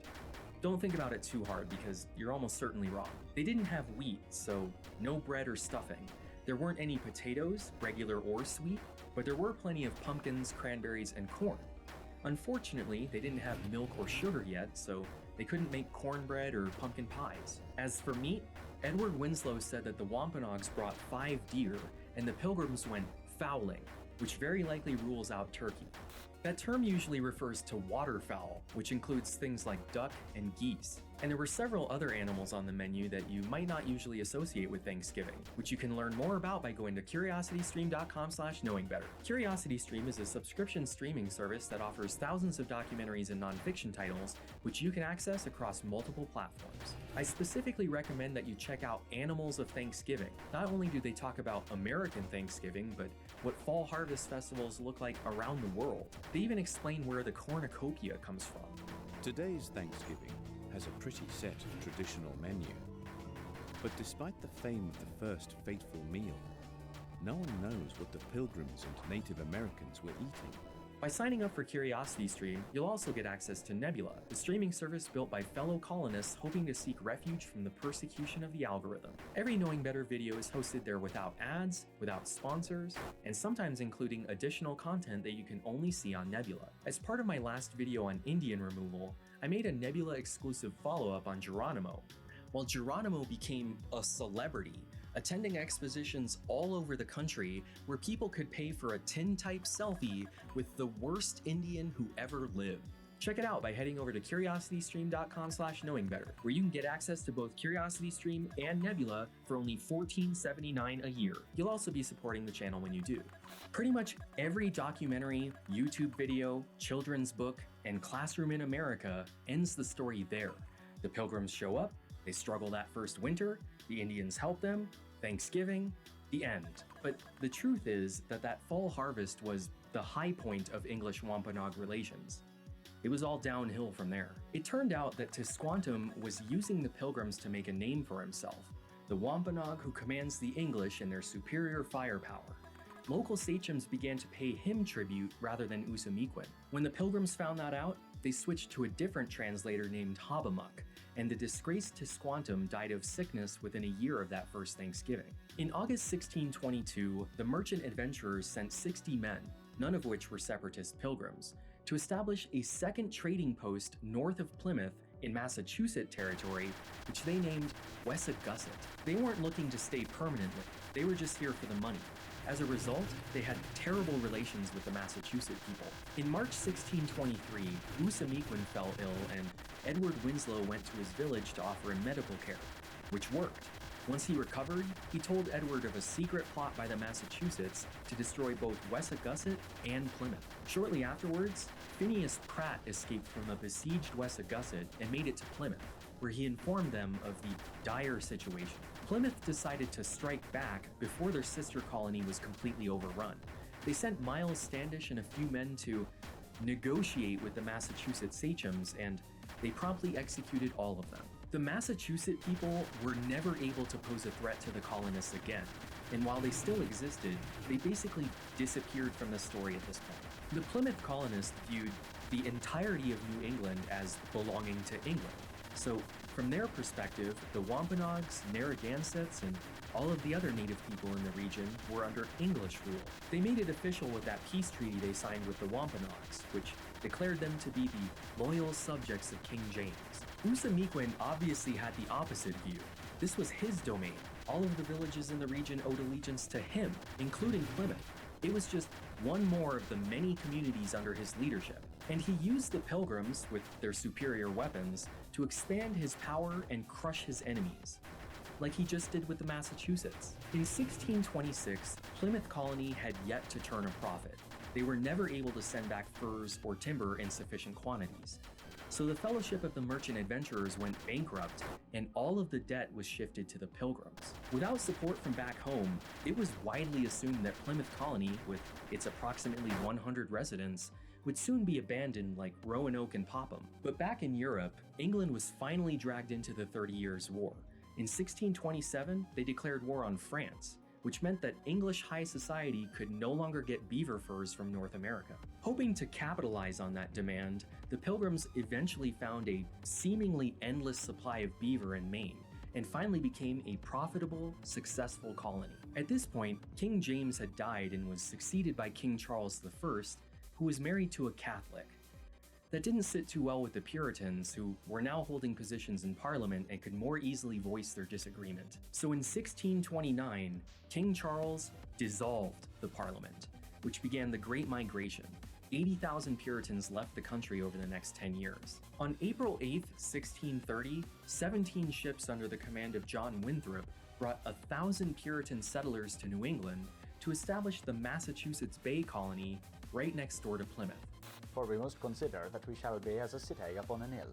The eyes of all people are upon us, so that if we shall deal falsely with our God in this work we have undertaken, and so cause him to withdraw his present help from us, we shall be made a story and a byword through the world. You've likely heard variations of that quote in a different context. There was a certain modern president who liked to invoke that phrase to imply that America is supposed to be a Christian nation.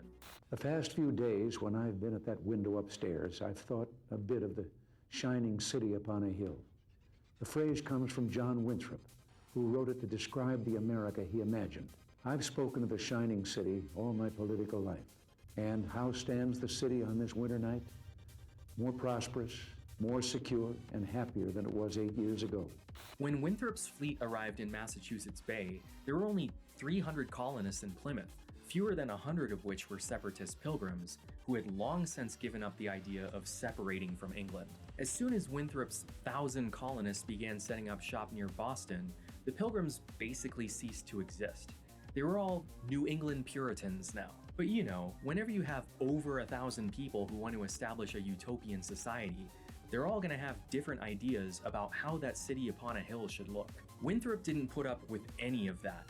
Agitators like Roger Williams and Anne Hutchinson were banished from the colony, and eventually founded Rhode Island in 1636. That same year, a man named John Oldham was found dead. He had been murdered by Niantics on Block Island, who then sought refuge with the Pequots.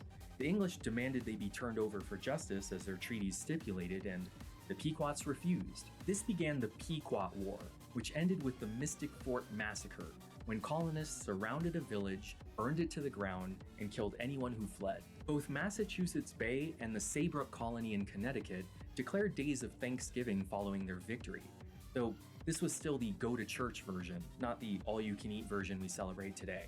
There was a day of Thanksgiving kept in all the churches for the victory obtained against the Pequots, and for other mercies. Two things happened at the end of that war. One, the Pequots were sold into slavery or divided among the Narragansetts and Mohegans to be assimilated. They could no longer refer to themselves as Pequots. And two, the Narragansetts were so horrified by Mystic Fort that they began building a pan-Indian alliance to get rid of the English once and for all. By 1675, Usamequin had passed away, and after briefly going to his son Wamsutta, the sachemship passed to his younger son, Metacom, also known as Metacomet or King Philip. He was more sympathetic to the Narragansett view than his father's. So when Plymouth executed 3 Wampanoags for the murder of an interpreter that June, like the treaty allowed, he began King Philip's War with a coalition of tribes from the region. Now, I don't want to get too into the details of this war since Atun Shea Films has covered this topic in several excellent videos you should check out. Hi, Andy from Atun Shea Films here. So, for whatever reason, I seem to be the only person here on YouTube making in-depth educational videos about King Philip's War, a bloody 14-month conflict that saw the New England colonies conquer and nearly exterminate the Wampanoag, Nipmuc, and Narragansett nations. It was a hugely formative moment in early American history, but it doesn't really fit into the nice, neat little story we tell ourselves about the settlement of this country, what KB would no doubt call the standard American history myth. To the contrary, King Philip's War was cruel, violent, and tragic, with unspeakable things committed by all sides in every quarter. To this day, it remains the bloodiest war per capita in American history. If you'd like to learn more, head over to my channel, Atun Shea Films, where you can find lots of videos about many aspects of 17th century New England history. I've actually, as it happens, just started a playlist with all of my King Philip's War videos in chronological order, so that might be of interest to you. I've also been known to dress up as a witch hunter and accost people in the streets of Salem from time to time. King Philip's War ended with a repeat of Mystic Fort known as the Great Swamp Fight. They surrounded a Narragansett village, set it on fire, and shot anyone who attempted to escape. Hundreds were killed. You should really watch his video about this. I can't do it justice here. Links to everything will be in the description. On August 12, 1676, Metacom was killed. The Plymouth colonists quartered him and sent his arms and legs to different parts of New England, but kept his head on a spike in the middle of town for the next 20 years. 5 days later, they held a day of go-to-church Thanksgiving. Just to reiterate that, after butchering a man, cutting off his head, and mounting it in the middle of town for all to see, they celebrated. Like I said, these are medieval people. In 1691, Plymouth was officially absorbed into the Massachusetts Bay Colony, and the Puritan movement in America began to crumble after the public relations disaster that was the Salem witch trials, when they burned innocent women at the stake. There, done. I debunked the story of Thanksgiving in less than an hour. Bet you didn't think that was possible. Oh no.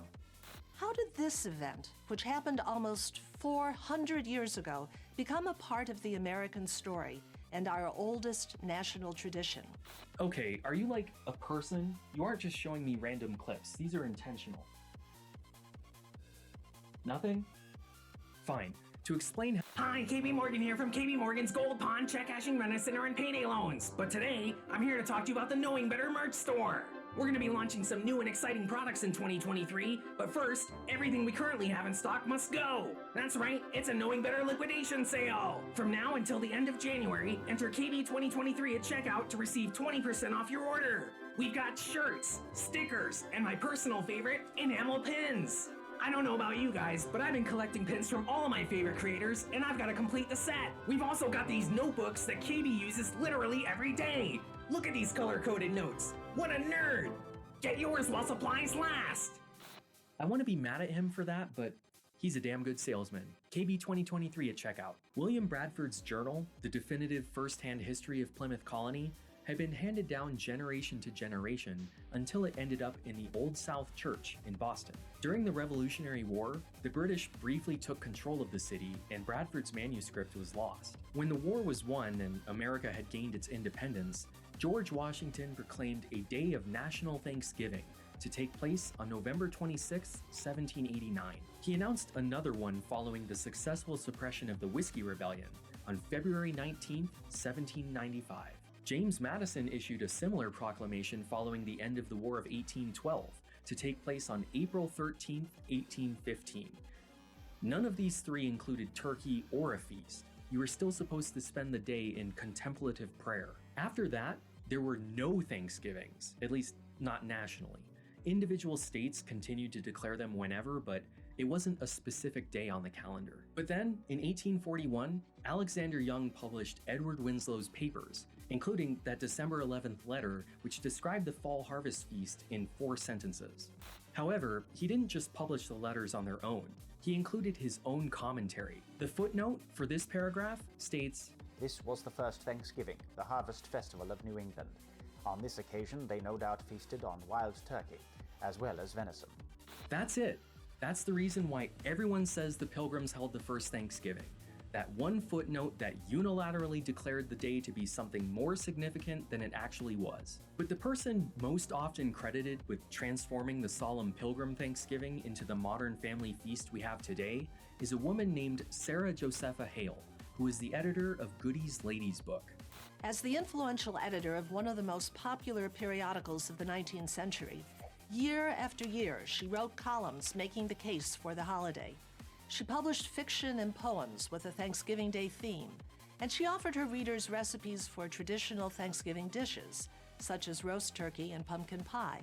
Her version of the holiday began to catch on with the public, and several states made it a habit of declaring certain days to be Thanksgiving, but they weren't consistent. One state might have it in November, another in December. So in 1847, she began urging her readers to write letters to politicians in the hopes of establishing a single, unified Thanksgiving that the entire nation would celebrate together. In 1855, William Bradford's journal was discovered in the library of the Bishop of London. A copy was made, and the History of Plymouth Plantation was published the very next year. Just 5 years before the Civil War, this book kicked off a cultural pilgrim craze across the country, on par with Pokemon or Marvel superheroes today. Presidents Zachary Taylor, Millard Fillmore, and Franklin Pierce, to whom she had written letters, showed little interest in her cause, but Lincoln saw its potential. His proclamation was the first in what became an unbroken string of annual Thanksgiving proclamations by every subsequent president. In the autumn of 1863, at the height of the Civil War, when Americans were bitterly divided, Abraham Lincoln nevertheless called for a day of national Thanksgiving. That's how every version of this story goes. Sarah Josepha Hale writes Lincoln a letter, and he declares Thanksgiving to be a national holiday. If you Google, when did Lincoln declare the first Thanksgiving? The answer you get is October 1863. PragerU is not the only source to say that. It's everywhere. So now I'm going to tell you why I think that story is made up. Sarah Josepha Hale wrote her letter to Lincoln on September 28, 1863, and Lincoln issued his proclamation for Thanksgiving Day on October 3, 1863. You're telling me that during the height of the Civil War, a letter made it to the White House in under 5 days? Even if it did, presidential proclamations aren't the kinds of things that are written and delivered in a day. This was prepared days, if not weeks in advance. And to top it all off, this wasn't Lincoln's first Thanksgiving proclamation. It was his third. The first was on April 13, 1862, to celebrate Grant's victory at Shiloh. The second was on August 6, 1863, to celebrate the victory at Gettysburg. The one that Hale gets credit for was issued just 2 months later. We had 2 Thanksgivings in the fall of 1863, and we only ever talk about the second one. Now, PragerU is correct when they say that this was the first in an unbroken string of late fall Thanksgivings, but it still wasn't a national holiday. It had to be redeclared every year by the president. When Andrew Johnson assumed the office, he moved Thanksgiving to the first Thursday in December. If Sarah Josepha Hale was successful in making Thanksgiving a national holiday in 1863, someone really should have let her know, because she continued her letter writing campaign for another decade and a half. The only political body in the country that could make Thanksgiving a permanent federal holiday was Congress, who just established Christmas as a federal holiday, so that's who she directed her efforts towards. Sarah Josepha Hale died in 1879. The holiday continued to be renewed annually by each president until 1941, when Congress and FDR finally made Thanksgiving a federal holiday and pegged it to the fourth Thursday in November. So why does everyone say Sarah Josepha Hale is responsible for pressuring Lincoln into declaring Thanksgiving a national holiday? Because the truth is boring.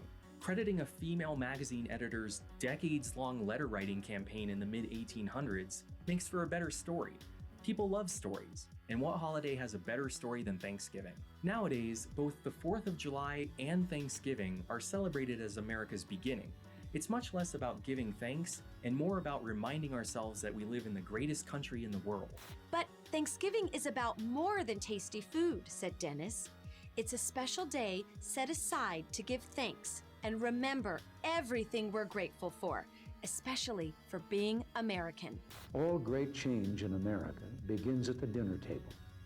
So tomorrow night in the kitchen, I hope the talking begins. And children, if your parents haven't been teaching you what it means to be an American, let them know and nail them on it. Here's a suggestion. At this year's Thanksgiving table, ask everyone to spend a minute to say what they are grateful for. I suspect you'll find your guests will have a long and eloquent list. And if they don't, you can help them out.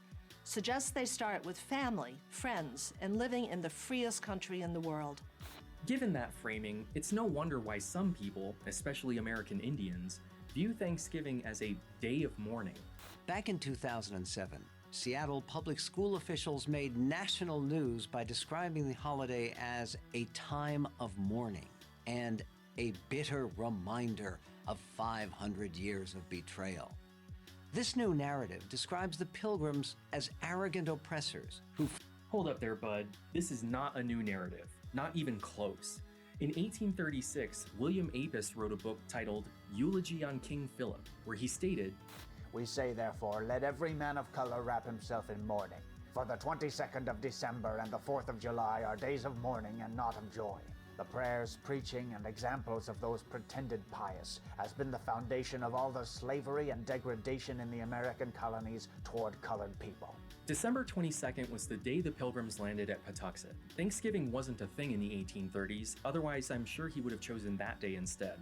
By 1970, it was a full-blown federal holiday, so a man named Frank James organized the first National Day of Mourning. It was soon hijacked by the American Indian movement, who stormed the Mayflower II replica and buried Plymouth Rock under sand, which was somewhat of a distraction from the original message. The point is, this mournful view of Thanksgiving is well over a century old. It's not a new narrative thought up by a Seattle public school. PragerU wants people to think that the controversy surrounding Thanksgiving and even Columbus Day are recent phenomena, which somehow makes it easier to brush off and ignore. When PragerU, politicians, and parents say that they want to bring back patriotic education, they're talking about the sanitized version of American history, which invariably begins with the Pilgrims and Thanksgiving. I am not against the holiday of Thanksgiving. There's nothing wrong with getting together with friends and family to eat a bunch of food, watch football, and pray, if that's what you're into. I'm against the fairy tale we tell ourselves, which has transformed Thanksgiving into a uniquely American holiday, which serves as a nationalistic reminder of our freedoms and Christian roots. This fantasy was invented out of whole cloth in the mid-1800s and continued to evolve through the turn of the century, when a lot of our history was simply made up. This period is typically referred to as the Victorian Age, and it's when George Washington cut down the cherry tree, Columbus proved the world was round, Vikings began wearing horned helmets, and the Pilgrims had buckles on their hats. This is also when Santa got fat, started wearing red, and moved to the North Pole. A lot of our holiday traditions and narratives were developed during this time. Prior to the Civil War, the North and South had separate creation myths, with Plymouth and Jamestown competing over which one gets the title of the true founding moment for the United States. During Reconstruction, Jamestown faded into obscurity, and the legend of the Mayflower and the first Thanksgiving became the dominant story. The helpful, welcoming Indians weren't added to the narrative until the 1890s, when the wars were over and they were all living on reservations. Americans simply couldn't accept them as being friendly until they had been defeated. Now, you may be asking yourself why the South would be so willing to abandon their own mythology for one that originated in the North. And the answer to that question is that the Victorian Age in England was the post-Reconstruction era in the United States. The South was more than happy to switch to a narrative that does not include slavery. The Pilgrim story was invented and adopted at the same time as the Lost Cause. In fact, it's the first chapter of the Lost Cause. The focus on Plymouth as our national origin is one of the weirdest cases of survivorship bias I've ever seen. It wasn't the first English colony in North America. It wasn't even the second. If we're only counting major attempts, it was the fourth. And that first Thanksgiving with the Pilgrims and Wampanoags wasn't the first to take place in North America. The Spanish and French beat them by decades. Only a third of the passengers on the Mayflower were persecuted saints looking to worship God in their own way. Everyone else was coming to the New World for the same reason that Jamestown was founded: to make money. But we focus on the Pilgrims because it replaces the capitalist, racist, expansionist origin of America with a pious Christian one, based on individual liberty and freedom, where we make friends with the natives. Just don't think about what happened immediately afterwards. The tale of the Pilgrims lays the groundwork for a very religious telling of American history that has wormed its way into every classroom. We were founded on divine providence to manifest our destiny to become a Christian nation, founded on Judeo-Christian values and a Protestant work ethic. Honestly, the legend of the Mayflower sounds more like the founding myth of Gilead than the United States. And I think that's the point. That's why it's really only Republicans and evangelicals who want to make sure that this myth is the only version taught in school. But this isn't just targeted at the next generation. There's a reason why PragerU makes videos about Thanksgiving, and every sitcom does an episode on it. And that's because you can vote. You can show up at school board meetings and yell, "That's not the version I was taught, stop indoctrinating our kids!" Continuing to spread this false narrative about a holiday allows us to lie to ourselves about who we are as a country. We were not always nice to people of color. We didn't always have the best intentions. And we certainly aren't as devout as those original Pilgrims. While Puritanism might have faded away, their various spin-offs remain. Today, we refer to any church that adheres to their interpretation of the Bible as a cult. Think about that the next time you sit down with your family to celebrate Thanksgiving, Christmas, Easter, or any holiday, really, because now you know better. Hey everyone, I just want to thank you all for making this a great year. I really enjoyed working on this Jamestown project, so I hope you all did too. I'm going to take a little bit of time off in January, but Twitch streams and work on the next video will pick up after that. There's no way I can maintain this as my full-time job without your support, and every little bit counts. So here's a list of every patron who supports the channel. If you'd like to add your name to this list of religious dissidents, head on over to patreon.com/knowingbetter, or for a one-time donation, paypal.me/knowingbetter. Don't forget to feast on that subscribe button or the join button if you're a full-blown Puritan. Check out the merch at knowingbetter.tv, follow me on Twitter, Facebook, and Instagram, and join us on the subreddit.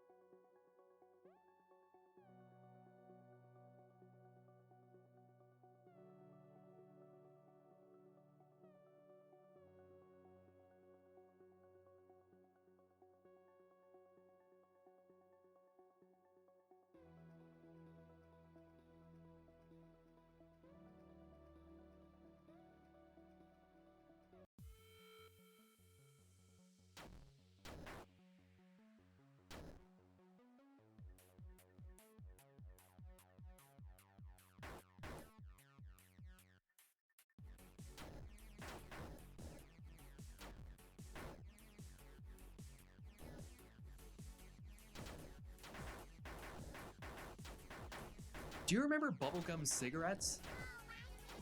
Whatever happened to those? You see, I was a 90s kid. I know, I was adorable. And as soon as I started earning an allowance, I remember riding my little Huffy bike down to the gas station to buy them with my friends. That way we could pretend to smoke over a decade before we were legally allowed to. But then they just sort of disappeared, and I never really understood why. So let's answer that question today. Whatever happened to the bubblegum cigarette? Really? That's the question you're going with? That's pretty lame compared to your last video. I know, but it's really hard to come up with something to follow that. You can't do that in here! Why not? I thought this was America. Oh god, you're a libertarian.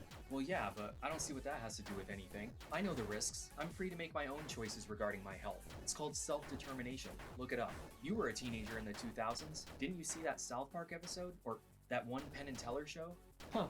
Yeah, I should probably talk about that. I guess I never really thought about how comedy shaped the discussion around cigarettes when I was growing up. Yeah, you know what? That's a much better question. What? Why you hate America? No.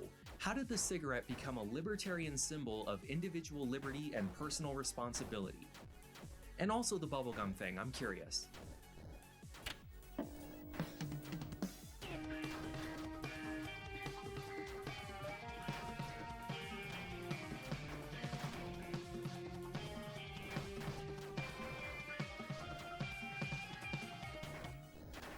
This video is brought to you by CuriosityStream and Nebula. You couldn't afford a better TV? I know, people were complaining about that, but I'm trying to go with a whole retro VHS look. Well, at least make a better connection. Better connection? It's a built-in DVD player. Could you stop messing with stuff? I'm trying to make a video here. You see when this thing was made? Put that thing out, you look ridiculous. Ridiculous? Please, you wish you could look this cool. I look plenty cool. You're wearing cargo shorts. Oh, now you're giving me fashion advice? You need fashion advice.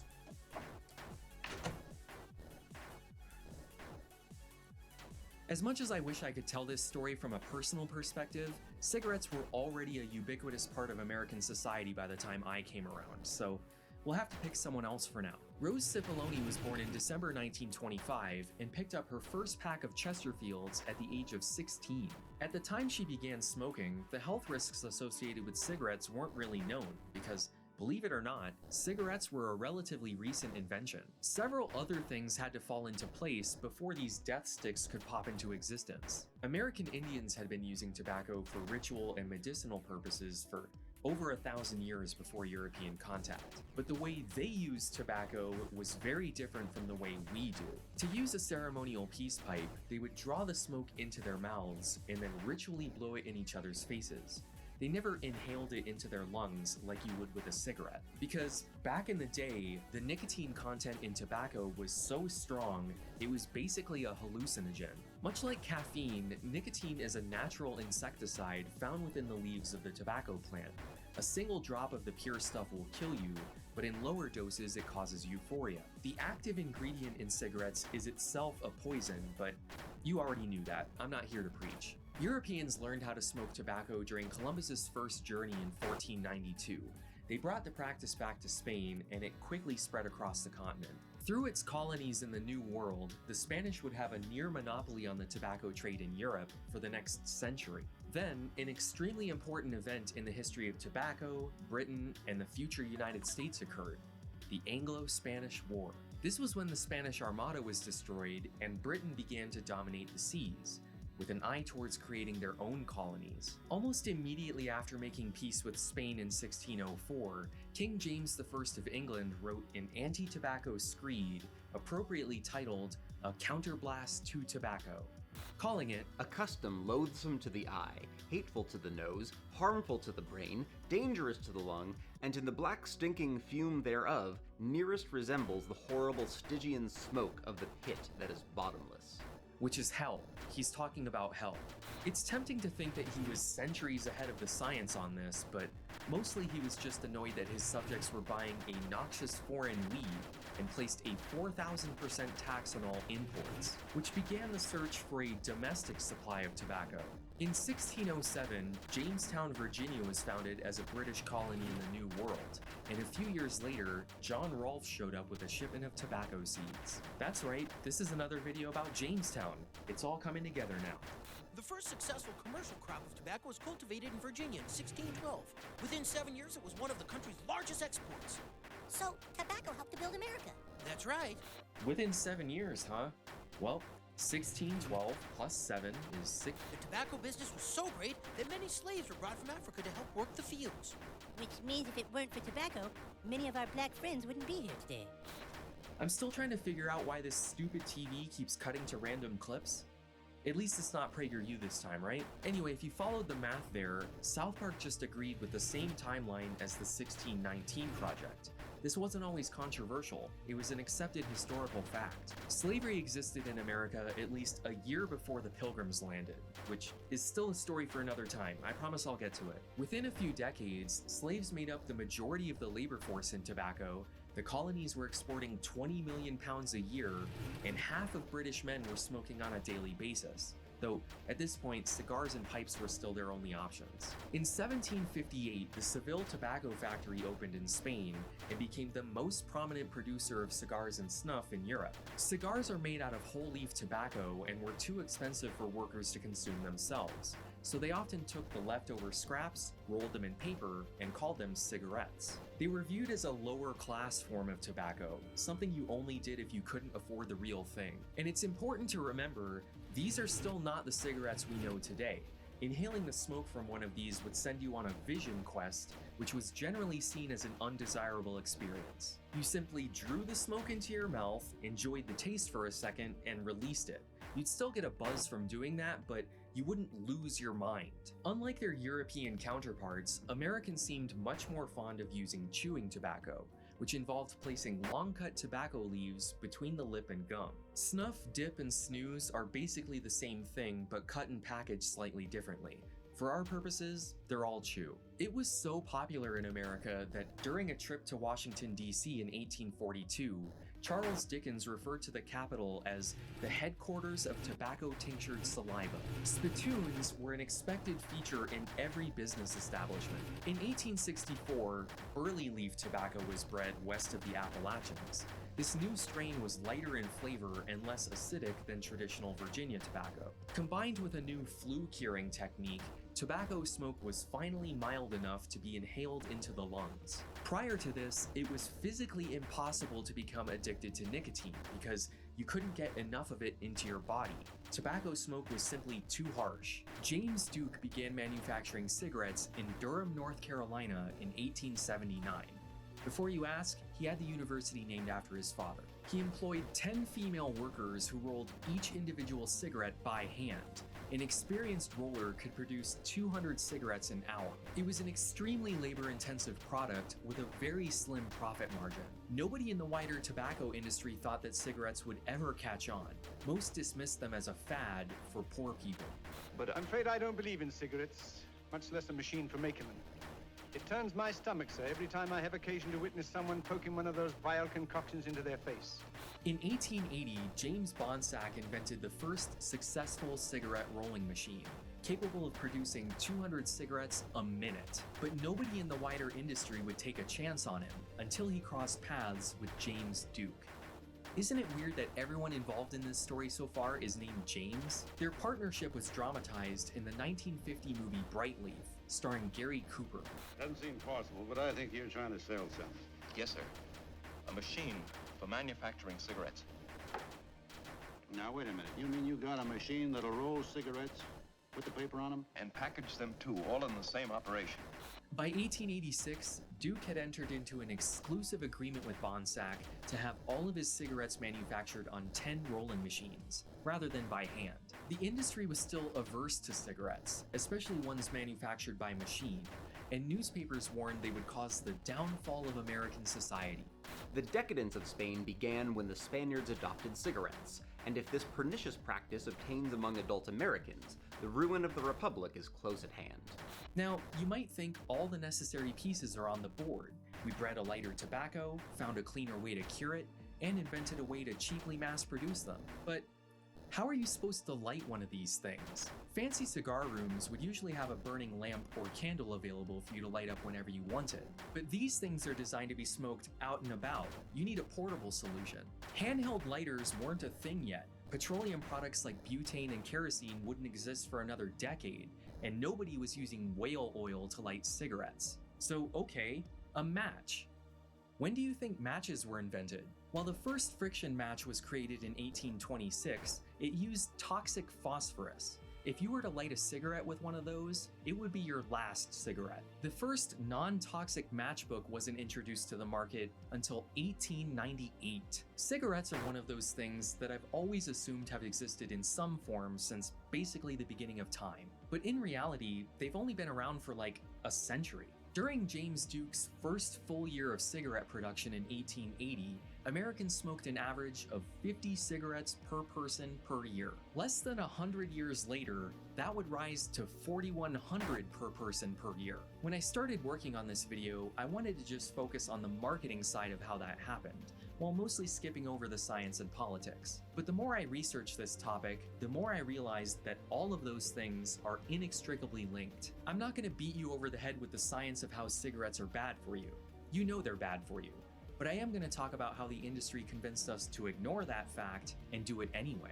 Thanks to the Bonsack machines, Duke's American Tobacco Company was producing millions more cigarettes than he could sell. Plastic packaging wasn't a thing yet, so cigarettes had a very limited shelf life before they went stale, and he wasn't moving his product fast enough. So he needed to create customers, and many of the techniques he developed helped shape the modern advertising industry. Duke had 400,000 branded chairs made and sent to retail stores, not to be sold to consumers, but to be used as furniture, and not so subtle advertising. He gave out branded matchbooks for free so people could easily light up his product. Then he installed a print shop in his factory to produce collectible trading cards which were included in every pack, featuring famous landmarks, Civil War generals, athletes, scantily clad actresses, and women from far-off exotic places. This is the origin of baseball cards, trading cards, and eventually Pokemon. As you can imagine, these cards were especially popular among boys and young men,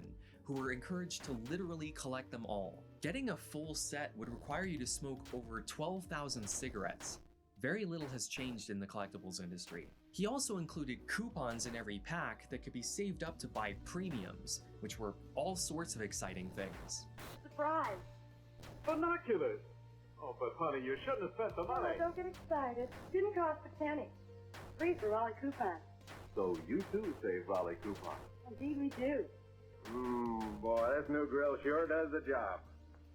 Bad we couldn't get the shakes for Raleigh coupons too. Don't be greedy, darling. After all, we did get the grill and the thermos jug. This Westinghouse toaster is a Raleigh premium. Those coupons mount up fast. This wasn't just limited to kitchen appliances. Brands continuously tried to one-up each other and offer better and better premiums. How would you like this pedigreed St. Bernard pup free?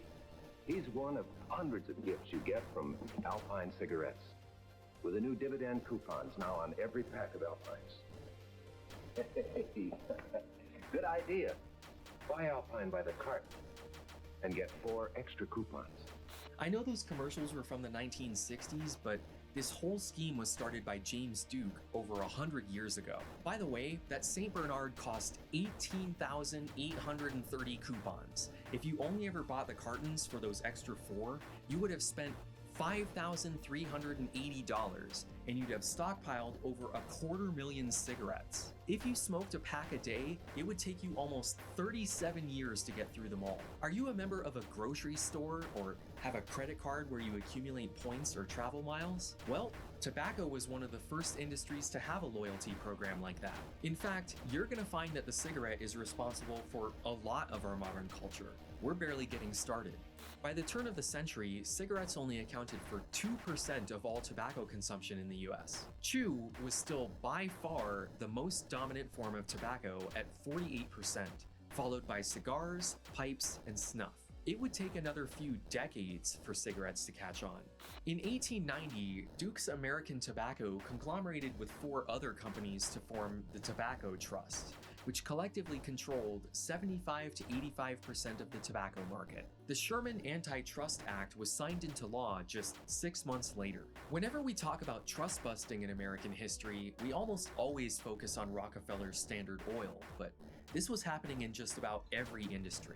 Milton Hershey was trying to form a food conglomerate known as the Quality Products Corporation. But on the same day the Supreme Court ordered the breakup of Standard Oil in 1911, they also dissolved the Tobacco Trust into 4 companies, hoping to promote competition. Instead of lowering prices, this resulted in an explosion of advertising as brands fought over market share. R.J. Reynolds introduced Camels in 1913. They created a blended cigarette by combining white burley leaf with a sprig of Turkish tobacco, making it one of the first luxury brands. In response, American Tobacco introduced Lucky Strikes 3 years later. I know if I don't bring this up, half the comments will be asking about it, so let's get this out of the way. But everybody else's tobacco's toasted. No, everybody else's tobacco is poisonous. Lucky Strikes is toasted. Yeah, that's not how it happened. Lucky Strike was using "They're Toasted" as their slogan pretty much as soon as they were introduced. The new president of American Tobacco came up with it while watching the curing process. They didn't need to hire a fancy ad agency. That was invented for the TV show. Sorry for ruining the magic. The first big bump in cigarette consumption came during World War I, when the US War Department began issuing tobacco rations to soldiers and sailors. Service members received 4 cigarettes, or 4/10 of an ounce of loose tobacco, every day. This was right in the middle of the temperance movement, so many people, including Henry Ford, were vocally opposed to the normalization of smoking. And they were quickly silenced by soldiers in the trenches who reported that cigarettes calmed their nerves and provided a brief moment of solace. Prohibition began in 1920, and cigarettes quickly assumed many of the social and leisure roles that had been previously satisfied by alcohol. Americans were now smoking 500 cigarettes per person per year. Now that men were beginning to switch to cigarettes, American Tobacco began marketing Lucky Strikes to women, which was an uphill battle considering female smoking was even more stigmatized. It degrades everything in a woman that is worthwhile, making the lovely, devoted, clean wife and mother negligent of all her womanly duties and responsibilities. I know what you're going to say. Only fast women smoke, but that's not true anymore, so you needn't start yelling at me. Everybody's doing it, so why shouldn't I? It's getting to be very fashionable. This video is going to take forever if you keep cutting to stuff. I swear that thing has a mind of its own. To combat that cultural perception, American Tobacco hired Edward Bernays, a nephew of Sigmund Freud, who pioneered numerous psychological methods to change the way society viewed cigarettes. Perhaps the most sinister of these concepts was the created event. This was a staged public spectacle specifically designed to generate news coverage, which served as free advertising with the added benefit of appearing neutral. It wasn't the tobacco companies saying it, it was your trustworthy local newspaper. By far, the most famous of these created events occurred during the 1929 Easter Parade in New York City. Riding the coattails of the suffragette movement, Bernays sponsored a float loaded with female smokers, who urged other women to fight another sex taboo, light another torch of freedom. His plan worked. The controversy spread through the media and turned cigarettes into a symbol of female empowerment. Rather quickly, another problem emerged. Women were choosing cigarette brands based on how the packaging matched with their various outfits. Packs of Lucky Strikes were green, which wasn't really a trendy color. Rather than redesign the packaging, Bernays colluded with the fashion industry to hold charity balls where celebrities had to wear green in order to make it more popular with the public. This is where seasonal fashion trends like orange is the new pink come from. Who do you think chooses those colors? To capitalize on women's concerns over their figures, Bernays realized he could market cigarettes as a dietary aid. And there is actually some truth to that. Nicotine is a well-known appetite suppressant. American Tobacco began using the slogan, "Reach for a Lucky instead of a sweet." And he again worked with the fashion industry to reshape our modern definition of beauty, insisting that the slim woman is the ideal American type. The slender, modish saleswoman is in demand and can earn more for herself and her employer than her heavier sisters. He then wrote anonymous letters to Hollywood directors telling them how they could use cigarettes to portray just about anything, nervousness, confidence, weakness, strength, celebration, and even defeat. You could open a scene on a couple smoking in bed, and everyone would know what just happened without you having to say it. As they began the shift from silent films to talkies, the cigarette retained its position as one of the most widely used props and perhaps the earliest example of product placement. By the end of World War II, 48% of American men were smoking regularly, along with 36% of women, which included Rose Zippoloni, who bought her first pack of cigarettes in 1942. Did you forget about her? That's who this video is about. The marketing strategies employed by Edward Bernays catapulted cigarettes to the leading form of tobacco consumption by the 1950s, accounting for 81% of the market. Americans were smoking 2,500 cigarettes per person per year. The spittoon had been replaced by the ashtray.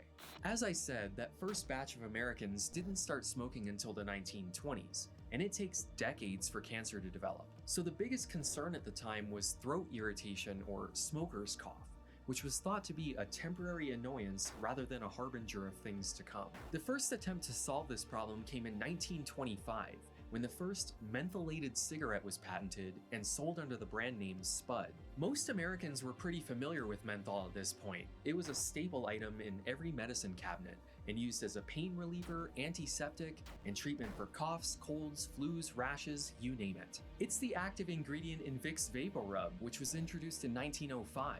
Menthol is primarily extracted from the peppermint plant, and its defining characteristic is that cool, fresh sensation you feel when it's applied to the skin or inhaled. It's often sold as a way to open up your airways. So when Spud hit the market, consumers didn't just view them as having a minty flavor, but considered them to be a medicated cigarette. Spud even advertised them as having a lower temperature smoke than their competitors, going so far as to call it air-conditioned.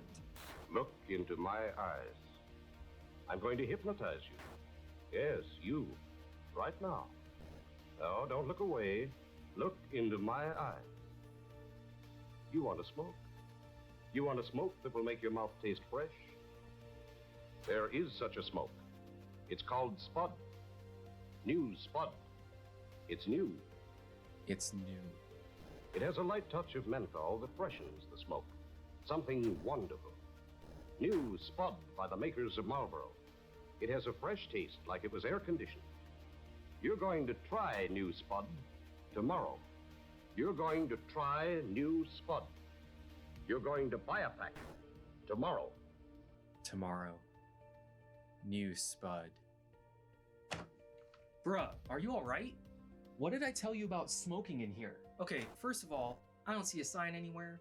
Second, it kind of seemed like an emergency. You've been sitting there mumbling to yourself for hours. That wouldn't happen to be a menthol, would it? Ha! No, I'm not. You know who smokes menthols. What? No, actually, I don't know who smokes menthols. Why don't you tell us, and make sure to say it loud enough for the camera?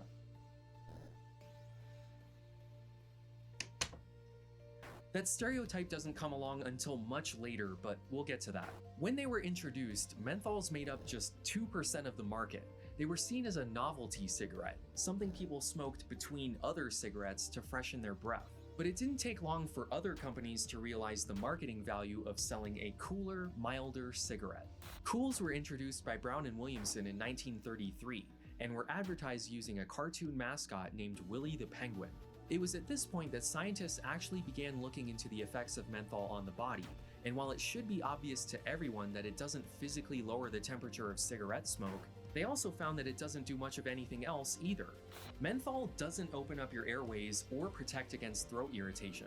If you were to use a microscope to look at the cells of someone who just smoked a menthol and compared them to someone who smoked a regular cigarette, you wouldn't see any difference. What if I told you that the cool minty sensation is just an illusion created by your brain?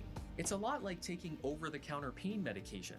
It doesn't actually treat the cause of your pain, it just dulls your perception of it, which is fine if you have a headache or you're recovering from an injury. But if you're taking it before going to work so you can stand around for 8 hours and continue to do that repetitive motion, you're just causing more damage to yourself, which is exactly what mentholated cigarettes encouraged. Since menthol masks the irritation caused by inhaling burning leaves, People who use menthol cigarettes end up smoking way more than those who don't. And since it was widely viewed as a milder smoke, menthols quickly became the entry cigarette for most first-time smokers. And when I say first-time smokers, I'm talking about kids, who flock to Kool because of their cartoon animal mascot.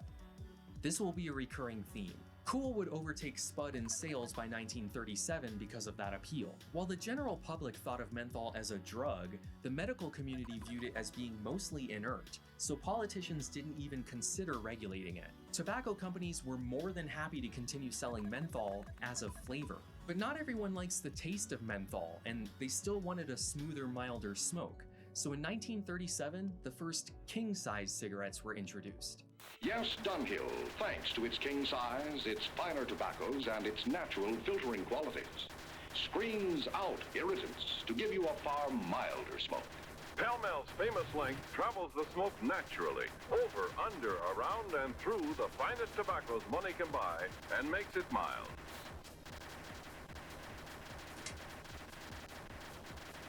What? He's gonna come back, so I might as well be prepared. You may be wondering how a king-size cigarette would produce a milder smoke. If it's bigger, you would think it would be stronger, right? But it's actually the same amount of tobacco, just more loosely packed, allowing more air to flow through. Companies specifically marketed king-size cigarettes for their ability to filter out irritants and air soften every puff.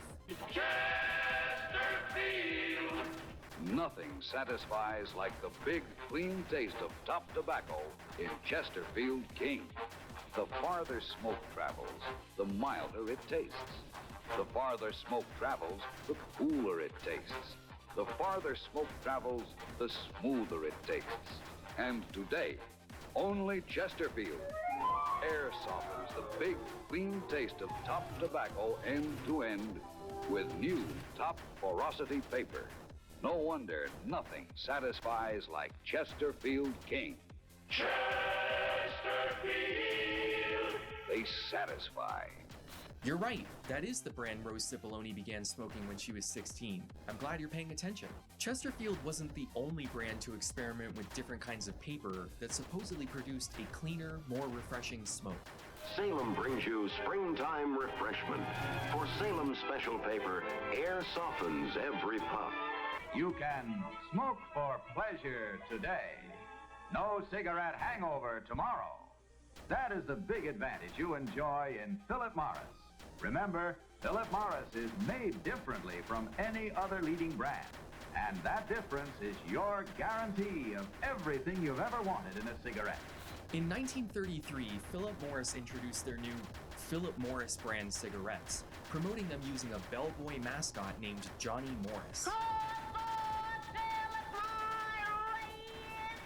They began using diethylene glycol as a moistening agent in their casing, claiming it was less irritating than any other leading brand. You may recognize diethylene glycol as the main ingredient in antifreeze. A few years later, a drug named elixir sulfanilamide, which was sold as an over-the-counter antibiotic, also used it as an ingredient and ended up killing over 100 people. As a result of this disaster, Congress passed the Food, Drug, and Cosmetic Act of 1938. This gave the Federal Trade Commission the authority to regulate claims on food, pharmaceuticals, medical devices, and cosmetics. But curiously, not tobacco. Because of that loophole, cigarette manufacturers continued to use diethylene glycol for decades. At this point, just about every brand was using some sort of marketing gimmick to claim that their cigarettes were somehow healthier. But the one you've probably all been waiting for me to talk about is Camel. Camels are so mild that in a recent test of hundreds of people who smoked only Camels for 30 consecutive days, noted throat specialists making weekly examinations reported not one single case of throat irritation due to smoking Camels. Since they hit the market, Camels had a reputation as the truck driver's cigarette, and they desperately wanted to change that perception. In 1934, an article in Science magazine stated that smoking a cigarette temporarily increased your blood sugar levels, and Camel immediately latched on to that result. They made ads promising customers that they would get a lift by smoking their brand. and it worked. They soon realized that appealing to science and the medical profession would help them expand into the female and middle class markets, and it didn't take long for them to jump into the deep end.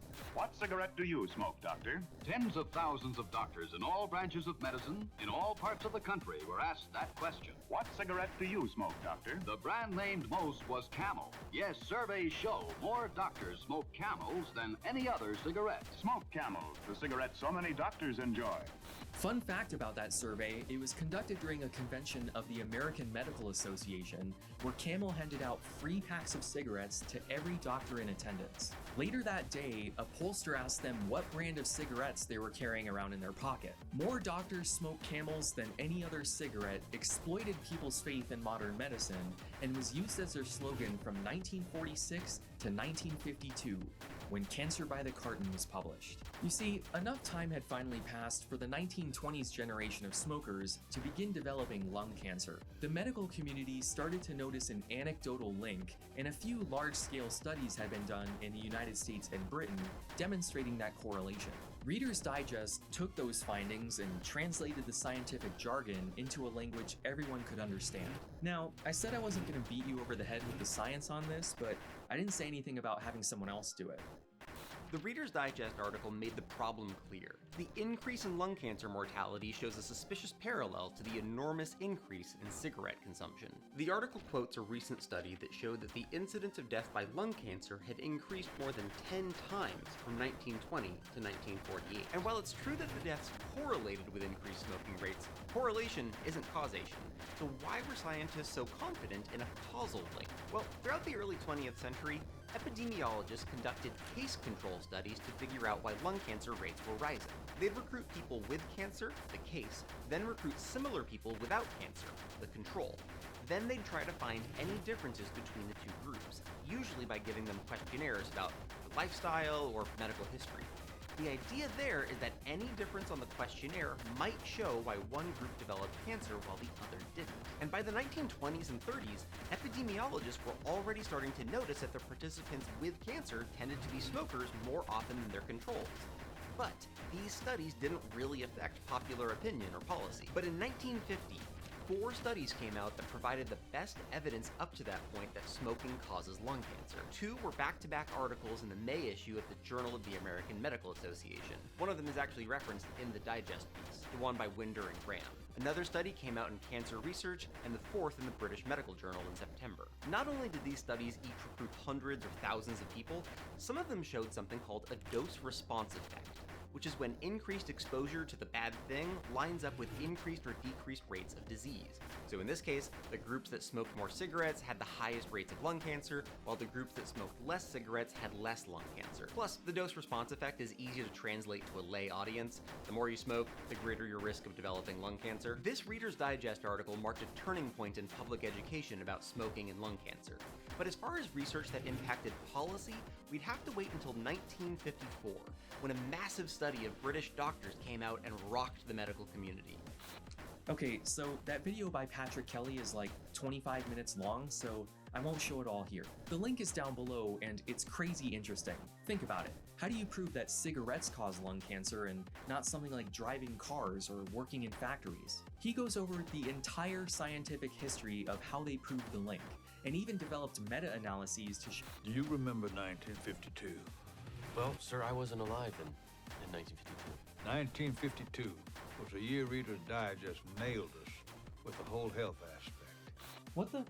Fine, back on topic, I guess. I really can't stress enough how important that article was in the history of tobacco. A year after it came out, industry CEOs got together to develop a unified public relations campaign to fight the ever-growing body of scientific evidence. It's at this point that we can start calling them Big Tobacco, because now they were working collectively. The result of that meeting was a frank statement to cigarette smokers, printed in 448 newspapers across 258 cities. It calls the link between cigarettes and lung cancer a theory and dismisses all the research done up to that point as inconclusive or inadequate. The industry pledged to work with scientists and called for more research, while simultaneously continuing to push the no proof narrative for decades. a tactic which would later be borrowed by several other industries. The statement also announced the creation of the Tobacco Industry Research Committee, otherwise known as TIRC. It was sold to the public as a scientific group that would independently investigate the health effects of smoking. But in reality, it was controlled by a PR firm hired by Big Tobacco. The firm's unofficial motto was "Doubt is our product." Within a few months, they produced a paper titled "A Scientific Perspective on the Cigarette Controversy," which contained 18 pages of quotes from scientists and doctors who were skeptical of the cancer link. Whenever there was a new scientific finding, TIRC would wave that around as a way to say, "Look at all the people who disagree." And anytime a news organization began working on a story about cigarettes and cancer, Big Tobacco would make sure that one of their scientists was quoted in the article or included in the televised debate. Regardless of the overall message, the fact that the controversy was given a voice at all was a win for the industry. At this point, Rose Cipollone was smoking a pack a day. She tried to quit during her pregnancy a few years earlier, but could only manage to cut back by a little. Following cancer by the carton, Rose, like many smokers, began to look for a healthier, safer cigarette. Luckily, the tobacco industry already had experience in dealing with this problem. Both menthol and king-size cigarettes were marketed using a health reassurance angle. Words like smooth, mild, clean, cool, and fresh all imply that these cigarettes are better for you. The use of doctors and the fancy new world of science were more overt attempts to convince people that cigarettes were healthy and safe. And Camel was not alone in doing that. A group of people smoked only Chesterfields for 6 months in their normal amount, 10 to 40 a day. After a thorough examination of every member of the group, the medical specialist stated, "It is my opinion that the ears, nose, throat, and accessory organs of all participating subjects examined by me were not adversely affected in the 6 months period by smoking the cigarettes provided." Remember this report and buy Chesterfields. How does Accuray make Chesterfield a better cigarette than was ever possible before? Every cigarette made with Accuray control contains a more precise measure of perfectly packed tobaccos, so Chesterfield smokes smoother, without hot spots or hard draw. That's why Chesterfield tastes better and is best for you. The Accuray technology being peddled by Chesterfield wasn't enough to reduce Rose Cipollone's fears, so in 1955 she switched to the new filtered L&Ms. Now, L&M is king size as well as regular. Both have the same low price, both have the miracle tip for the effective filtration you need. Yes, it's the filter that counts, and L&M has the best. You get much more flavor, much less nicotine, a light and mild smoke. This is it. L&M filters, just what the doctor ordered. Just what the doctor ordered. The first filtered cigarettes were introduced in the 1930s, but they didn't really catch on. When the Reader's Digest article was published, they accounted for less than 1% of all sales. King-size cigarettes still dominated the market at 27%, and menthols only took up 5%. But as the fear of cancer gripped the nation in the 50s, over half of all smokers, including Rose, made the switch to filters, and by 1960, they took up 51% of the market. It had become obvious to Big Tobacco that this was the future of cigarettes. Yes, the perfect marriage between a great new filter and a great modern blend. Now, in new Old Gold Filter Kings. I'll take this Raleigh filter every time. I don't see why everybody doesn't smoke Raleigh. Get a load of this filter. Hey, you can actually taste the tobacco through the new Spud filter. Now you can have famous Camel quality in new Camel filters, too. Camel filters have a real taste, too. Camel filters have a real Yes, that is the guy from Jaws. Camel filter cigarettes. We're gonna need a bigger filter. You get refreshing and warm, and you get the longest filter offered yet. It's Alpine, Alpine, Alpine. Filtered menthols quickly became popular across all races and genders. 30% of all cigarettes sold at the time featured this combination. The market had become so saturated with filtered cigarettes that some companies developed gimmick filters to help them stand out from the crowd.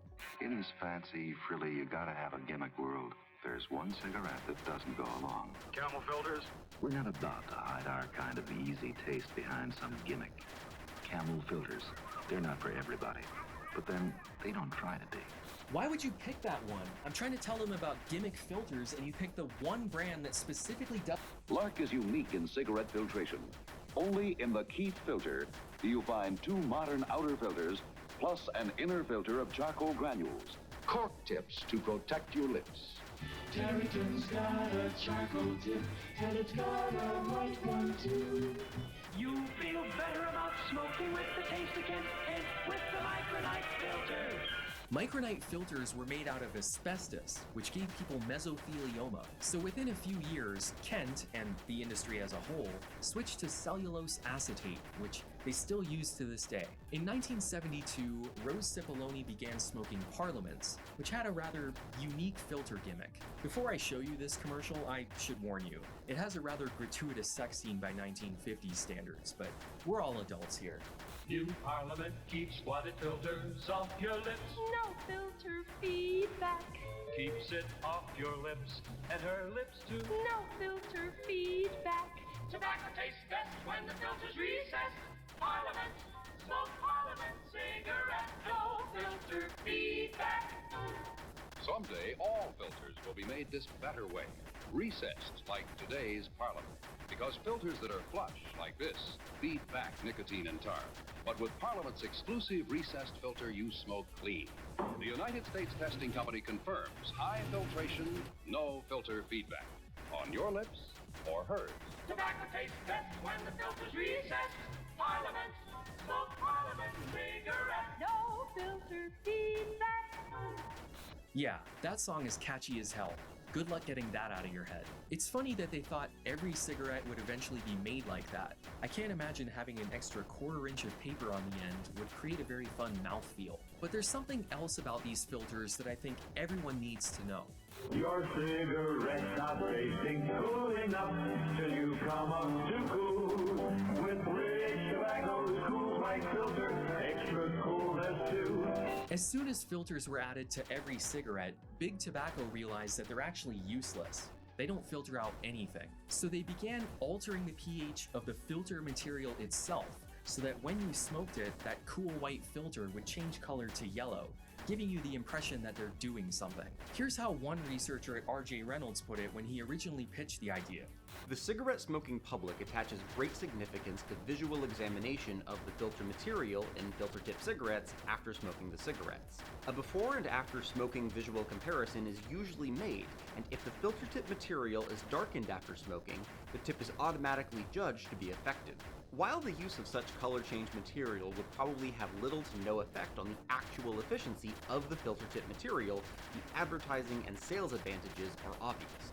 Philip Morris would likewise conclude that the illusion of filtration is as important as the fact of filtration. In 1955, the FTC issued voluntary guidelines urging tobacco companies to avoid making explicit health claims about their products and to stop using testimonials from doctors and scientists. But the damage was done.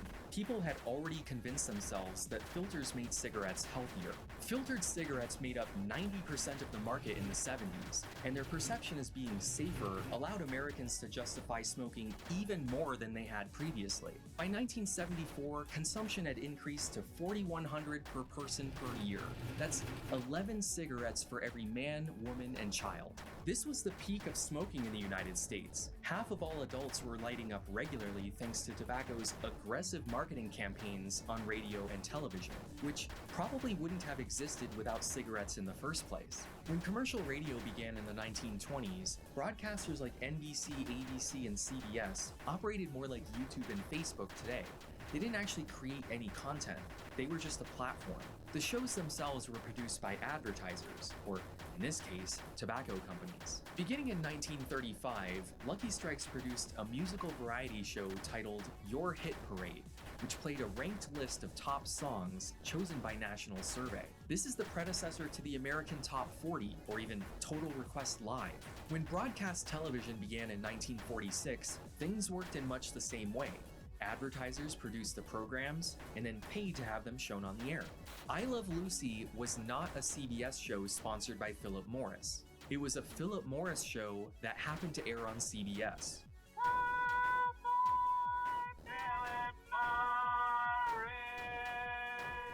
They dictated everything about the content, including the story and how often their product was mentioned or featured. How about a good night cigarette, Ricky? Thank you, Lucy.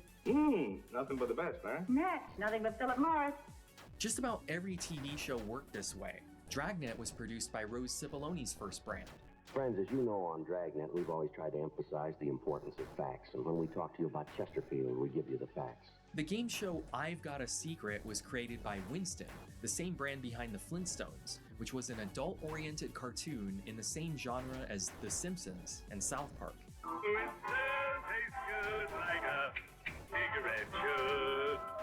Having the main characters or hosts of the show pitch the product helped lend credibility to the otherwise repetitive ad copy.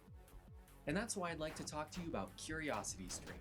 Here on Knowing Better, we've always tried to emphasize the value of continuing your education.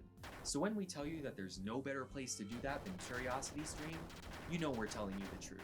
CuriosityStream is a subscription streaming service that offers thousands of documentaries and nonfiction titles that you can access across multiple platforms. If you're like me, all this talk about cancer probably has you terrified that you'll end up with it. So make sure to check out How Not to Get Cancer, a documentary featuring an oncologist talking about various lifestyle changes you can make to reduce your risk.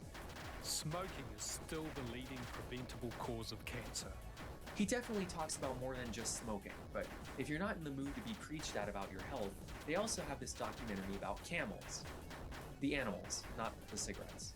You need to broaden your interests and learn about more than just tobacco, which you can do over at curiositystream.com/knowingbetter, where you can also get access to Nebula, the streaming service built by fellow creators to escape the overreaching regulations of the algorithm.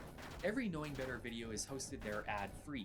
A few of them even include extra content that can only be seen on Nebula. I've also hosted a South Park episode of Working Titles. I've been a fan of the show since the beginning, and that becomes relevant later in this video. Check it out by heading over to curiositystream.com/knowingbetter, where we've worked out a deal to get you both CuriosityStream and Nebula for only $14.79 a year. Remember that deal and sign up for CuriosityStream and Nebula.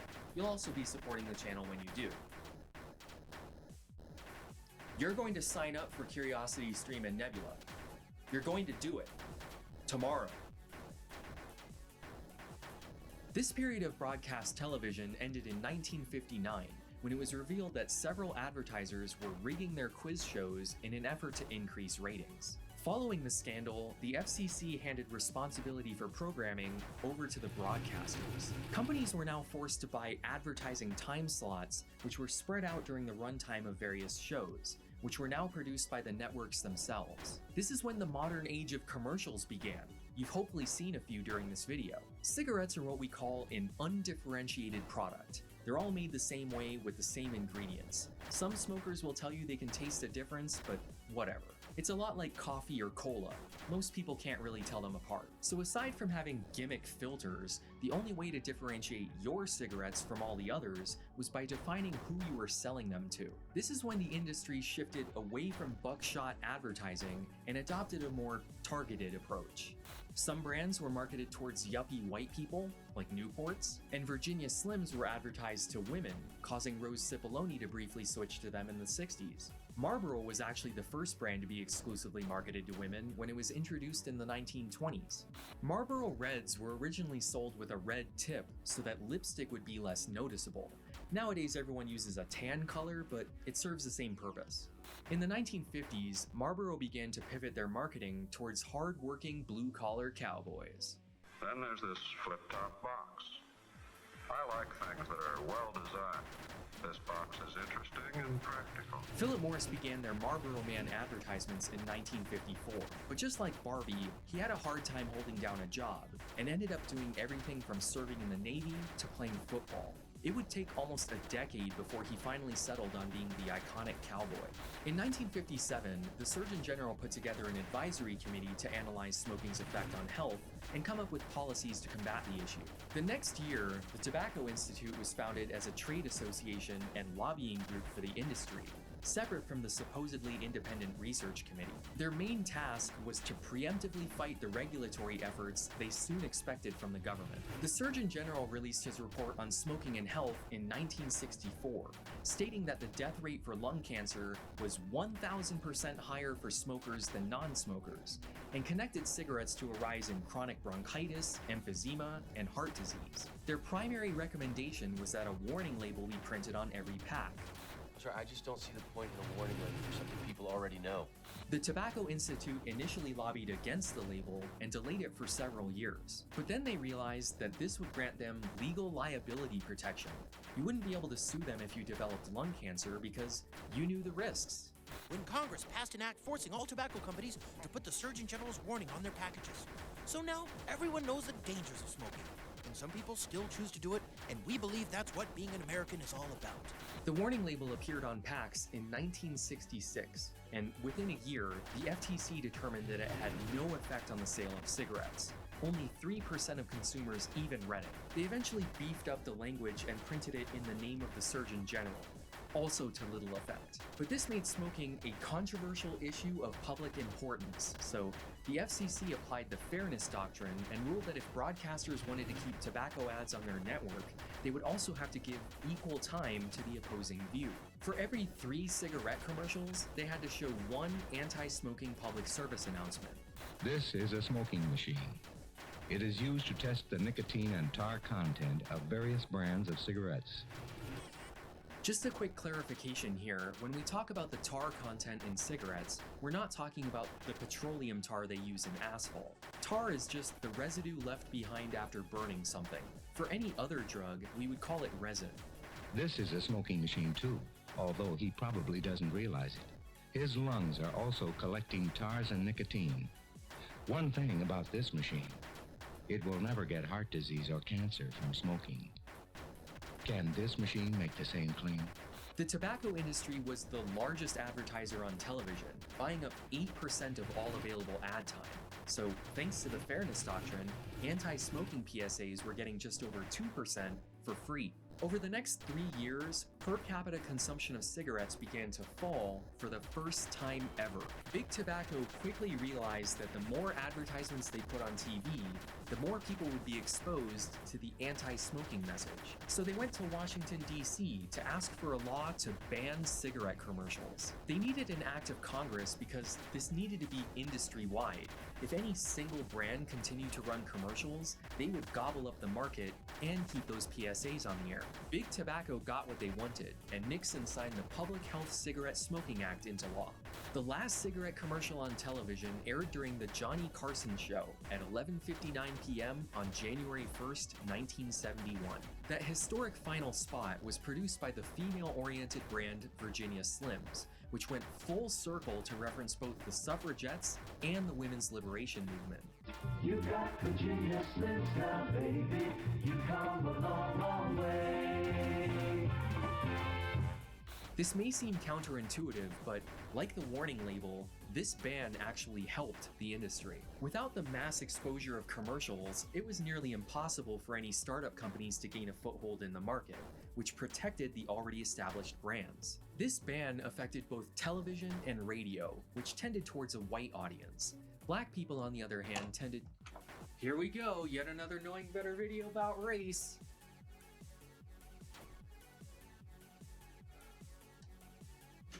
Without television or radio, tobacco companies were relegated to advertising in print magazines, which tended towards a black audience, or on billboards and public transportation, which were concentrated in black communities. During the era of white flight in the 50s and 60s, white people moved out of the cities and into the suburbs, most of which made outdoor advertising illegal. As a result, black neighborhoods in St. Louis, Missouri had 3 times as many billboards as white neighborhoods. Menthols made up 27% of the cigarette market in the late 70s because everyone was smoking them. Black, white, male, female, adults, and especially children. But the visibility of menthol billboards in black communities began to create a negative association in the minds of white people. Black people did not switch to menthols. They were already smoking them. It was white people who abandoned them. Black people! Why do black people love menthols so much? They don't. Most menthol smokers to this day are white. That stereotype is a direct result of how cigarettes were marketed in the 70s and 80s. Though, yes, today, most black smokers do prefer menthols. Because just like the suffragettes and women's lib, tobacco companies were quick to lend their money and support to the civil rights movement, seeing it as a way to break into another minority market. Tobacco became a major funder of the NAACP and several other black organizations. Kool sponsored urban jazz festivals in 20 different cities as part of a major marketing campaign in 1981, involving hundreds of newspapers and magazines and tens of thousands of billboard and transport ads. Many black-owned businesses and publications began to rely on that advertising revenue. So whenever there was a push to ban billboard or print advertising for cigarettes, black community leaders, business owners, and civil rights groups came out in support of big tobacco. This targeted cultivation of a market for menthols is what turned them into a black thing.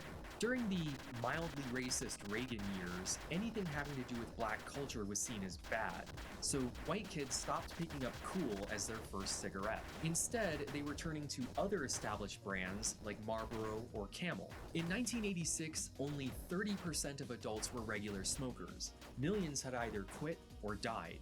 So tobacco companies began devising ways to create what they literally called replacement smokers. Camel's answer to this problem was their new cartoon mascot, Joe Camel, introduced in 1987. I remember Joe Camel. He was the ultra-cool anti-authority spokesbeast who always wore a leather jacket and did all the adult things I hope to do one day.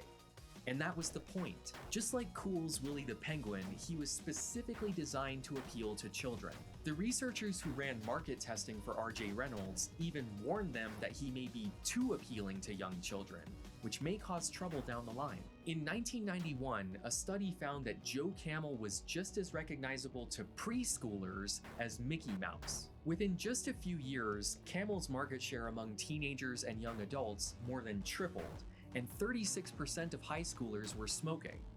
They had hooked yet another generation. The first Surgeon General's report to mention secondhand smoke came out in 1972. They referred to it as passive smoking. It's also known as side stream smoke, involuntary smoke, and environmental tobacco smoke. Rather quickly, Arizona became the first state to ban smoking in public spaces, like theaters, libraries, and schools. Minnesota's law a few years later was even more restrictive, banning smoking in all public areas unless specifically allowed, and mandating the creation of smoking sections in restaurants. Within just a few years, 36 states and 20% of businesses had restrictions on smoking. In 1981, a research institute in Tokyo concluded a 16-year-long study of 250,000 people, including the non-smoking wives of smoking husbands. They found an increase in lung cancer and a dose-response relationship. A few years later, the National Academy of Sciences issued a report stating that due to side stream smoke, the children of smokers were twice as likely to suffer from respiratory illnesses. The Surgeon General released a report in 1986 attributing 3,000 annual deaths to secondhand smoke. In an effort to encourage people to quit, the American Cancer Society began the Great American Smokeout in 1976, and 1 million people dropped the habit for a day. The event was so successful, they've held it on the third Thursday of November every year since. But after a decade of enduring public smoking bans and people quitting in droves, Philip Morris decided to fight back and produced the Great American Smokers Kit. It included pins, stickers, signs, and a copy of the Smoker's Bill of Rights. As a smoker, I am entitled to certain inalienable rights. Among them, the right to the pursuit of happiness, the right to choose to smoke, the right to enjoy a traditional American custom, the right to be treated courteously, the right to accommodation in the workplace, the right to accommodation in public places, the right to unrestricted access to commercial information about products, the right to purchase products without excessive taxation, the right to freedom from unnecessary government intrusion. This was the beginning of the smokers' rights movement, brought to you by Philip Morris. Big Tobacco wanted to cast their customers as second-class citizens, segregated from society for enjoying a great American pastime. They funded grassroots organizations and tried to link public smoking bans and regulations with the overreaching paternalistic government of the Prohibition era. Rose Cipollone developed smoker's cough, and in 1974, her doctor suggested she try the low-tar, low-nicotine cigarette named True. Several brands were coming out with light versions around this time. This wasn't any better though. She developed cancer in 1981 and had to have her entire right lung removed. She sued the tobacco industry for medical expenses and damages, but died on October 21st, 1984, at the age of 58. Her family would continue the lawsuit on her behalf. Tobacco companies were no strangers to liability lawsuits, having defeated over 300 of them since the 50s. One of their favorite tactics was to overwhelm their opposition with so many documents and internal memos that they could never sort through them all, which is exactly what they did to the Cipollone family. But in this case, the judge decided to release all 300,000 discovery documents to the public in July 1985. Her case made it all the way up to the Supreme Court in 1992, and they decided that the lawsuit could proceed, but could only focus on the period before the warning label was added. This left the door wide open for basically anyone to sue the tobacco companies for damages. Science magazine published a study showing that the air in bars, restaurants, and bowling alleys was so polluted by environmental tobacco smoke that it contained more carcinogens than you would find in a Coke oven. The cabin air quality on airplanes was so bad that it would violate most building codes in the United States. The Civil Aeronautics Board mandated the creation of segregated seating for smokers in 1973. But most people ignored that. They'd buy a non-smoking ticket and then just stand in the back. And having a smoking section on an airplane makes about as much sense as having a peeing section in a swimming pool. So in 1990, they banned smoking on all domestic flights under 6 hours, which is most of them. This was widely seen as a positive change by consumers, despite pushback from the tobacco industry. 2/3 of non-smokers and half of all smokers believe that secondhand smoke was bad for you. It's at this point that the EPA decided the science was robust enough to declare secondhand smoke a Class A human carcinogen, with a report released in December 1992. This made just about every business the target of a potential liability lawsuit. If your employer exposed you to a known carcinogen during the course of your work, say in a bar or restaurant, they could be at fault if you develop cancer. In the 3 years between 1994 and 1997, more tobacco-related lawsuits were filed than in the previous 30 years. Perhaps the most notable of these was filed by Norma Broin, a flight attendant who never smoked a day in her life but developed cancer and had a lung removed in 1989. It soon became a class action lawsuit on behalf of 60,000 flight attendants. In the wake of growing controversy, Philip Morris settled the suit for $300 million in October 1997, making this the first actual payout in tobacco litigation history. Because of the millions of discovery documents from those cases, all of which are still available online, the American people learned that Big Tobacco knew cigarettes caused lung cancer in 1946. They knew exactly what carcinogens were in tobacco smoke in 1959, and that 85% of those carcinogens were present in secondhand smoke. This completely contradicted the no-proof narrative being pushed by Turk and the Tobacco Institute, who had now also been exposed as a sham by these internal memos. What else was the industry lying about? What else did they know? In April 1994, Representative Henry Waxman decided to find out by holding hearings as the chair of the House Subcommittee on Health and the Environment. A parody of these hearings was a major plot point in the 2005 movie Thank You for Smoking. He called the CEOs of all 7 major tobacco companies to testify, since they could no longer claim that there wasn't enough evidence to link cigarettes and secondhand smoke with lung cancer. They had to shift their strategy. Yes or no? Do you believe nicotine is not addictive? I believe nicotine is not addictive, yes. Mr. Johnson. Congressman, cigarettes and nicotine clearly do not meet the classic definitions of addiction. There is no intoxication. We'll take that as a no, and again, time is short. If you could just, I think each of you believe nicotine is not addictive. We just would like to have this for the record. I don't believe that nicotine or our products are addictive. I believe nicotine is not addictive. I believe that nicotine is not addictive. I believe that nicotine is not addictive. And I too believe that nicotine is not addictive. This was just all around bad for the tobacco industry. Soon afterwards, several former executives and research scientists came forward to testify and directly refuted the claims being made by the CEOs. One such scientist was Victor DeNoble, who had been hired by Philip Morris in 1980 to look into a chemical alternative to nicotine, known as an analog. He did this by experimenting on rats, which is perfect because they aren't susceptible to peer pressure, they aren't influenced by advertising or product placement, and they shouldn't really have any diet goals. The only reason a rat would dose themselves with nicotine was for the chemical pleasure. At first, the rats were only going for it 2 or 3 times a day, but within 3 weeks, they were pressing that lever over 90 times a day. Now that he established a baseline for addiction, he needed to find a nicotine analog that worked just as well.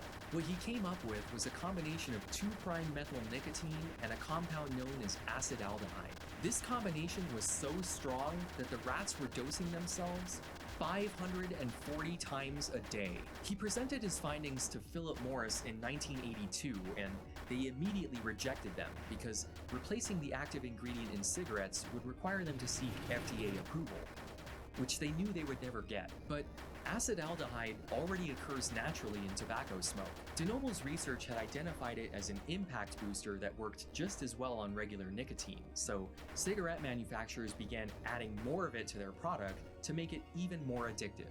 But we do not do anything to hook smokers or to keep them hooked. Let me repeat. We do not manipulate nicotine to addict smokers. We no more manipulate nicotine in cigarettes than coffee manufacturers manipulate caffeine in their products. Okay, so first of all, decaf coffee was invented in 1905. Coffee makers have been manipulating it ever since. And second, while not spiking nicotine, they clearly manipulated. I believe he perjured himself because I watched those testimonies very carefully. All of us did. There was the whole line of people, the whole line of CEOs up there, all swearing. This is Jeffrey Wigand, a former executive and researcher at Brown & Williamson who went on primetime TV to confirm just about everything from the Waxman hearings. This interview was later dramatized almost word for word by the 1999 movie The Insider. You know, we're in a nicotine delivery business. And that's what cigarettes are for.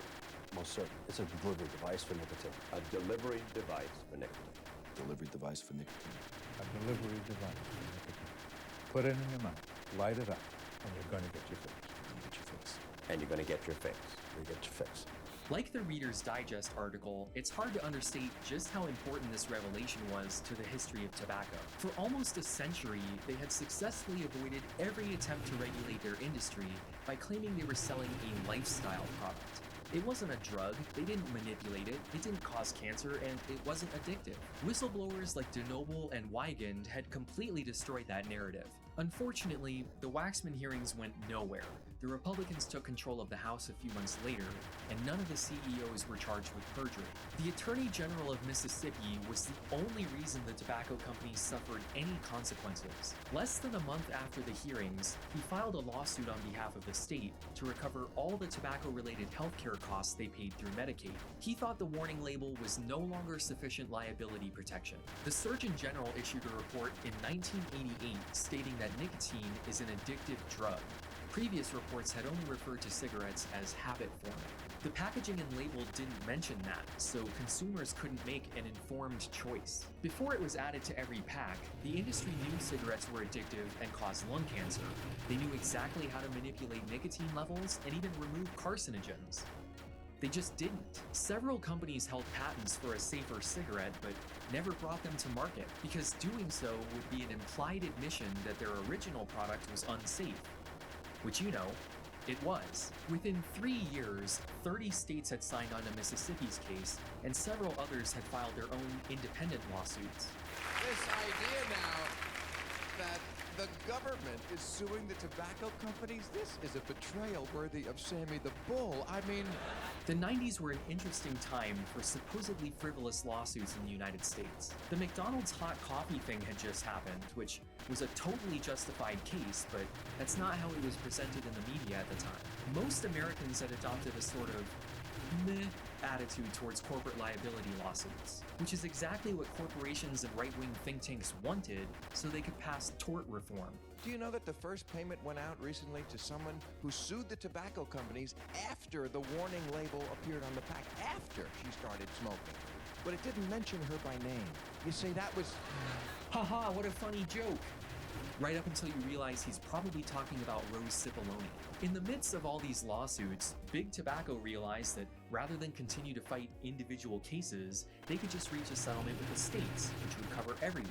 They'd write one big check and issue one blanket apology, and that would be the end of it. In June of 1997, they reached an agreement to pay $365 billion to the states over the next 25 years, and give FDA the authority to regulate tobacco. That last part required an act of Congress, which was controlled by the Republicans, so it was voted down. The Master Settlement Agreement, or MSA, was signed in November 1998, significantly reducing the financial penalty and leaving out FDA oversight.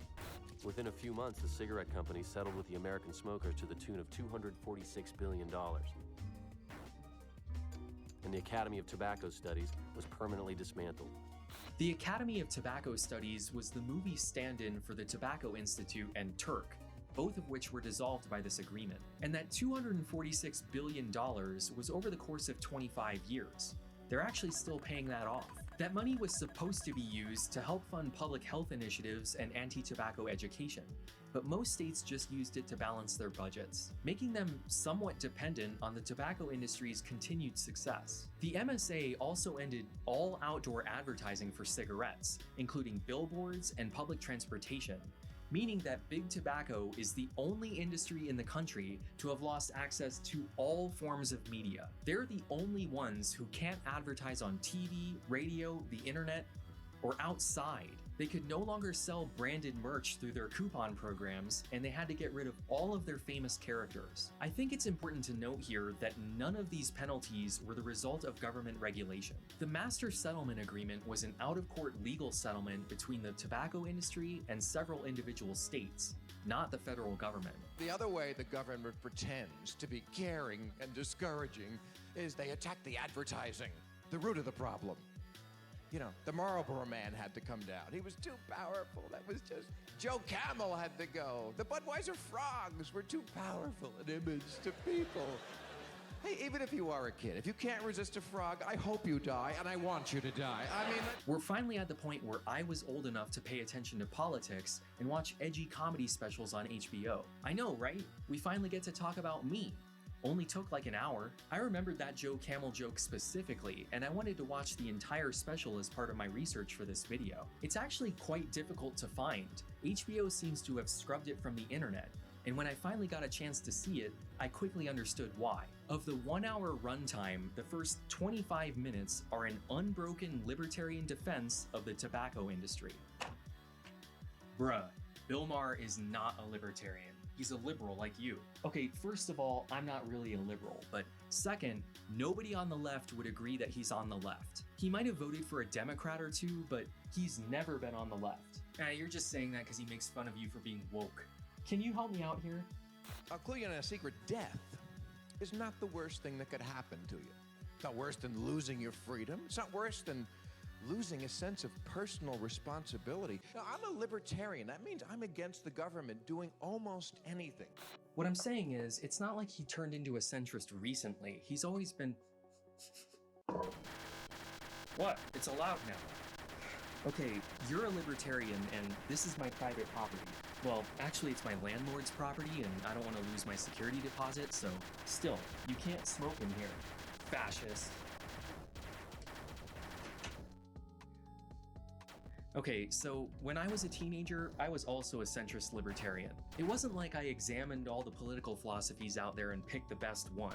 I just watched a lot of TV shows which frame their political message as common sense, and I absorbed that. It's no secret on this channel that I'm a huge fan of South Park. I was alive when Beavis and Butthead was canceled, so South Park was the new naughty show that we weren't supposed to be watching. And I was hooked from the beginning. So I get really confused when people say that they liked South Park before it got political. You should probably go back and watch those earlier seasons because they were definitely pushing an agenda. They just portrayed it as Obviously, this is the way it should be. You just hate smoking, so you use all your money and power to force others to think like you. And that's called fascism, you tubby asshole. God damn it, don't be no more smoking! It wasn't the tobacco company's fault that we smoked. It was our fault, us. We should all take personal responsibility instead of letting fat fascists like him tell us what to do. Most episodes of South Park have a libertarian political slant to them. They're pro-corporations like Walmart and Starbucks. They repeatedly denied global warming. They think addiction is a personal moral failing rather than a disease. And they think secondhand smoke is a myth. We go state to state and do things like use bogus studies and make expensive commercials to get the public on our side and force cigarette smokers to stop. Another show that helped form my budding political ideology was Penn and Teller's Bullshit, an educational comedy from the early 2000s. Like South Park, it didn't overtly push politics. It was presented as common sense. They used to debunk psychics, UFOs, the Bible, all stuff that made me feel super smart as a teenager. But they also did an episode on secondhand smoke. These folks are going to pretend that secondhand smoke is terrible for you and that science has shown this as undeniable fact. Not even close. Laws are being passed. Businesses are being forced to shut down, and not one study anywhere offers conclusive proof that breathing in secondhand smoke causes cancer. Like South Park, if you grew up liking this show, you should probably go back and watch it. The recycling episode was always memorable to me, but rather than expose it as a scam, the message is more about how many bins will the government make us sort through? Penn and Teller are card-carrying libertarians, and that definitely comes through in the show. They also have episodes railing against the Endangered Species Act, feminism, political correctness, diversity requirements, and global warming. And most of the episodes follow this same formula. They find one person arguing for the ridiculous thing, and they portray them in a comedic way.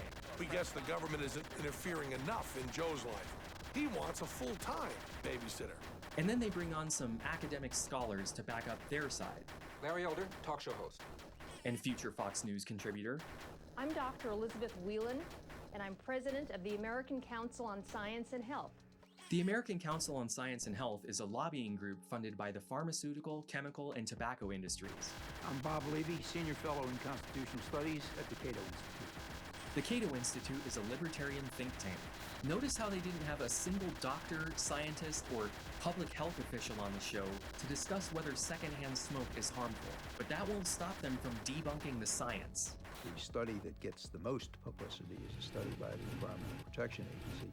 It was released in 1993, and that study was the catalyst that opened the doors for lots of places to initiate bans on indoor smoking. This is the report which declared secondhand smoke a carcinogen, which came out in 1992, not 1993. Something you would know if you read the first page of the paper they're showing on screen. It's odd that they would pick this one study and not the numerous reports by the Surgeon General discussing the hazards of secondhand smoke. Now, there's a rumor going around the internet that Penn and Teller made a correction episode where they took back this opinion and fixed a few other mistakes. I own every season on DVD, and I can assure you they didn't. You're probably thinking of Adam Ruins Everything. The closest thing I was able to find was this Google Talk in 2015, where someone asks them if they would take back the secondhand smoke episode. We certainly say that the science on the dangers of secondhand smoke is not robust, which at the time it was not. We were accurate at the time. Now the studies have come out and they seem much more robust. But it was all couched in, should the government have control over this? In other words, do you have a right to do something to yourself that's dangerous? The science was absolutely robust when they made that episode in 2003. They were not correct at the time. This was a pathetic attempt to save face. And the issue with secondhand smoke is not that you have the right to do something to yourself that's dangerous. It's something you're exposing others to. Believing secondhand smoke was a myth was just the 90s version of being an anti-masker. This isn't about you. I don't care what you put in your body. This is about protecting everyone else from a known harm. By the early 2000s, any city or state that didn't have public smoking bans quickly enacted them. It's at this point that libertarians picked up the cigarette as a symbol of personal responsibility, and we started seeing supposedly centrist comedy shows push that narrative. Yes, Ayn Rand was a chain smoker, but even back then, her followers considered that to be a weird take. It was the one thing she was wrong about that her fans decided to overlook, kind of like South Park on climate change or Penn and Teller on secondhand smoke. Or Bill Maher and his take on vaccines. Look man, I'm not usually one to resort to violence, but I really don't know how else to explain to you that you can't fucking smoke in here. Relax, bruh. It's just water vapor. Oh god. Oh. Yep, you knew you were gonna have to talk about vaping. Come on. Have fun writing another 5 minutes of content or whatever. The tobacco industry had been trying to invent a non-combustible or self-extinguishing cigarette for decades because smoking was responsible for 30% of all fire-related deaths. People were falling asleep with a cigarette in their hand and then lighting their furniture on fire. In 1989, Big Tobacco hired a man named Peter Sparber to organize the National Association of State Fire Marshals, specifically to shift blame away from the ignition source and towards the fuel. Cigarettes are the reason we have smoke detectors, flame-retardant chemicals, and those giant tags on our mattresses. Throughout the 1990s, there were several attempts to bring a cigarette that was heated rather than burned to market, but they could never seem to get FDA approval. In 2003, a Chinese man named Han Lick invented the modern electronic cigarette as a way for people to quit smoking. The first smoking cessation tool to be approved in the US was Nicorette gum in 1984. After that, there was an explosion of similar products, including patches, lozenges, nasal sprays, and prescription medications. But none of those had the appeal of inhaling and exhaling clouds of stuff. In 2009, Obama signed the Family Smoking Prevention and Tobacco Control Act, finally giving the FDA authority to regulate tobacco as a drug. The industry had successfully evaded every attempt at oversight since the Pure Food and Drug Act of 1906. This law also banned flavored tobacco products, which were just starting to become popular. There were cigarettes flavored with chocolate, mocha, cherry, berry, and even Caribbean chill, whatever that is. Curiously, menthols were left off that list, probably because they currently make up 30% of the overall cigarette market. Those early e-cigarettes delivered a tiny fraction of the amount of nicotine you would get from a real cigarette, so they were legitimately used as a smoking cessation tool. But also in 2009, someone figured out how to add flavors to the e-liquid, and their popularity exploded. Because of all the public smoking bans that had been passed, many people began switching to e-cigarettes to get around the rules. That lasted 2 years. Then the FDA declared them a tobacco product, and they were regulated in the same way as cigarettes. All that changed in 2015, when Juul was founded and they transformed the product from a dorky e-cigarette to a cool hipster vape pen. It looks like a USB thumb drive with a disposable cartridge full of flavored liquid. Unlike previous e-cigarettes, Juul vape pods feature a combination of nicotine salt and benzoic acid, which acts as an impact booster, delivering the same amount of nicotine as a cigarette. Each pod is designed to contain the equivalent amount of nicotine as a pack of cigarettes. Juul aggressively marketed their product on social media with the hashtag Vaporized, and featured young adult models doing all of the things that had been banned for cigarette advertising decades ago. They even bought ad space on websites for 17 Magazine, Cartoon Network, and Nick Jr. Do you guys remember Face? They were immediately accused of targeting children because, obviously, they ended the campaign, but just like every other time the tobacco industry did something like this, the damage was already done. Millions of high schoolers were vaping up to a pod a day, and 63% of them had no idea it contained nicotine. Vaping is bad for you, okay? But it's less bad for you than smoking. So if you went from smoking to vaping, great, I'm all about harm reduction. But you are not the target customer for vaping, and you haven't been for a long time. The small number of people who vape as a smoking cessation tool provide the industry cover for their more sinister target, which is first-time nicotine users, which, as we've seen repeatedly throughout this story, means children.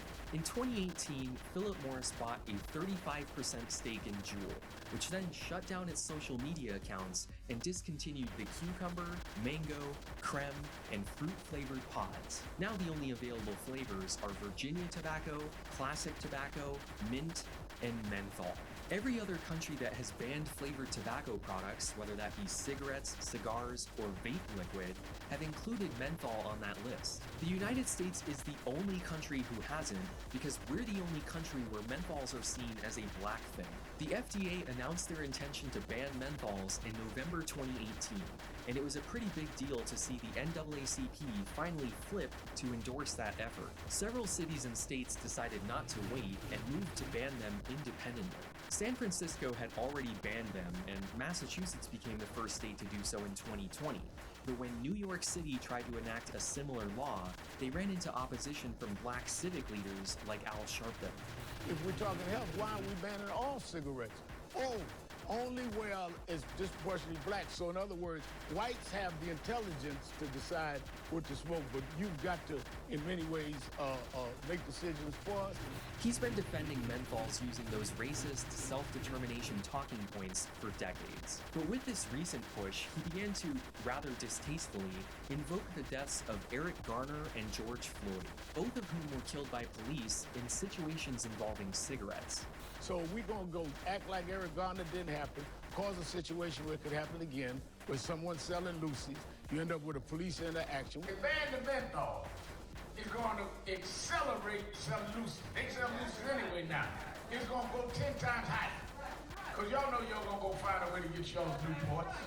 Al Sharpton's National Action Network is funded in part by R.J. Reynolds, owner of Newports. This isn't about criminalizing a black behavior because, as I said earlier, most menthol smokers aren't black, they're white, and mostly underage. Since the cigarette was invented, they've been targeting children. I'm not all that big on protecting the kids or anything, but there's actually a very small window where someone can develop a nicotine addiction, and that's between the teenage and young adult years. 95% of adult smokers in the US report having started before they were 21. The tobacco industry's marketing efforts have always kept children in mind. Baseball cards were included in every pack specifically to keep young boys interested in smoking. Menthol was initially added to combat throat irritation, but quickly became an extremely popular entry-level cigarette. 39% of current middle and high school smokers use mentholated cigarettes, and 28% of teenagers who vape use menthol-flavored cartridges. 52% of adult smokers reported that their first cigarette was a menthol. That includes 44% of white smokers. This isn't just a black thing. When Kool introduced Willie the Penguin, they combined menthol with a cartoon mascot specifically designed to appeal to children, just like Joe Camel decades later. Oh, and bubblegum cigarettes? They still exist. You just can't find them at the gas station anymore. You have to go to a novelty candy store or buy them online. Nicotine is an addictive drug, and millions of Americans are permanently addicted. 1 in 10 people who try to quit actually succeed. If you started during that teenage young adult window, you're probably hooked at this point. So banning them outright isn't really a viable option, as much as it pains me to say. Just a few days before filming this video, the FDA announced that they were going to reduce and limit the amount of nicotine in cigarettes to make them less addictive, and that will probably help discourage new smokers from picking up the habit. But people who are already addicted might end up smoking more to get that same buzz, and it's the tar content in cigarettes that leads to cancer and disease. They also banned Juul entirely, though I'm sure Philip Morris will fight that. I understand the punitive reasons for doing that, but I kind of think the cat is out of the bag at this point. Vaping is here to stay. There are several other e-cigarette brands that will be happy to fill the void. Many people have suggested laws to tie the smoking age to a specific year. Nobody born after that will be able to buy cigarettes, so eventually all smokers will die off. But that would take decades, and I don't really want to wait that long. Most other developed countries have enacted plain packaging laws or required gruesome warning labels to be placed on every pack. But America really clings to its trademark rights, so that might be a tough sell. That was what the parody hearings were about in Thank You for Smoking. Part of me wonders if they were priming their audience to think that was a ridiculous idea. At the very least, I agree with the FDA that we should ban all flavors, including menthol, which most other countries have already done. That stuff has always been a way to get children to start smoking. Will it create an underground market? I mean, sure, maybe. But I think you overestimate how much effort the average person is willing to put into that. If they can't get it at the store, most people won't bother. They're definitely not going to be doing chemistry in their basement. If you're really that desperate, just suck on a cough drop while you're smoking. You'll get the same effect. I also think we should treat cigarettes the same way we do hard liquor, meaning you can't just get it at the gas station or checkout line at Walmart. You have to get in your car and drive to a special place that sells only that. I assure you, the people who already smoke will be willing to put in that effort. You just have to make it a little harder to start, and you'd be surprised how effective a minor inconvenience can be. When a news website asks you to disable your ad blocker, do you do it, or do you just nope out completely? Every time there was a new health scare, Big Tobacco would offer up a solution. Oh, you have smoker's cough? Well, here's a menthol. Oh, you're not a fan of the flavor? Well, here's a king size. Uh-oh, you're concerned about getting lung cancer? Here's a filter. Don't worry, it's super effective and safe. Oh, people have learned that cigarettes and secondhand smoke are bad for you? Here's a vape. So the next time they come up with some new gimmick to sell you the same plant insecticide they've been peddling for a century, just remember that tobacco tastes best when the filter's recessed. Parliament, smoke Parliament, cigarettes, no filter feedback. All of the cigarettes used on set for this video were fake. Do not smoke or vape. My next two videos are one big project and will probably take a while, so just prepare yourself for that. I'd like to give a shout out to my newest Golden Fork patrons, Karen, Am, and Jay Stoll. If you'd like to add your name to this class action, head on over to patreon.com/knowingbetter, or for a one-time donation, paypal.me/knowingbetter. Don't forget to light up that subscribe button or the join button if you're a king-size viewer. Check out the merch at knowingbetter.tv, follow me on Twitter, Facebook, and Instagram, and join us on the subreddit.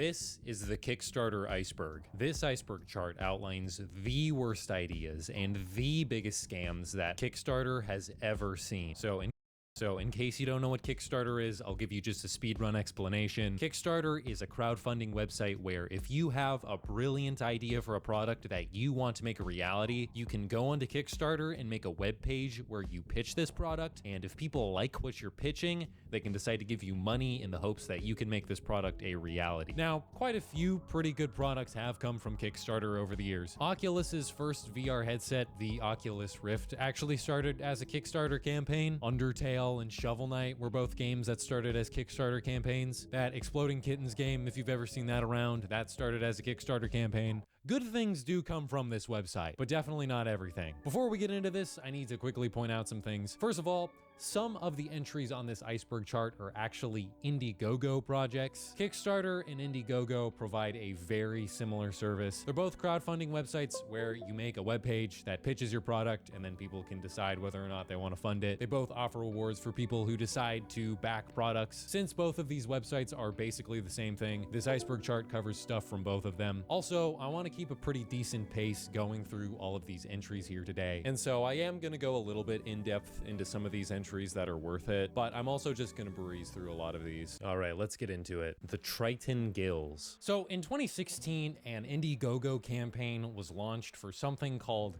the Triton Gills. Now, this product made some pretty bold claims on what it was apparently capable of. The Triton Gills were apparently an electronic you could hold in your mouth that would allow you to breathe underwater. The original Indiegogo campaign for the Triton Gills made no mention of any air tanks. Instead, the campaign mentions that the Triton Gills would use a microfiber substance that would literally filter oxygen out of the water so you could breathe it. Now, this Kickstarter page did feature a pitch video for the Triton Gills, and within this pitch video there is supposedly footage of the Triton Gills actually operating in a pool. But if you just take a moment to really consider what's going on in this video, it becomes pretty clear that this is fake. First of all, the video of him using the Triton Gills cuts at about 30 seconds in, and most people can just hold their breath for 30 seconds. From the looks of it, there might have also been another video that was up that showed this guy using the Triton Gills for 47 seconds underwater. But even if he did 47 seconds in this now unavailable video, most healthy people can hold their breath underwater for 47 seconds anyway as well. Now, when you watch the available footage of the guy apparently using the Triton Gills in the Kickstarter campaign video, it's pretty easy to notice that he is exhaling bubbles. And so someone might think, hey, he must be breathing through his gills if he's exhaling, right? He's got to get that air from somewhere, right? Well, something to consider is at the start of the video, you can tell he's got to get that air from somewhere, right? Well, something to consider is at the start of the video, you can tell that he's kind of having to fight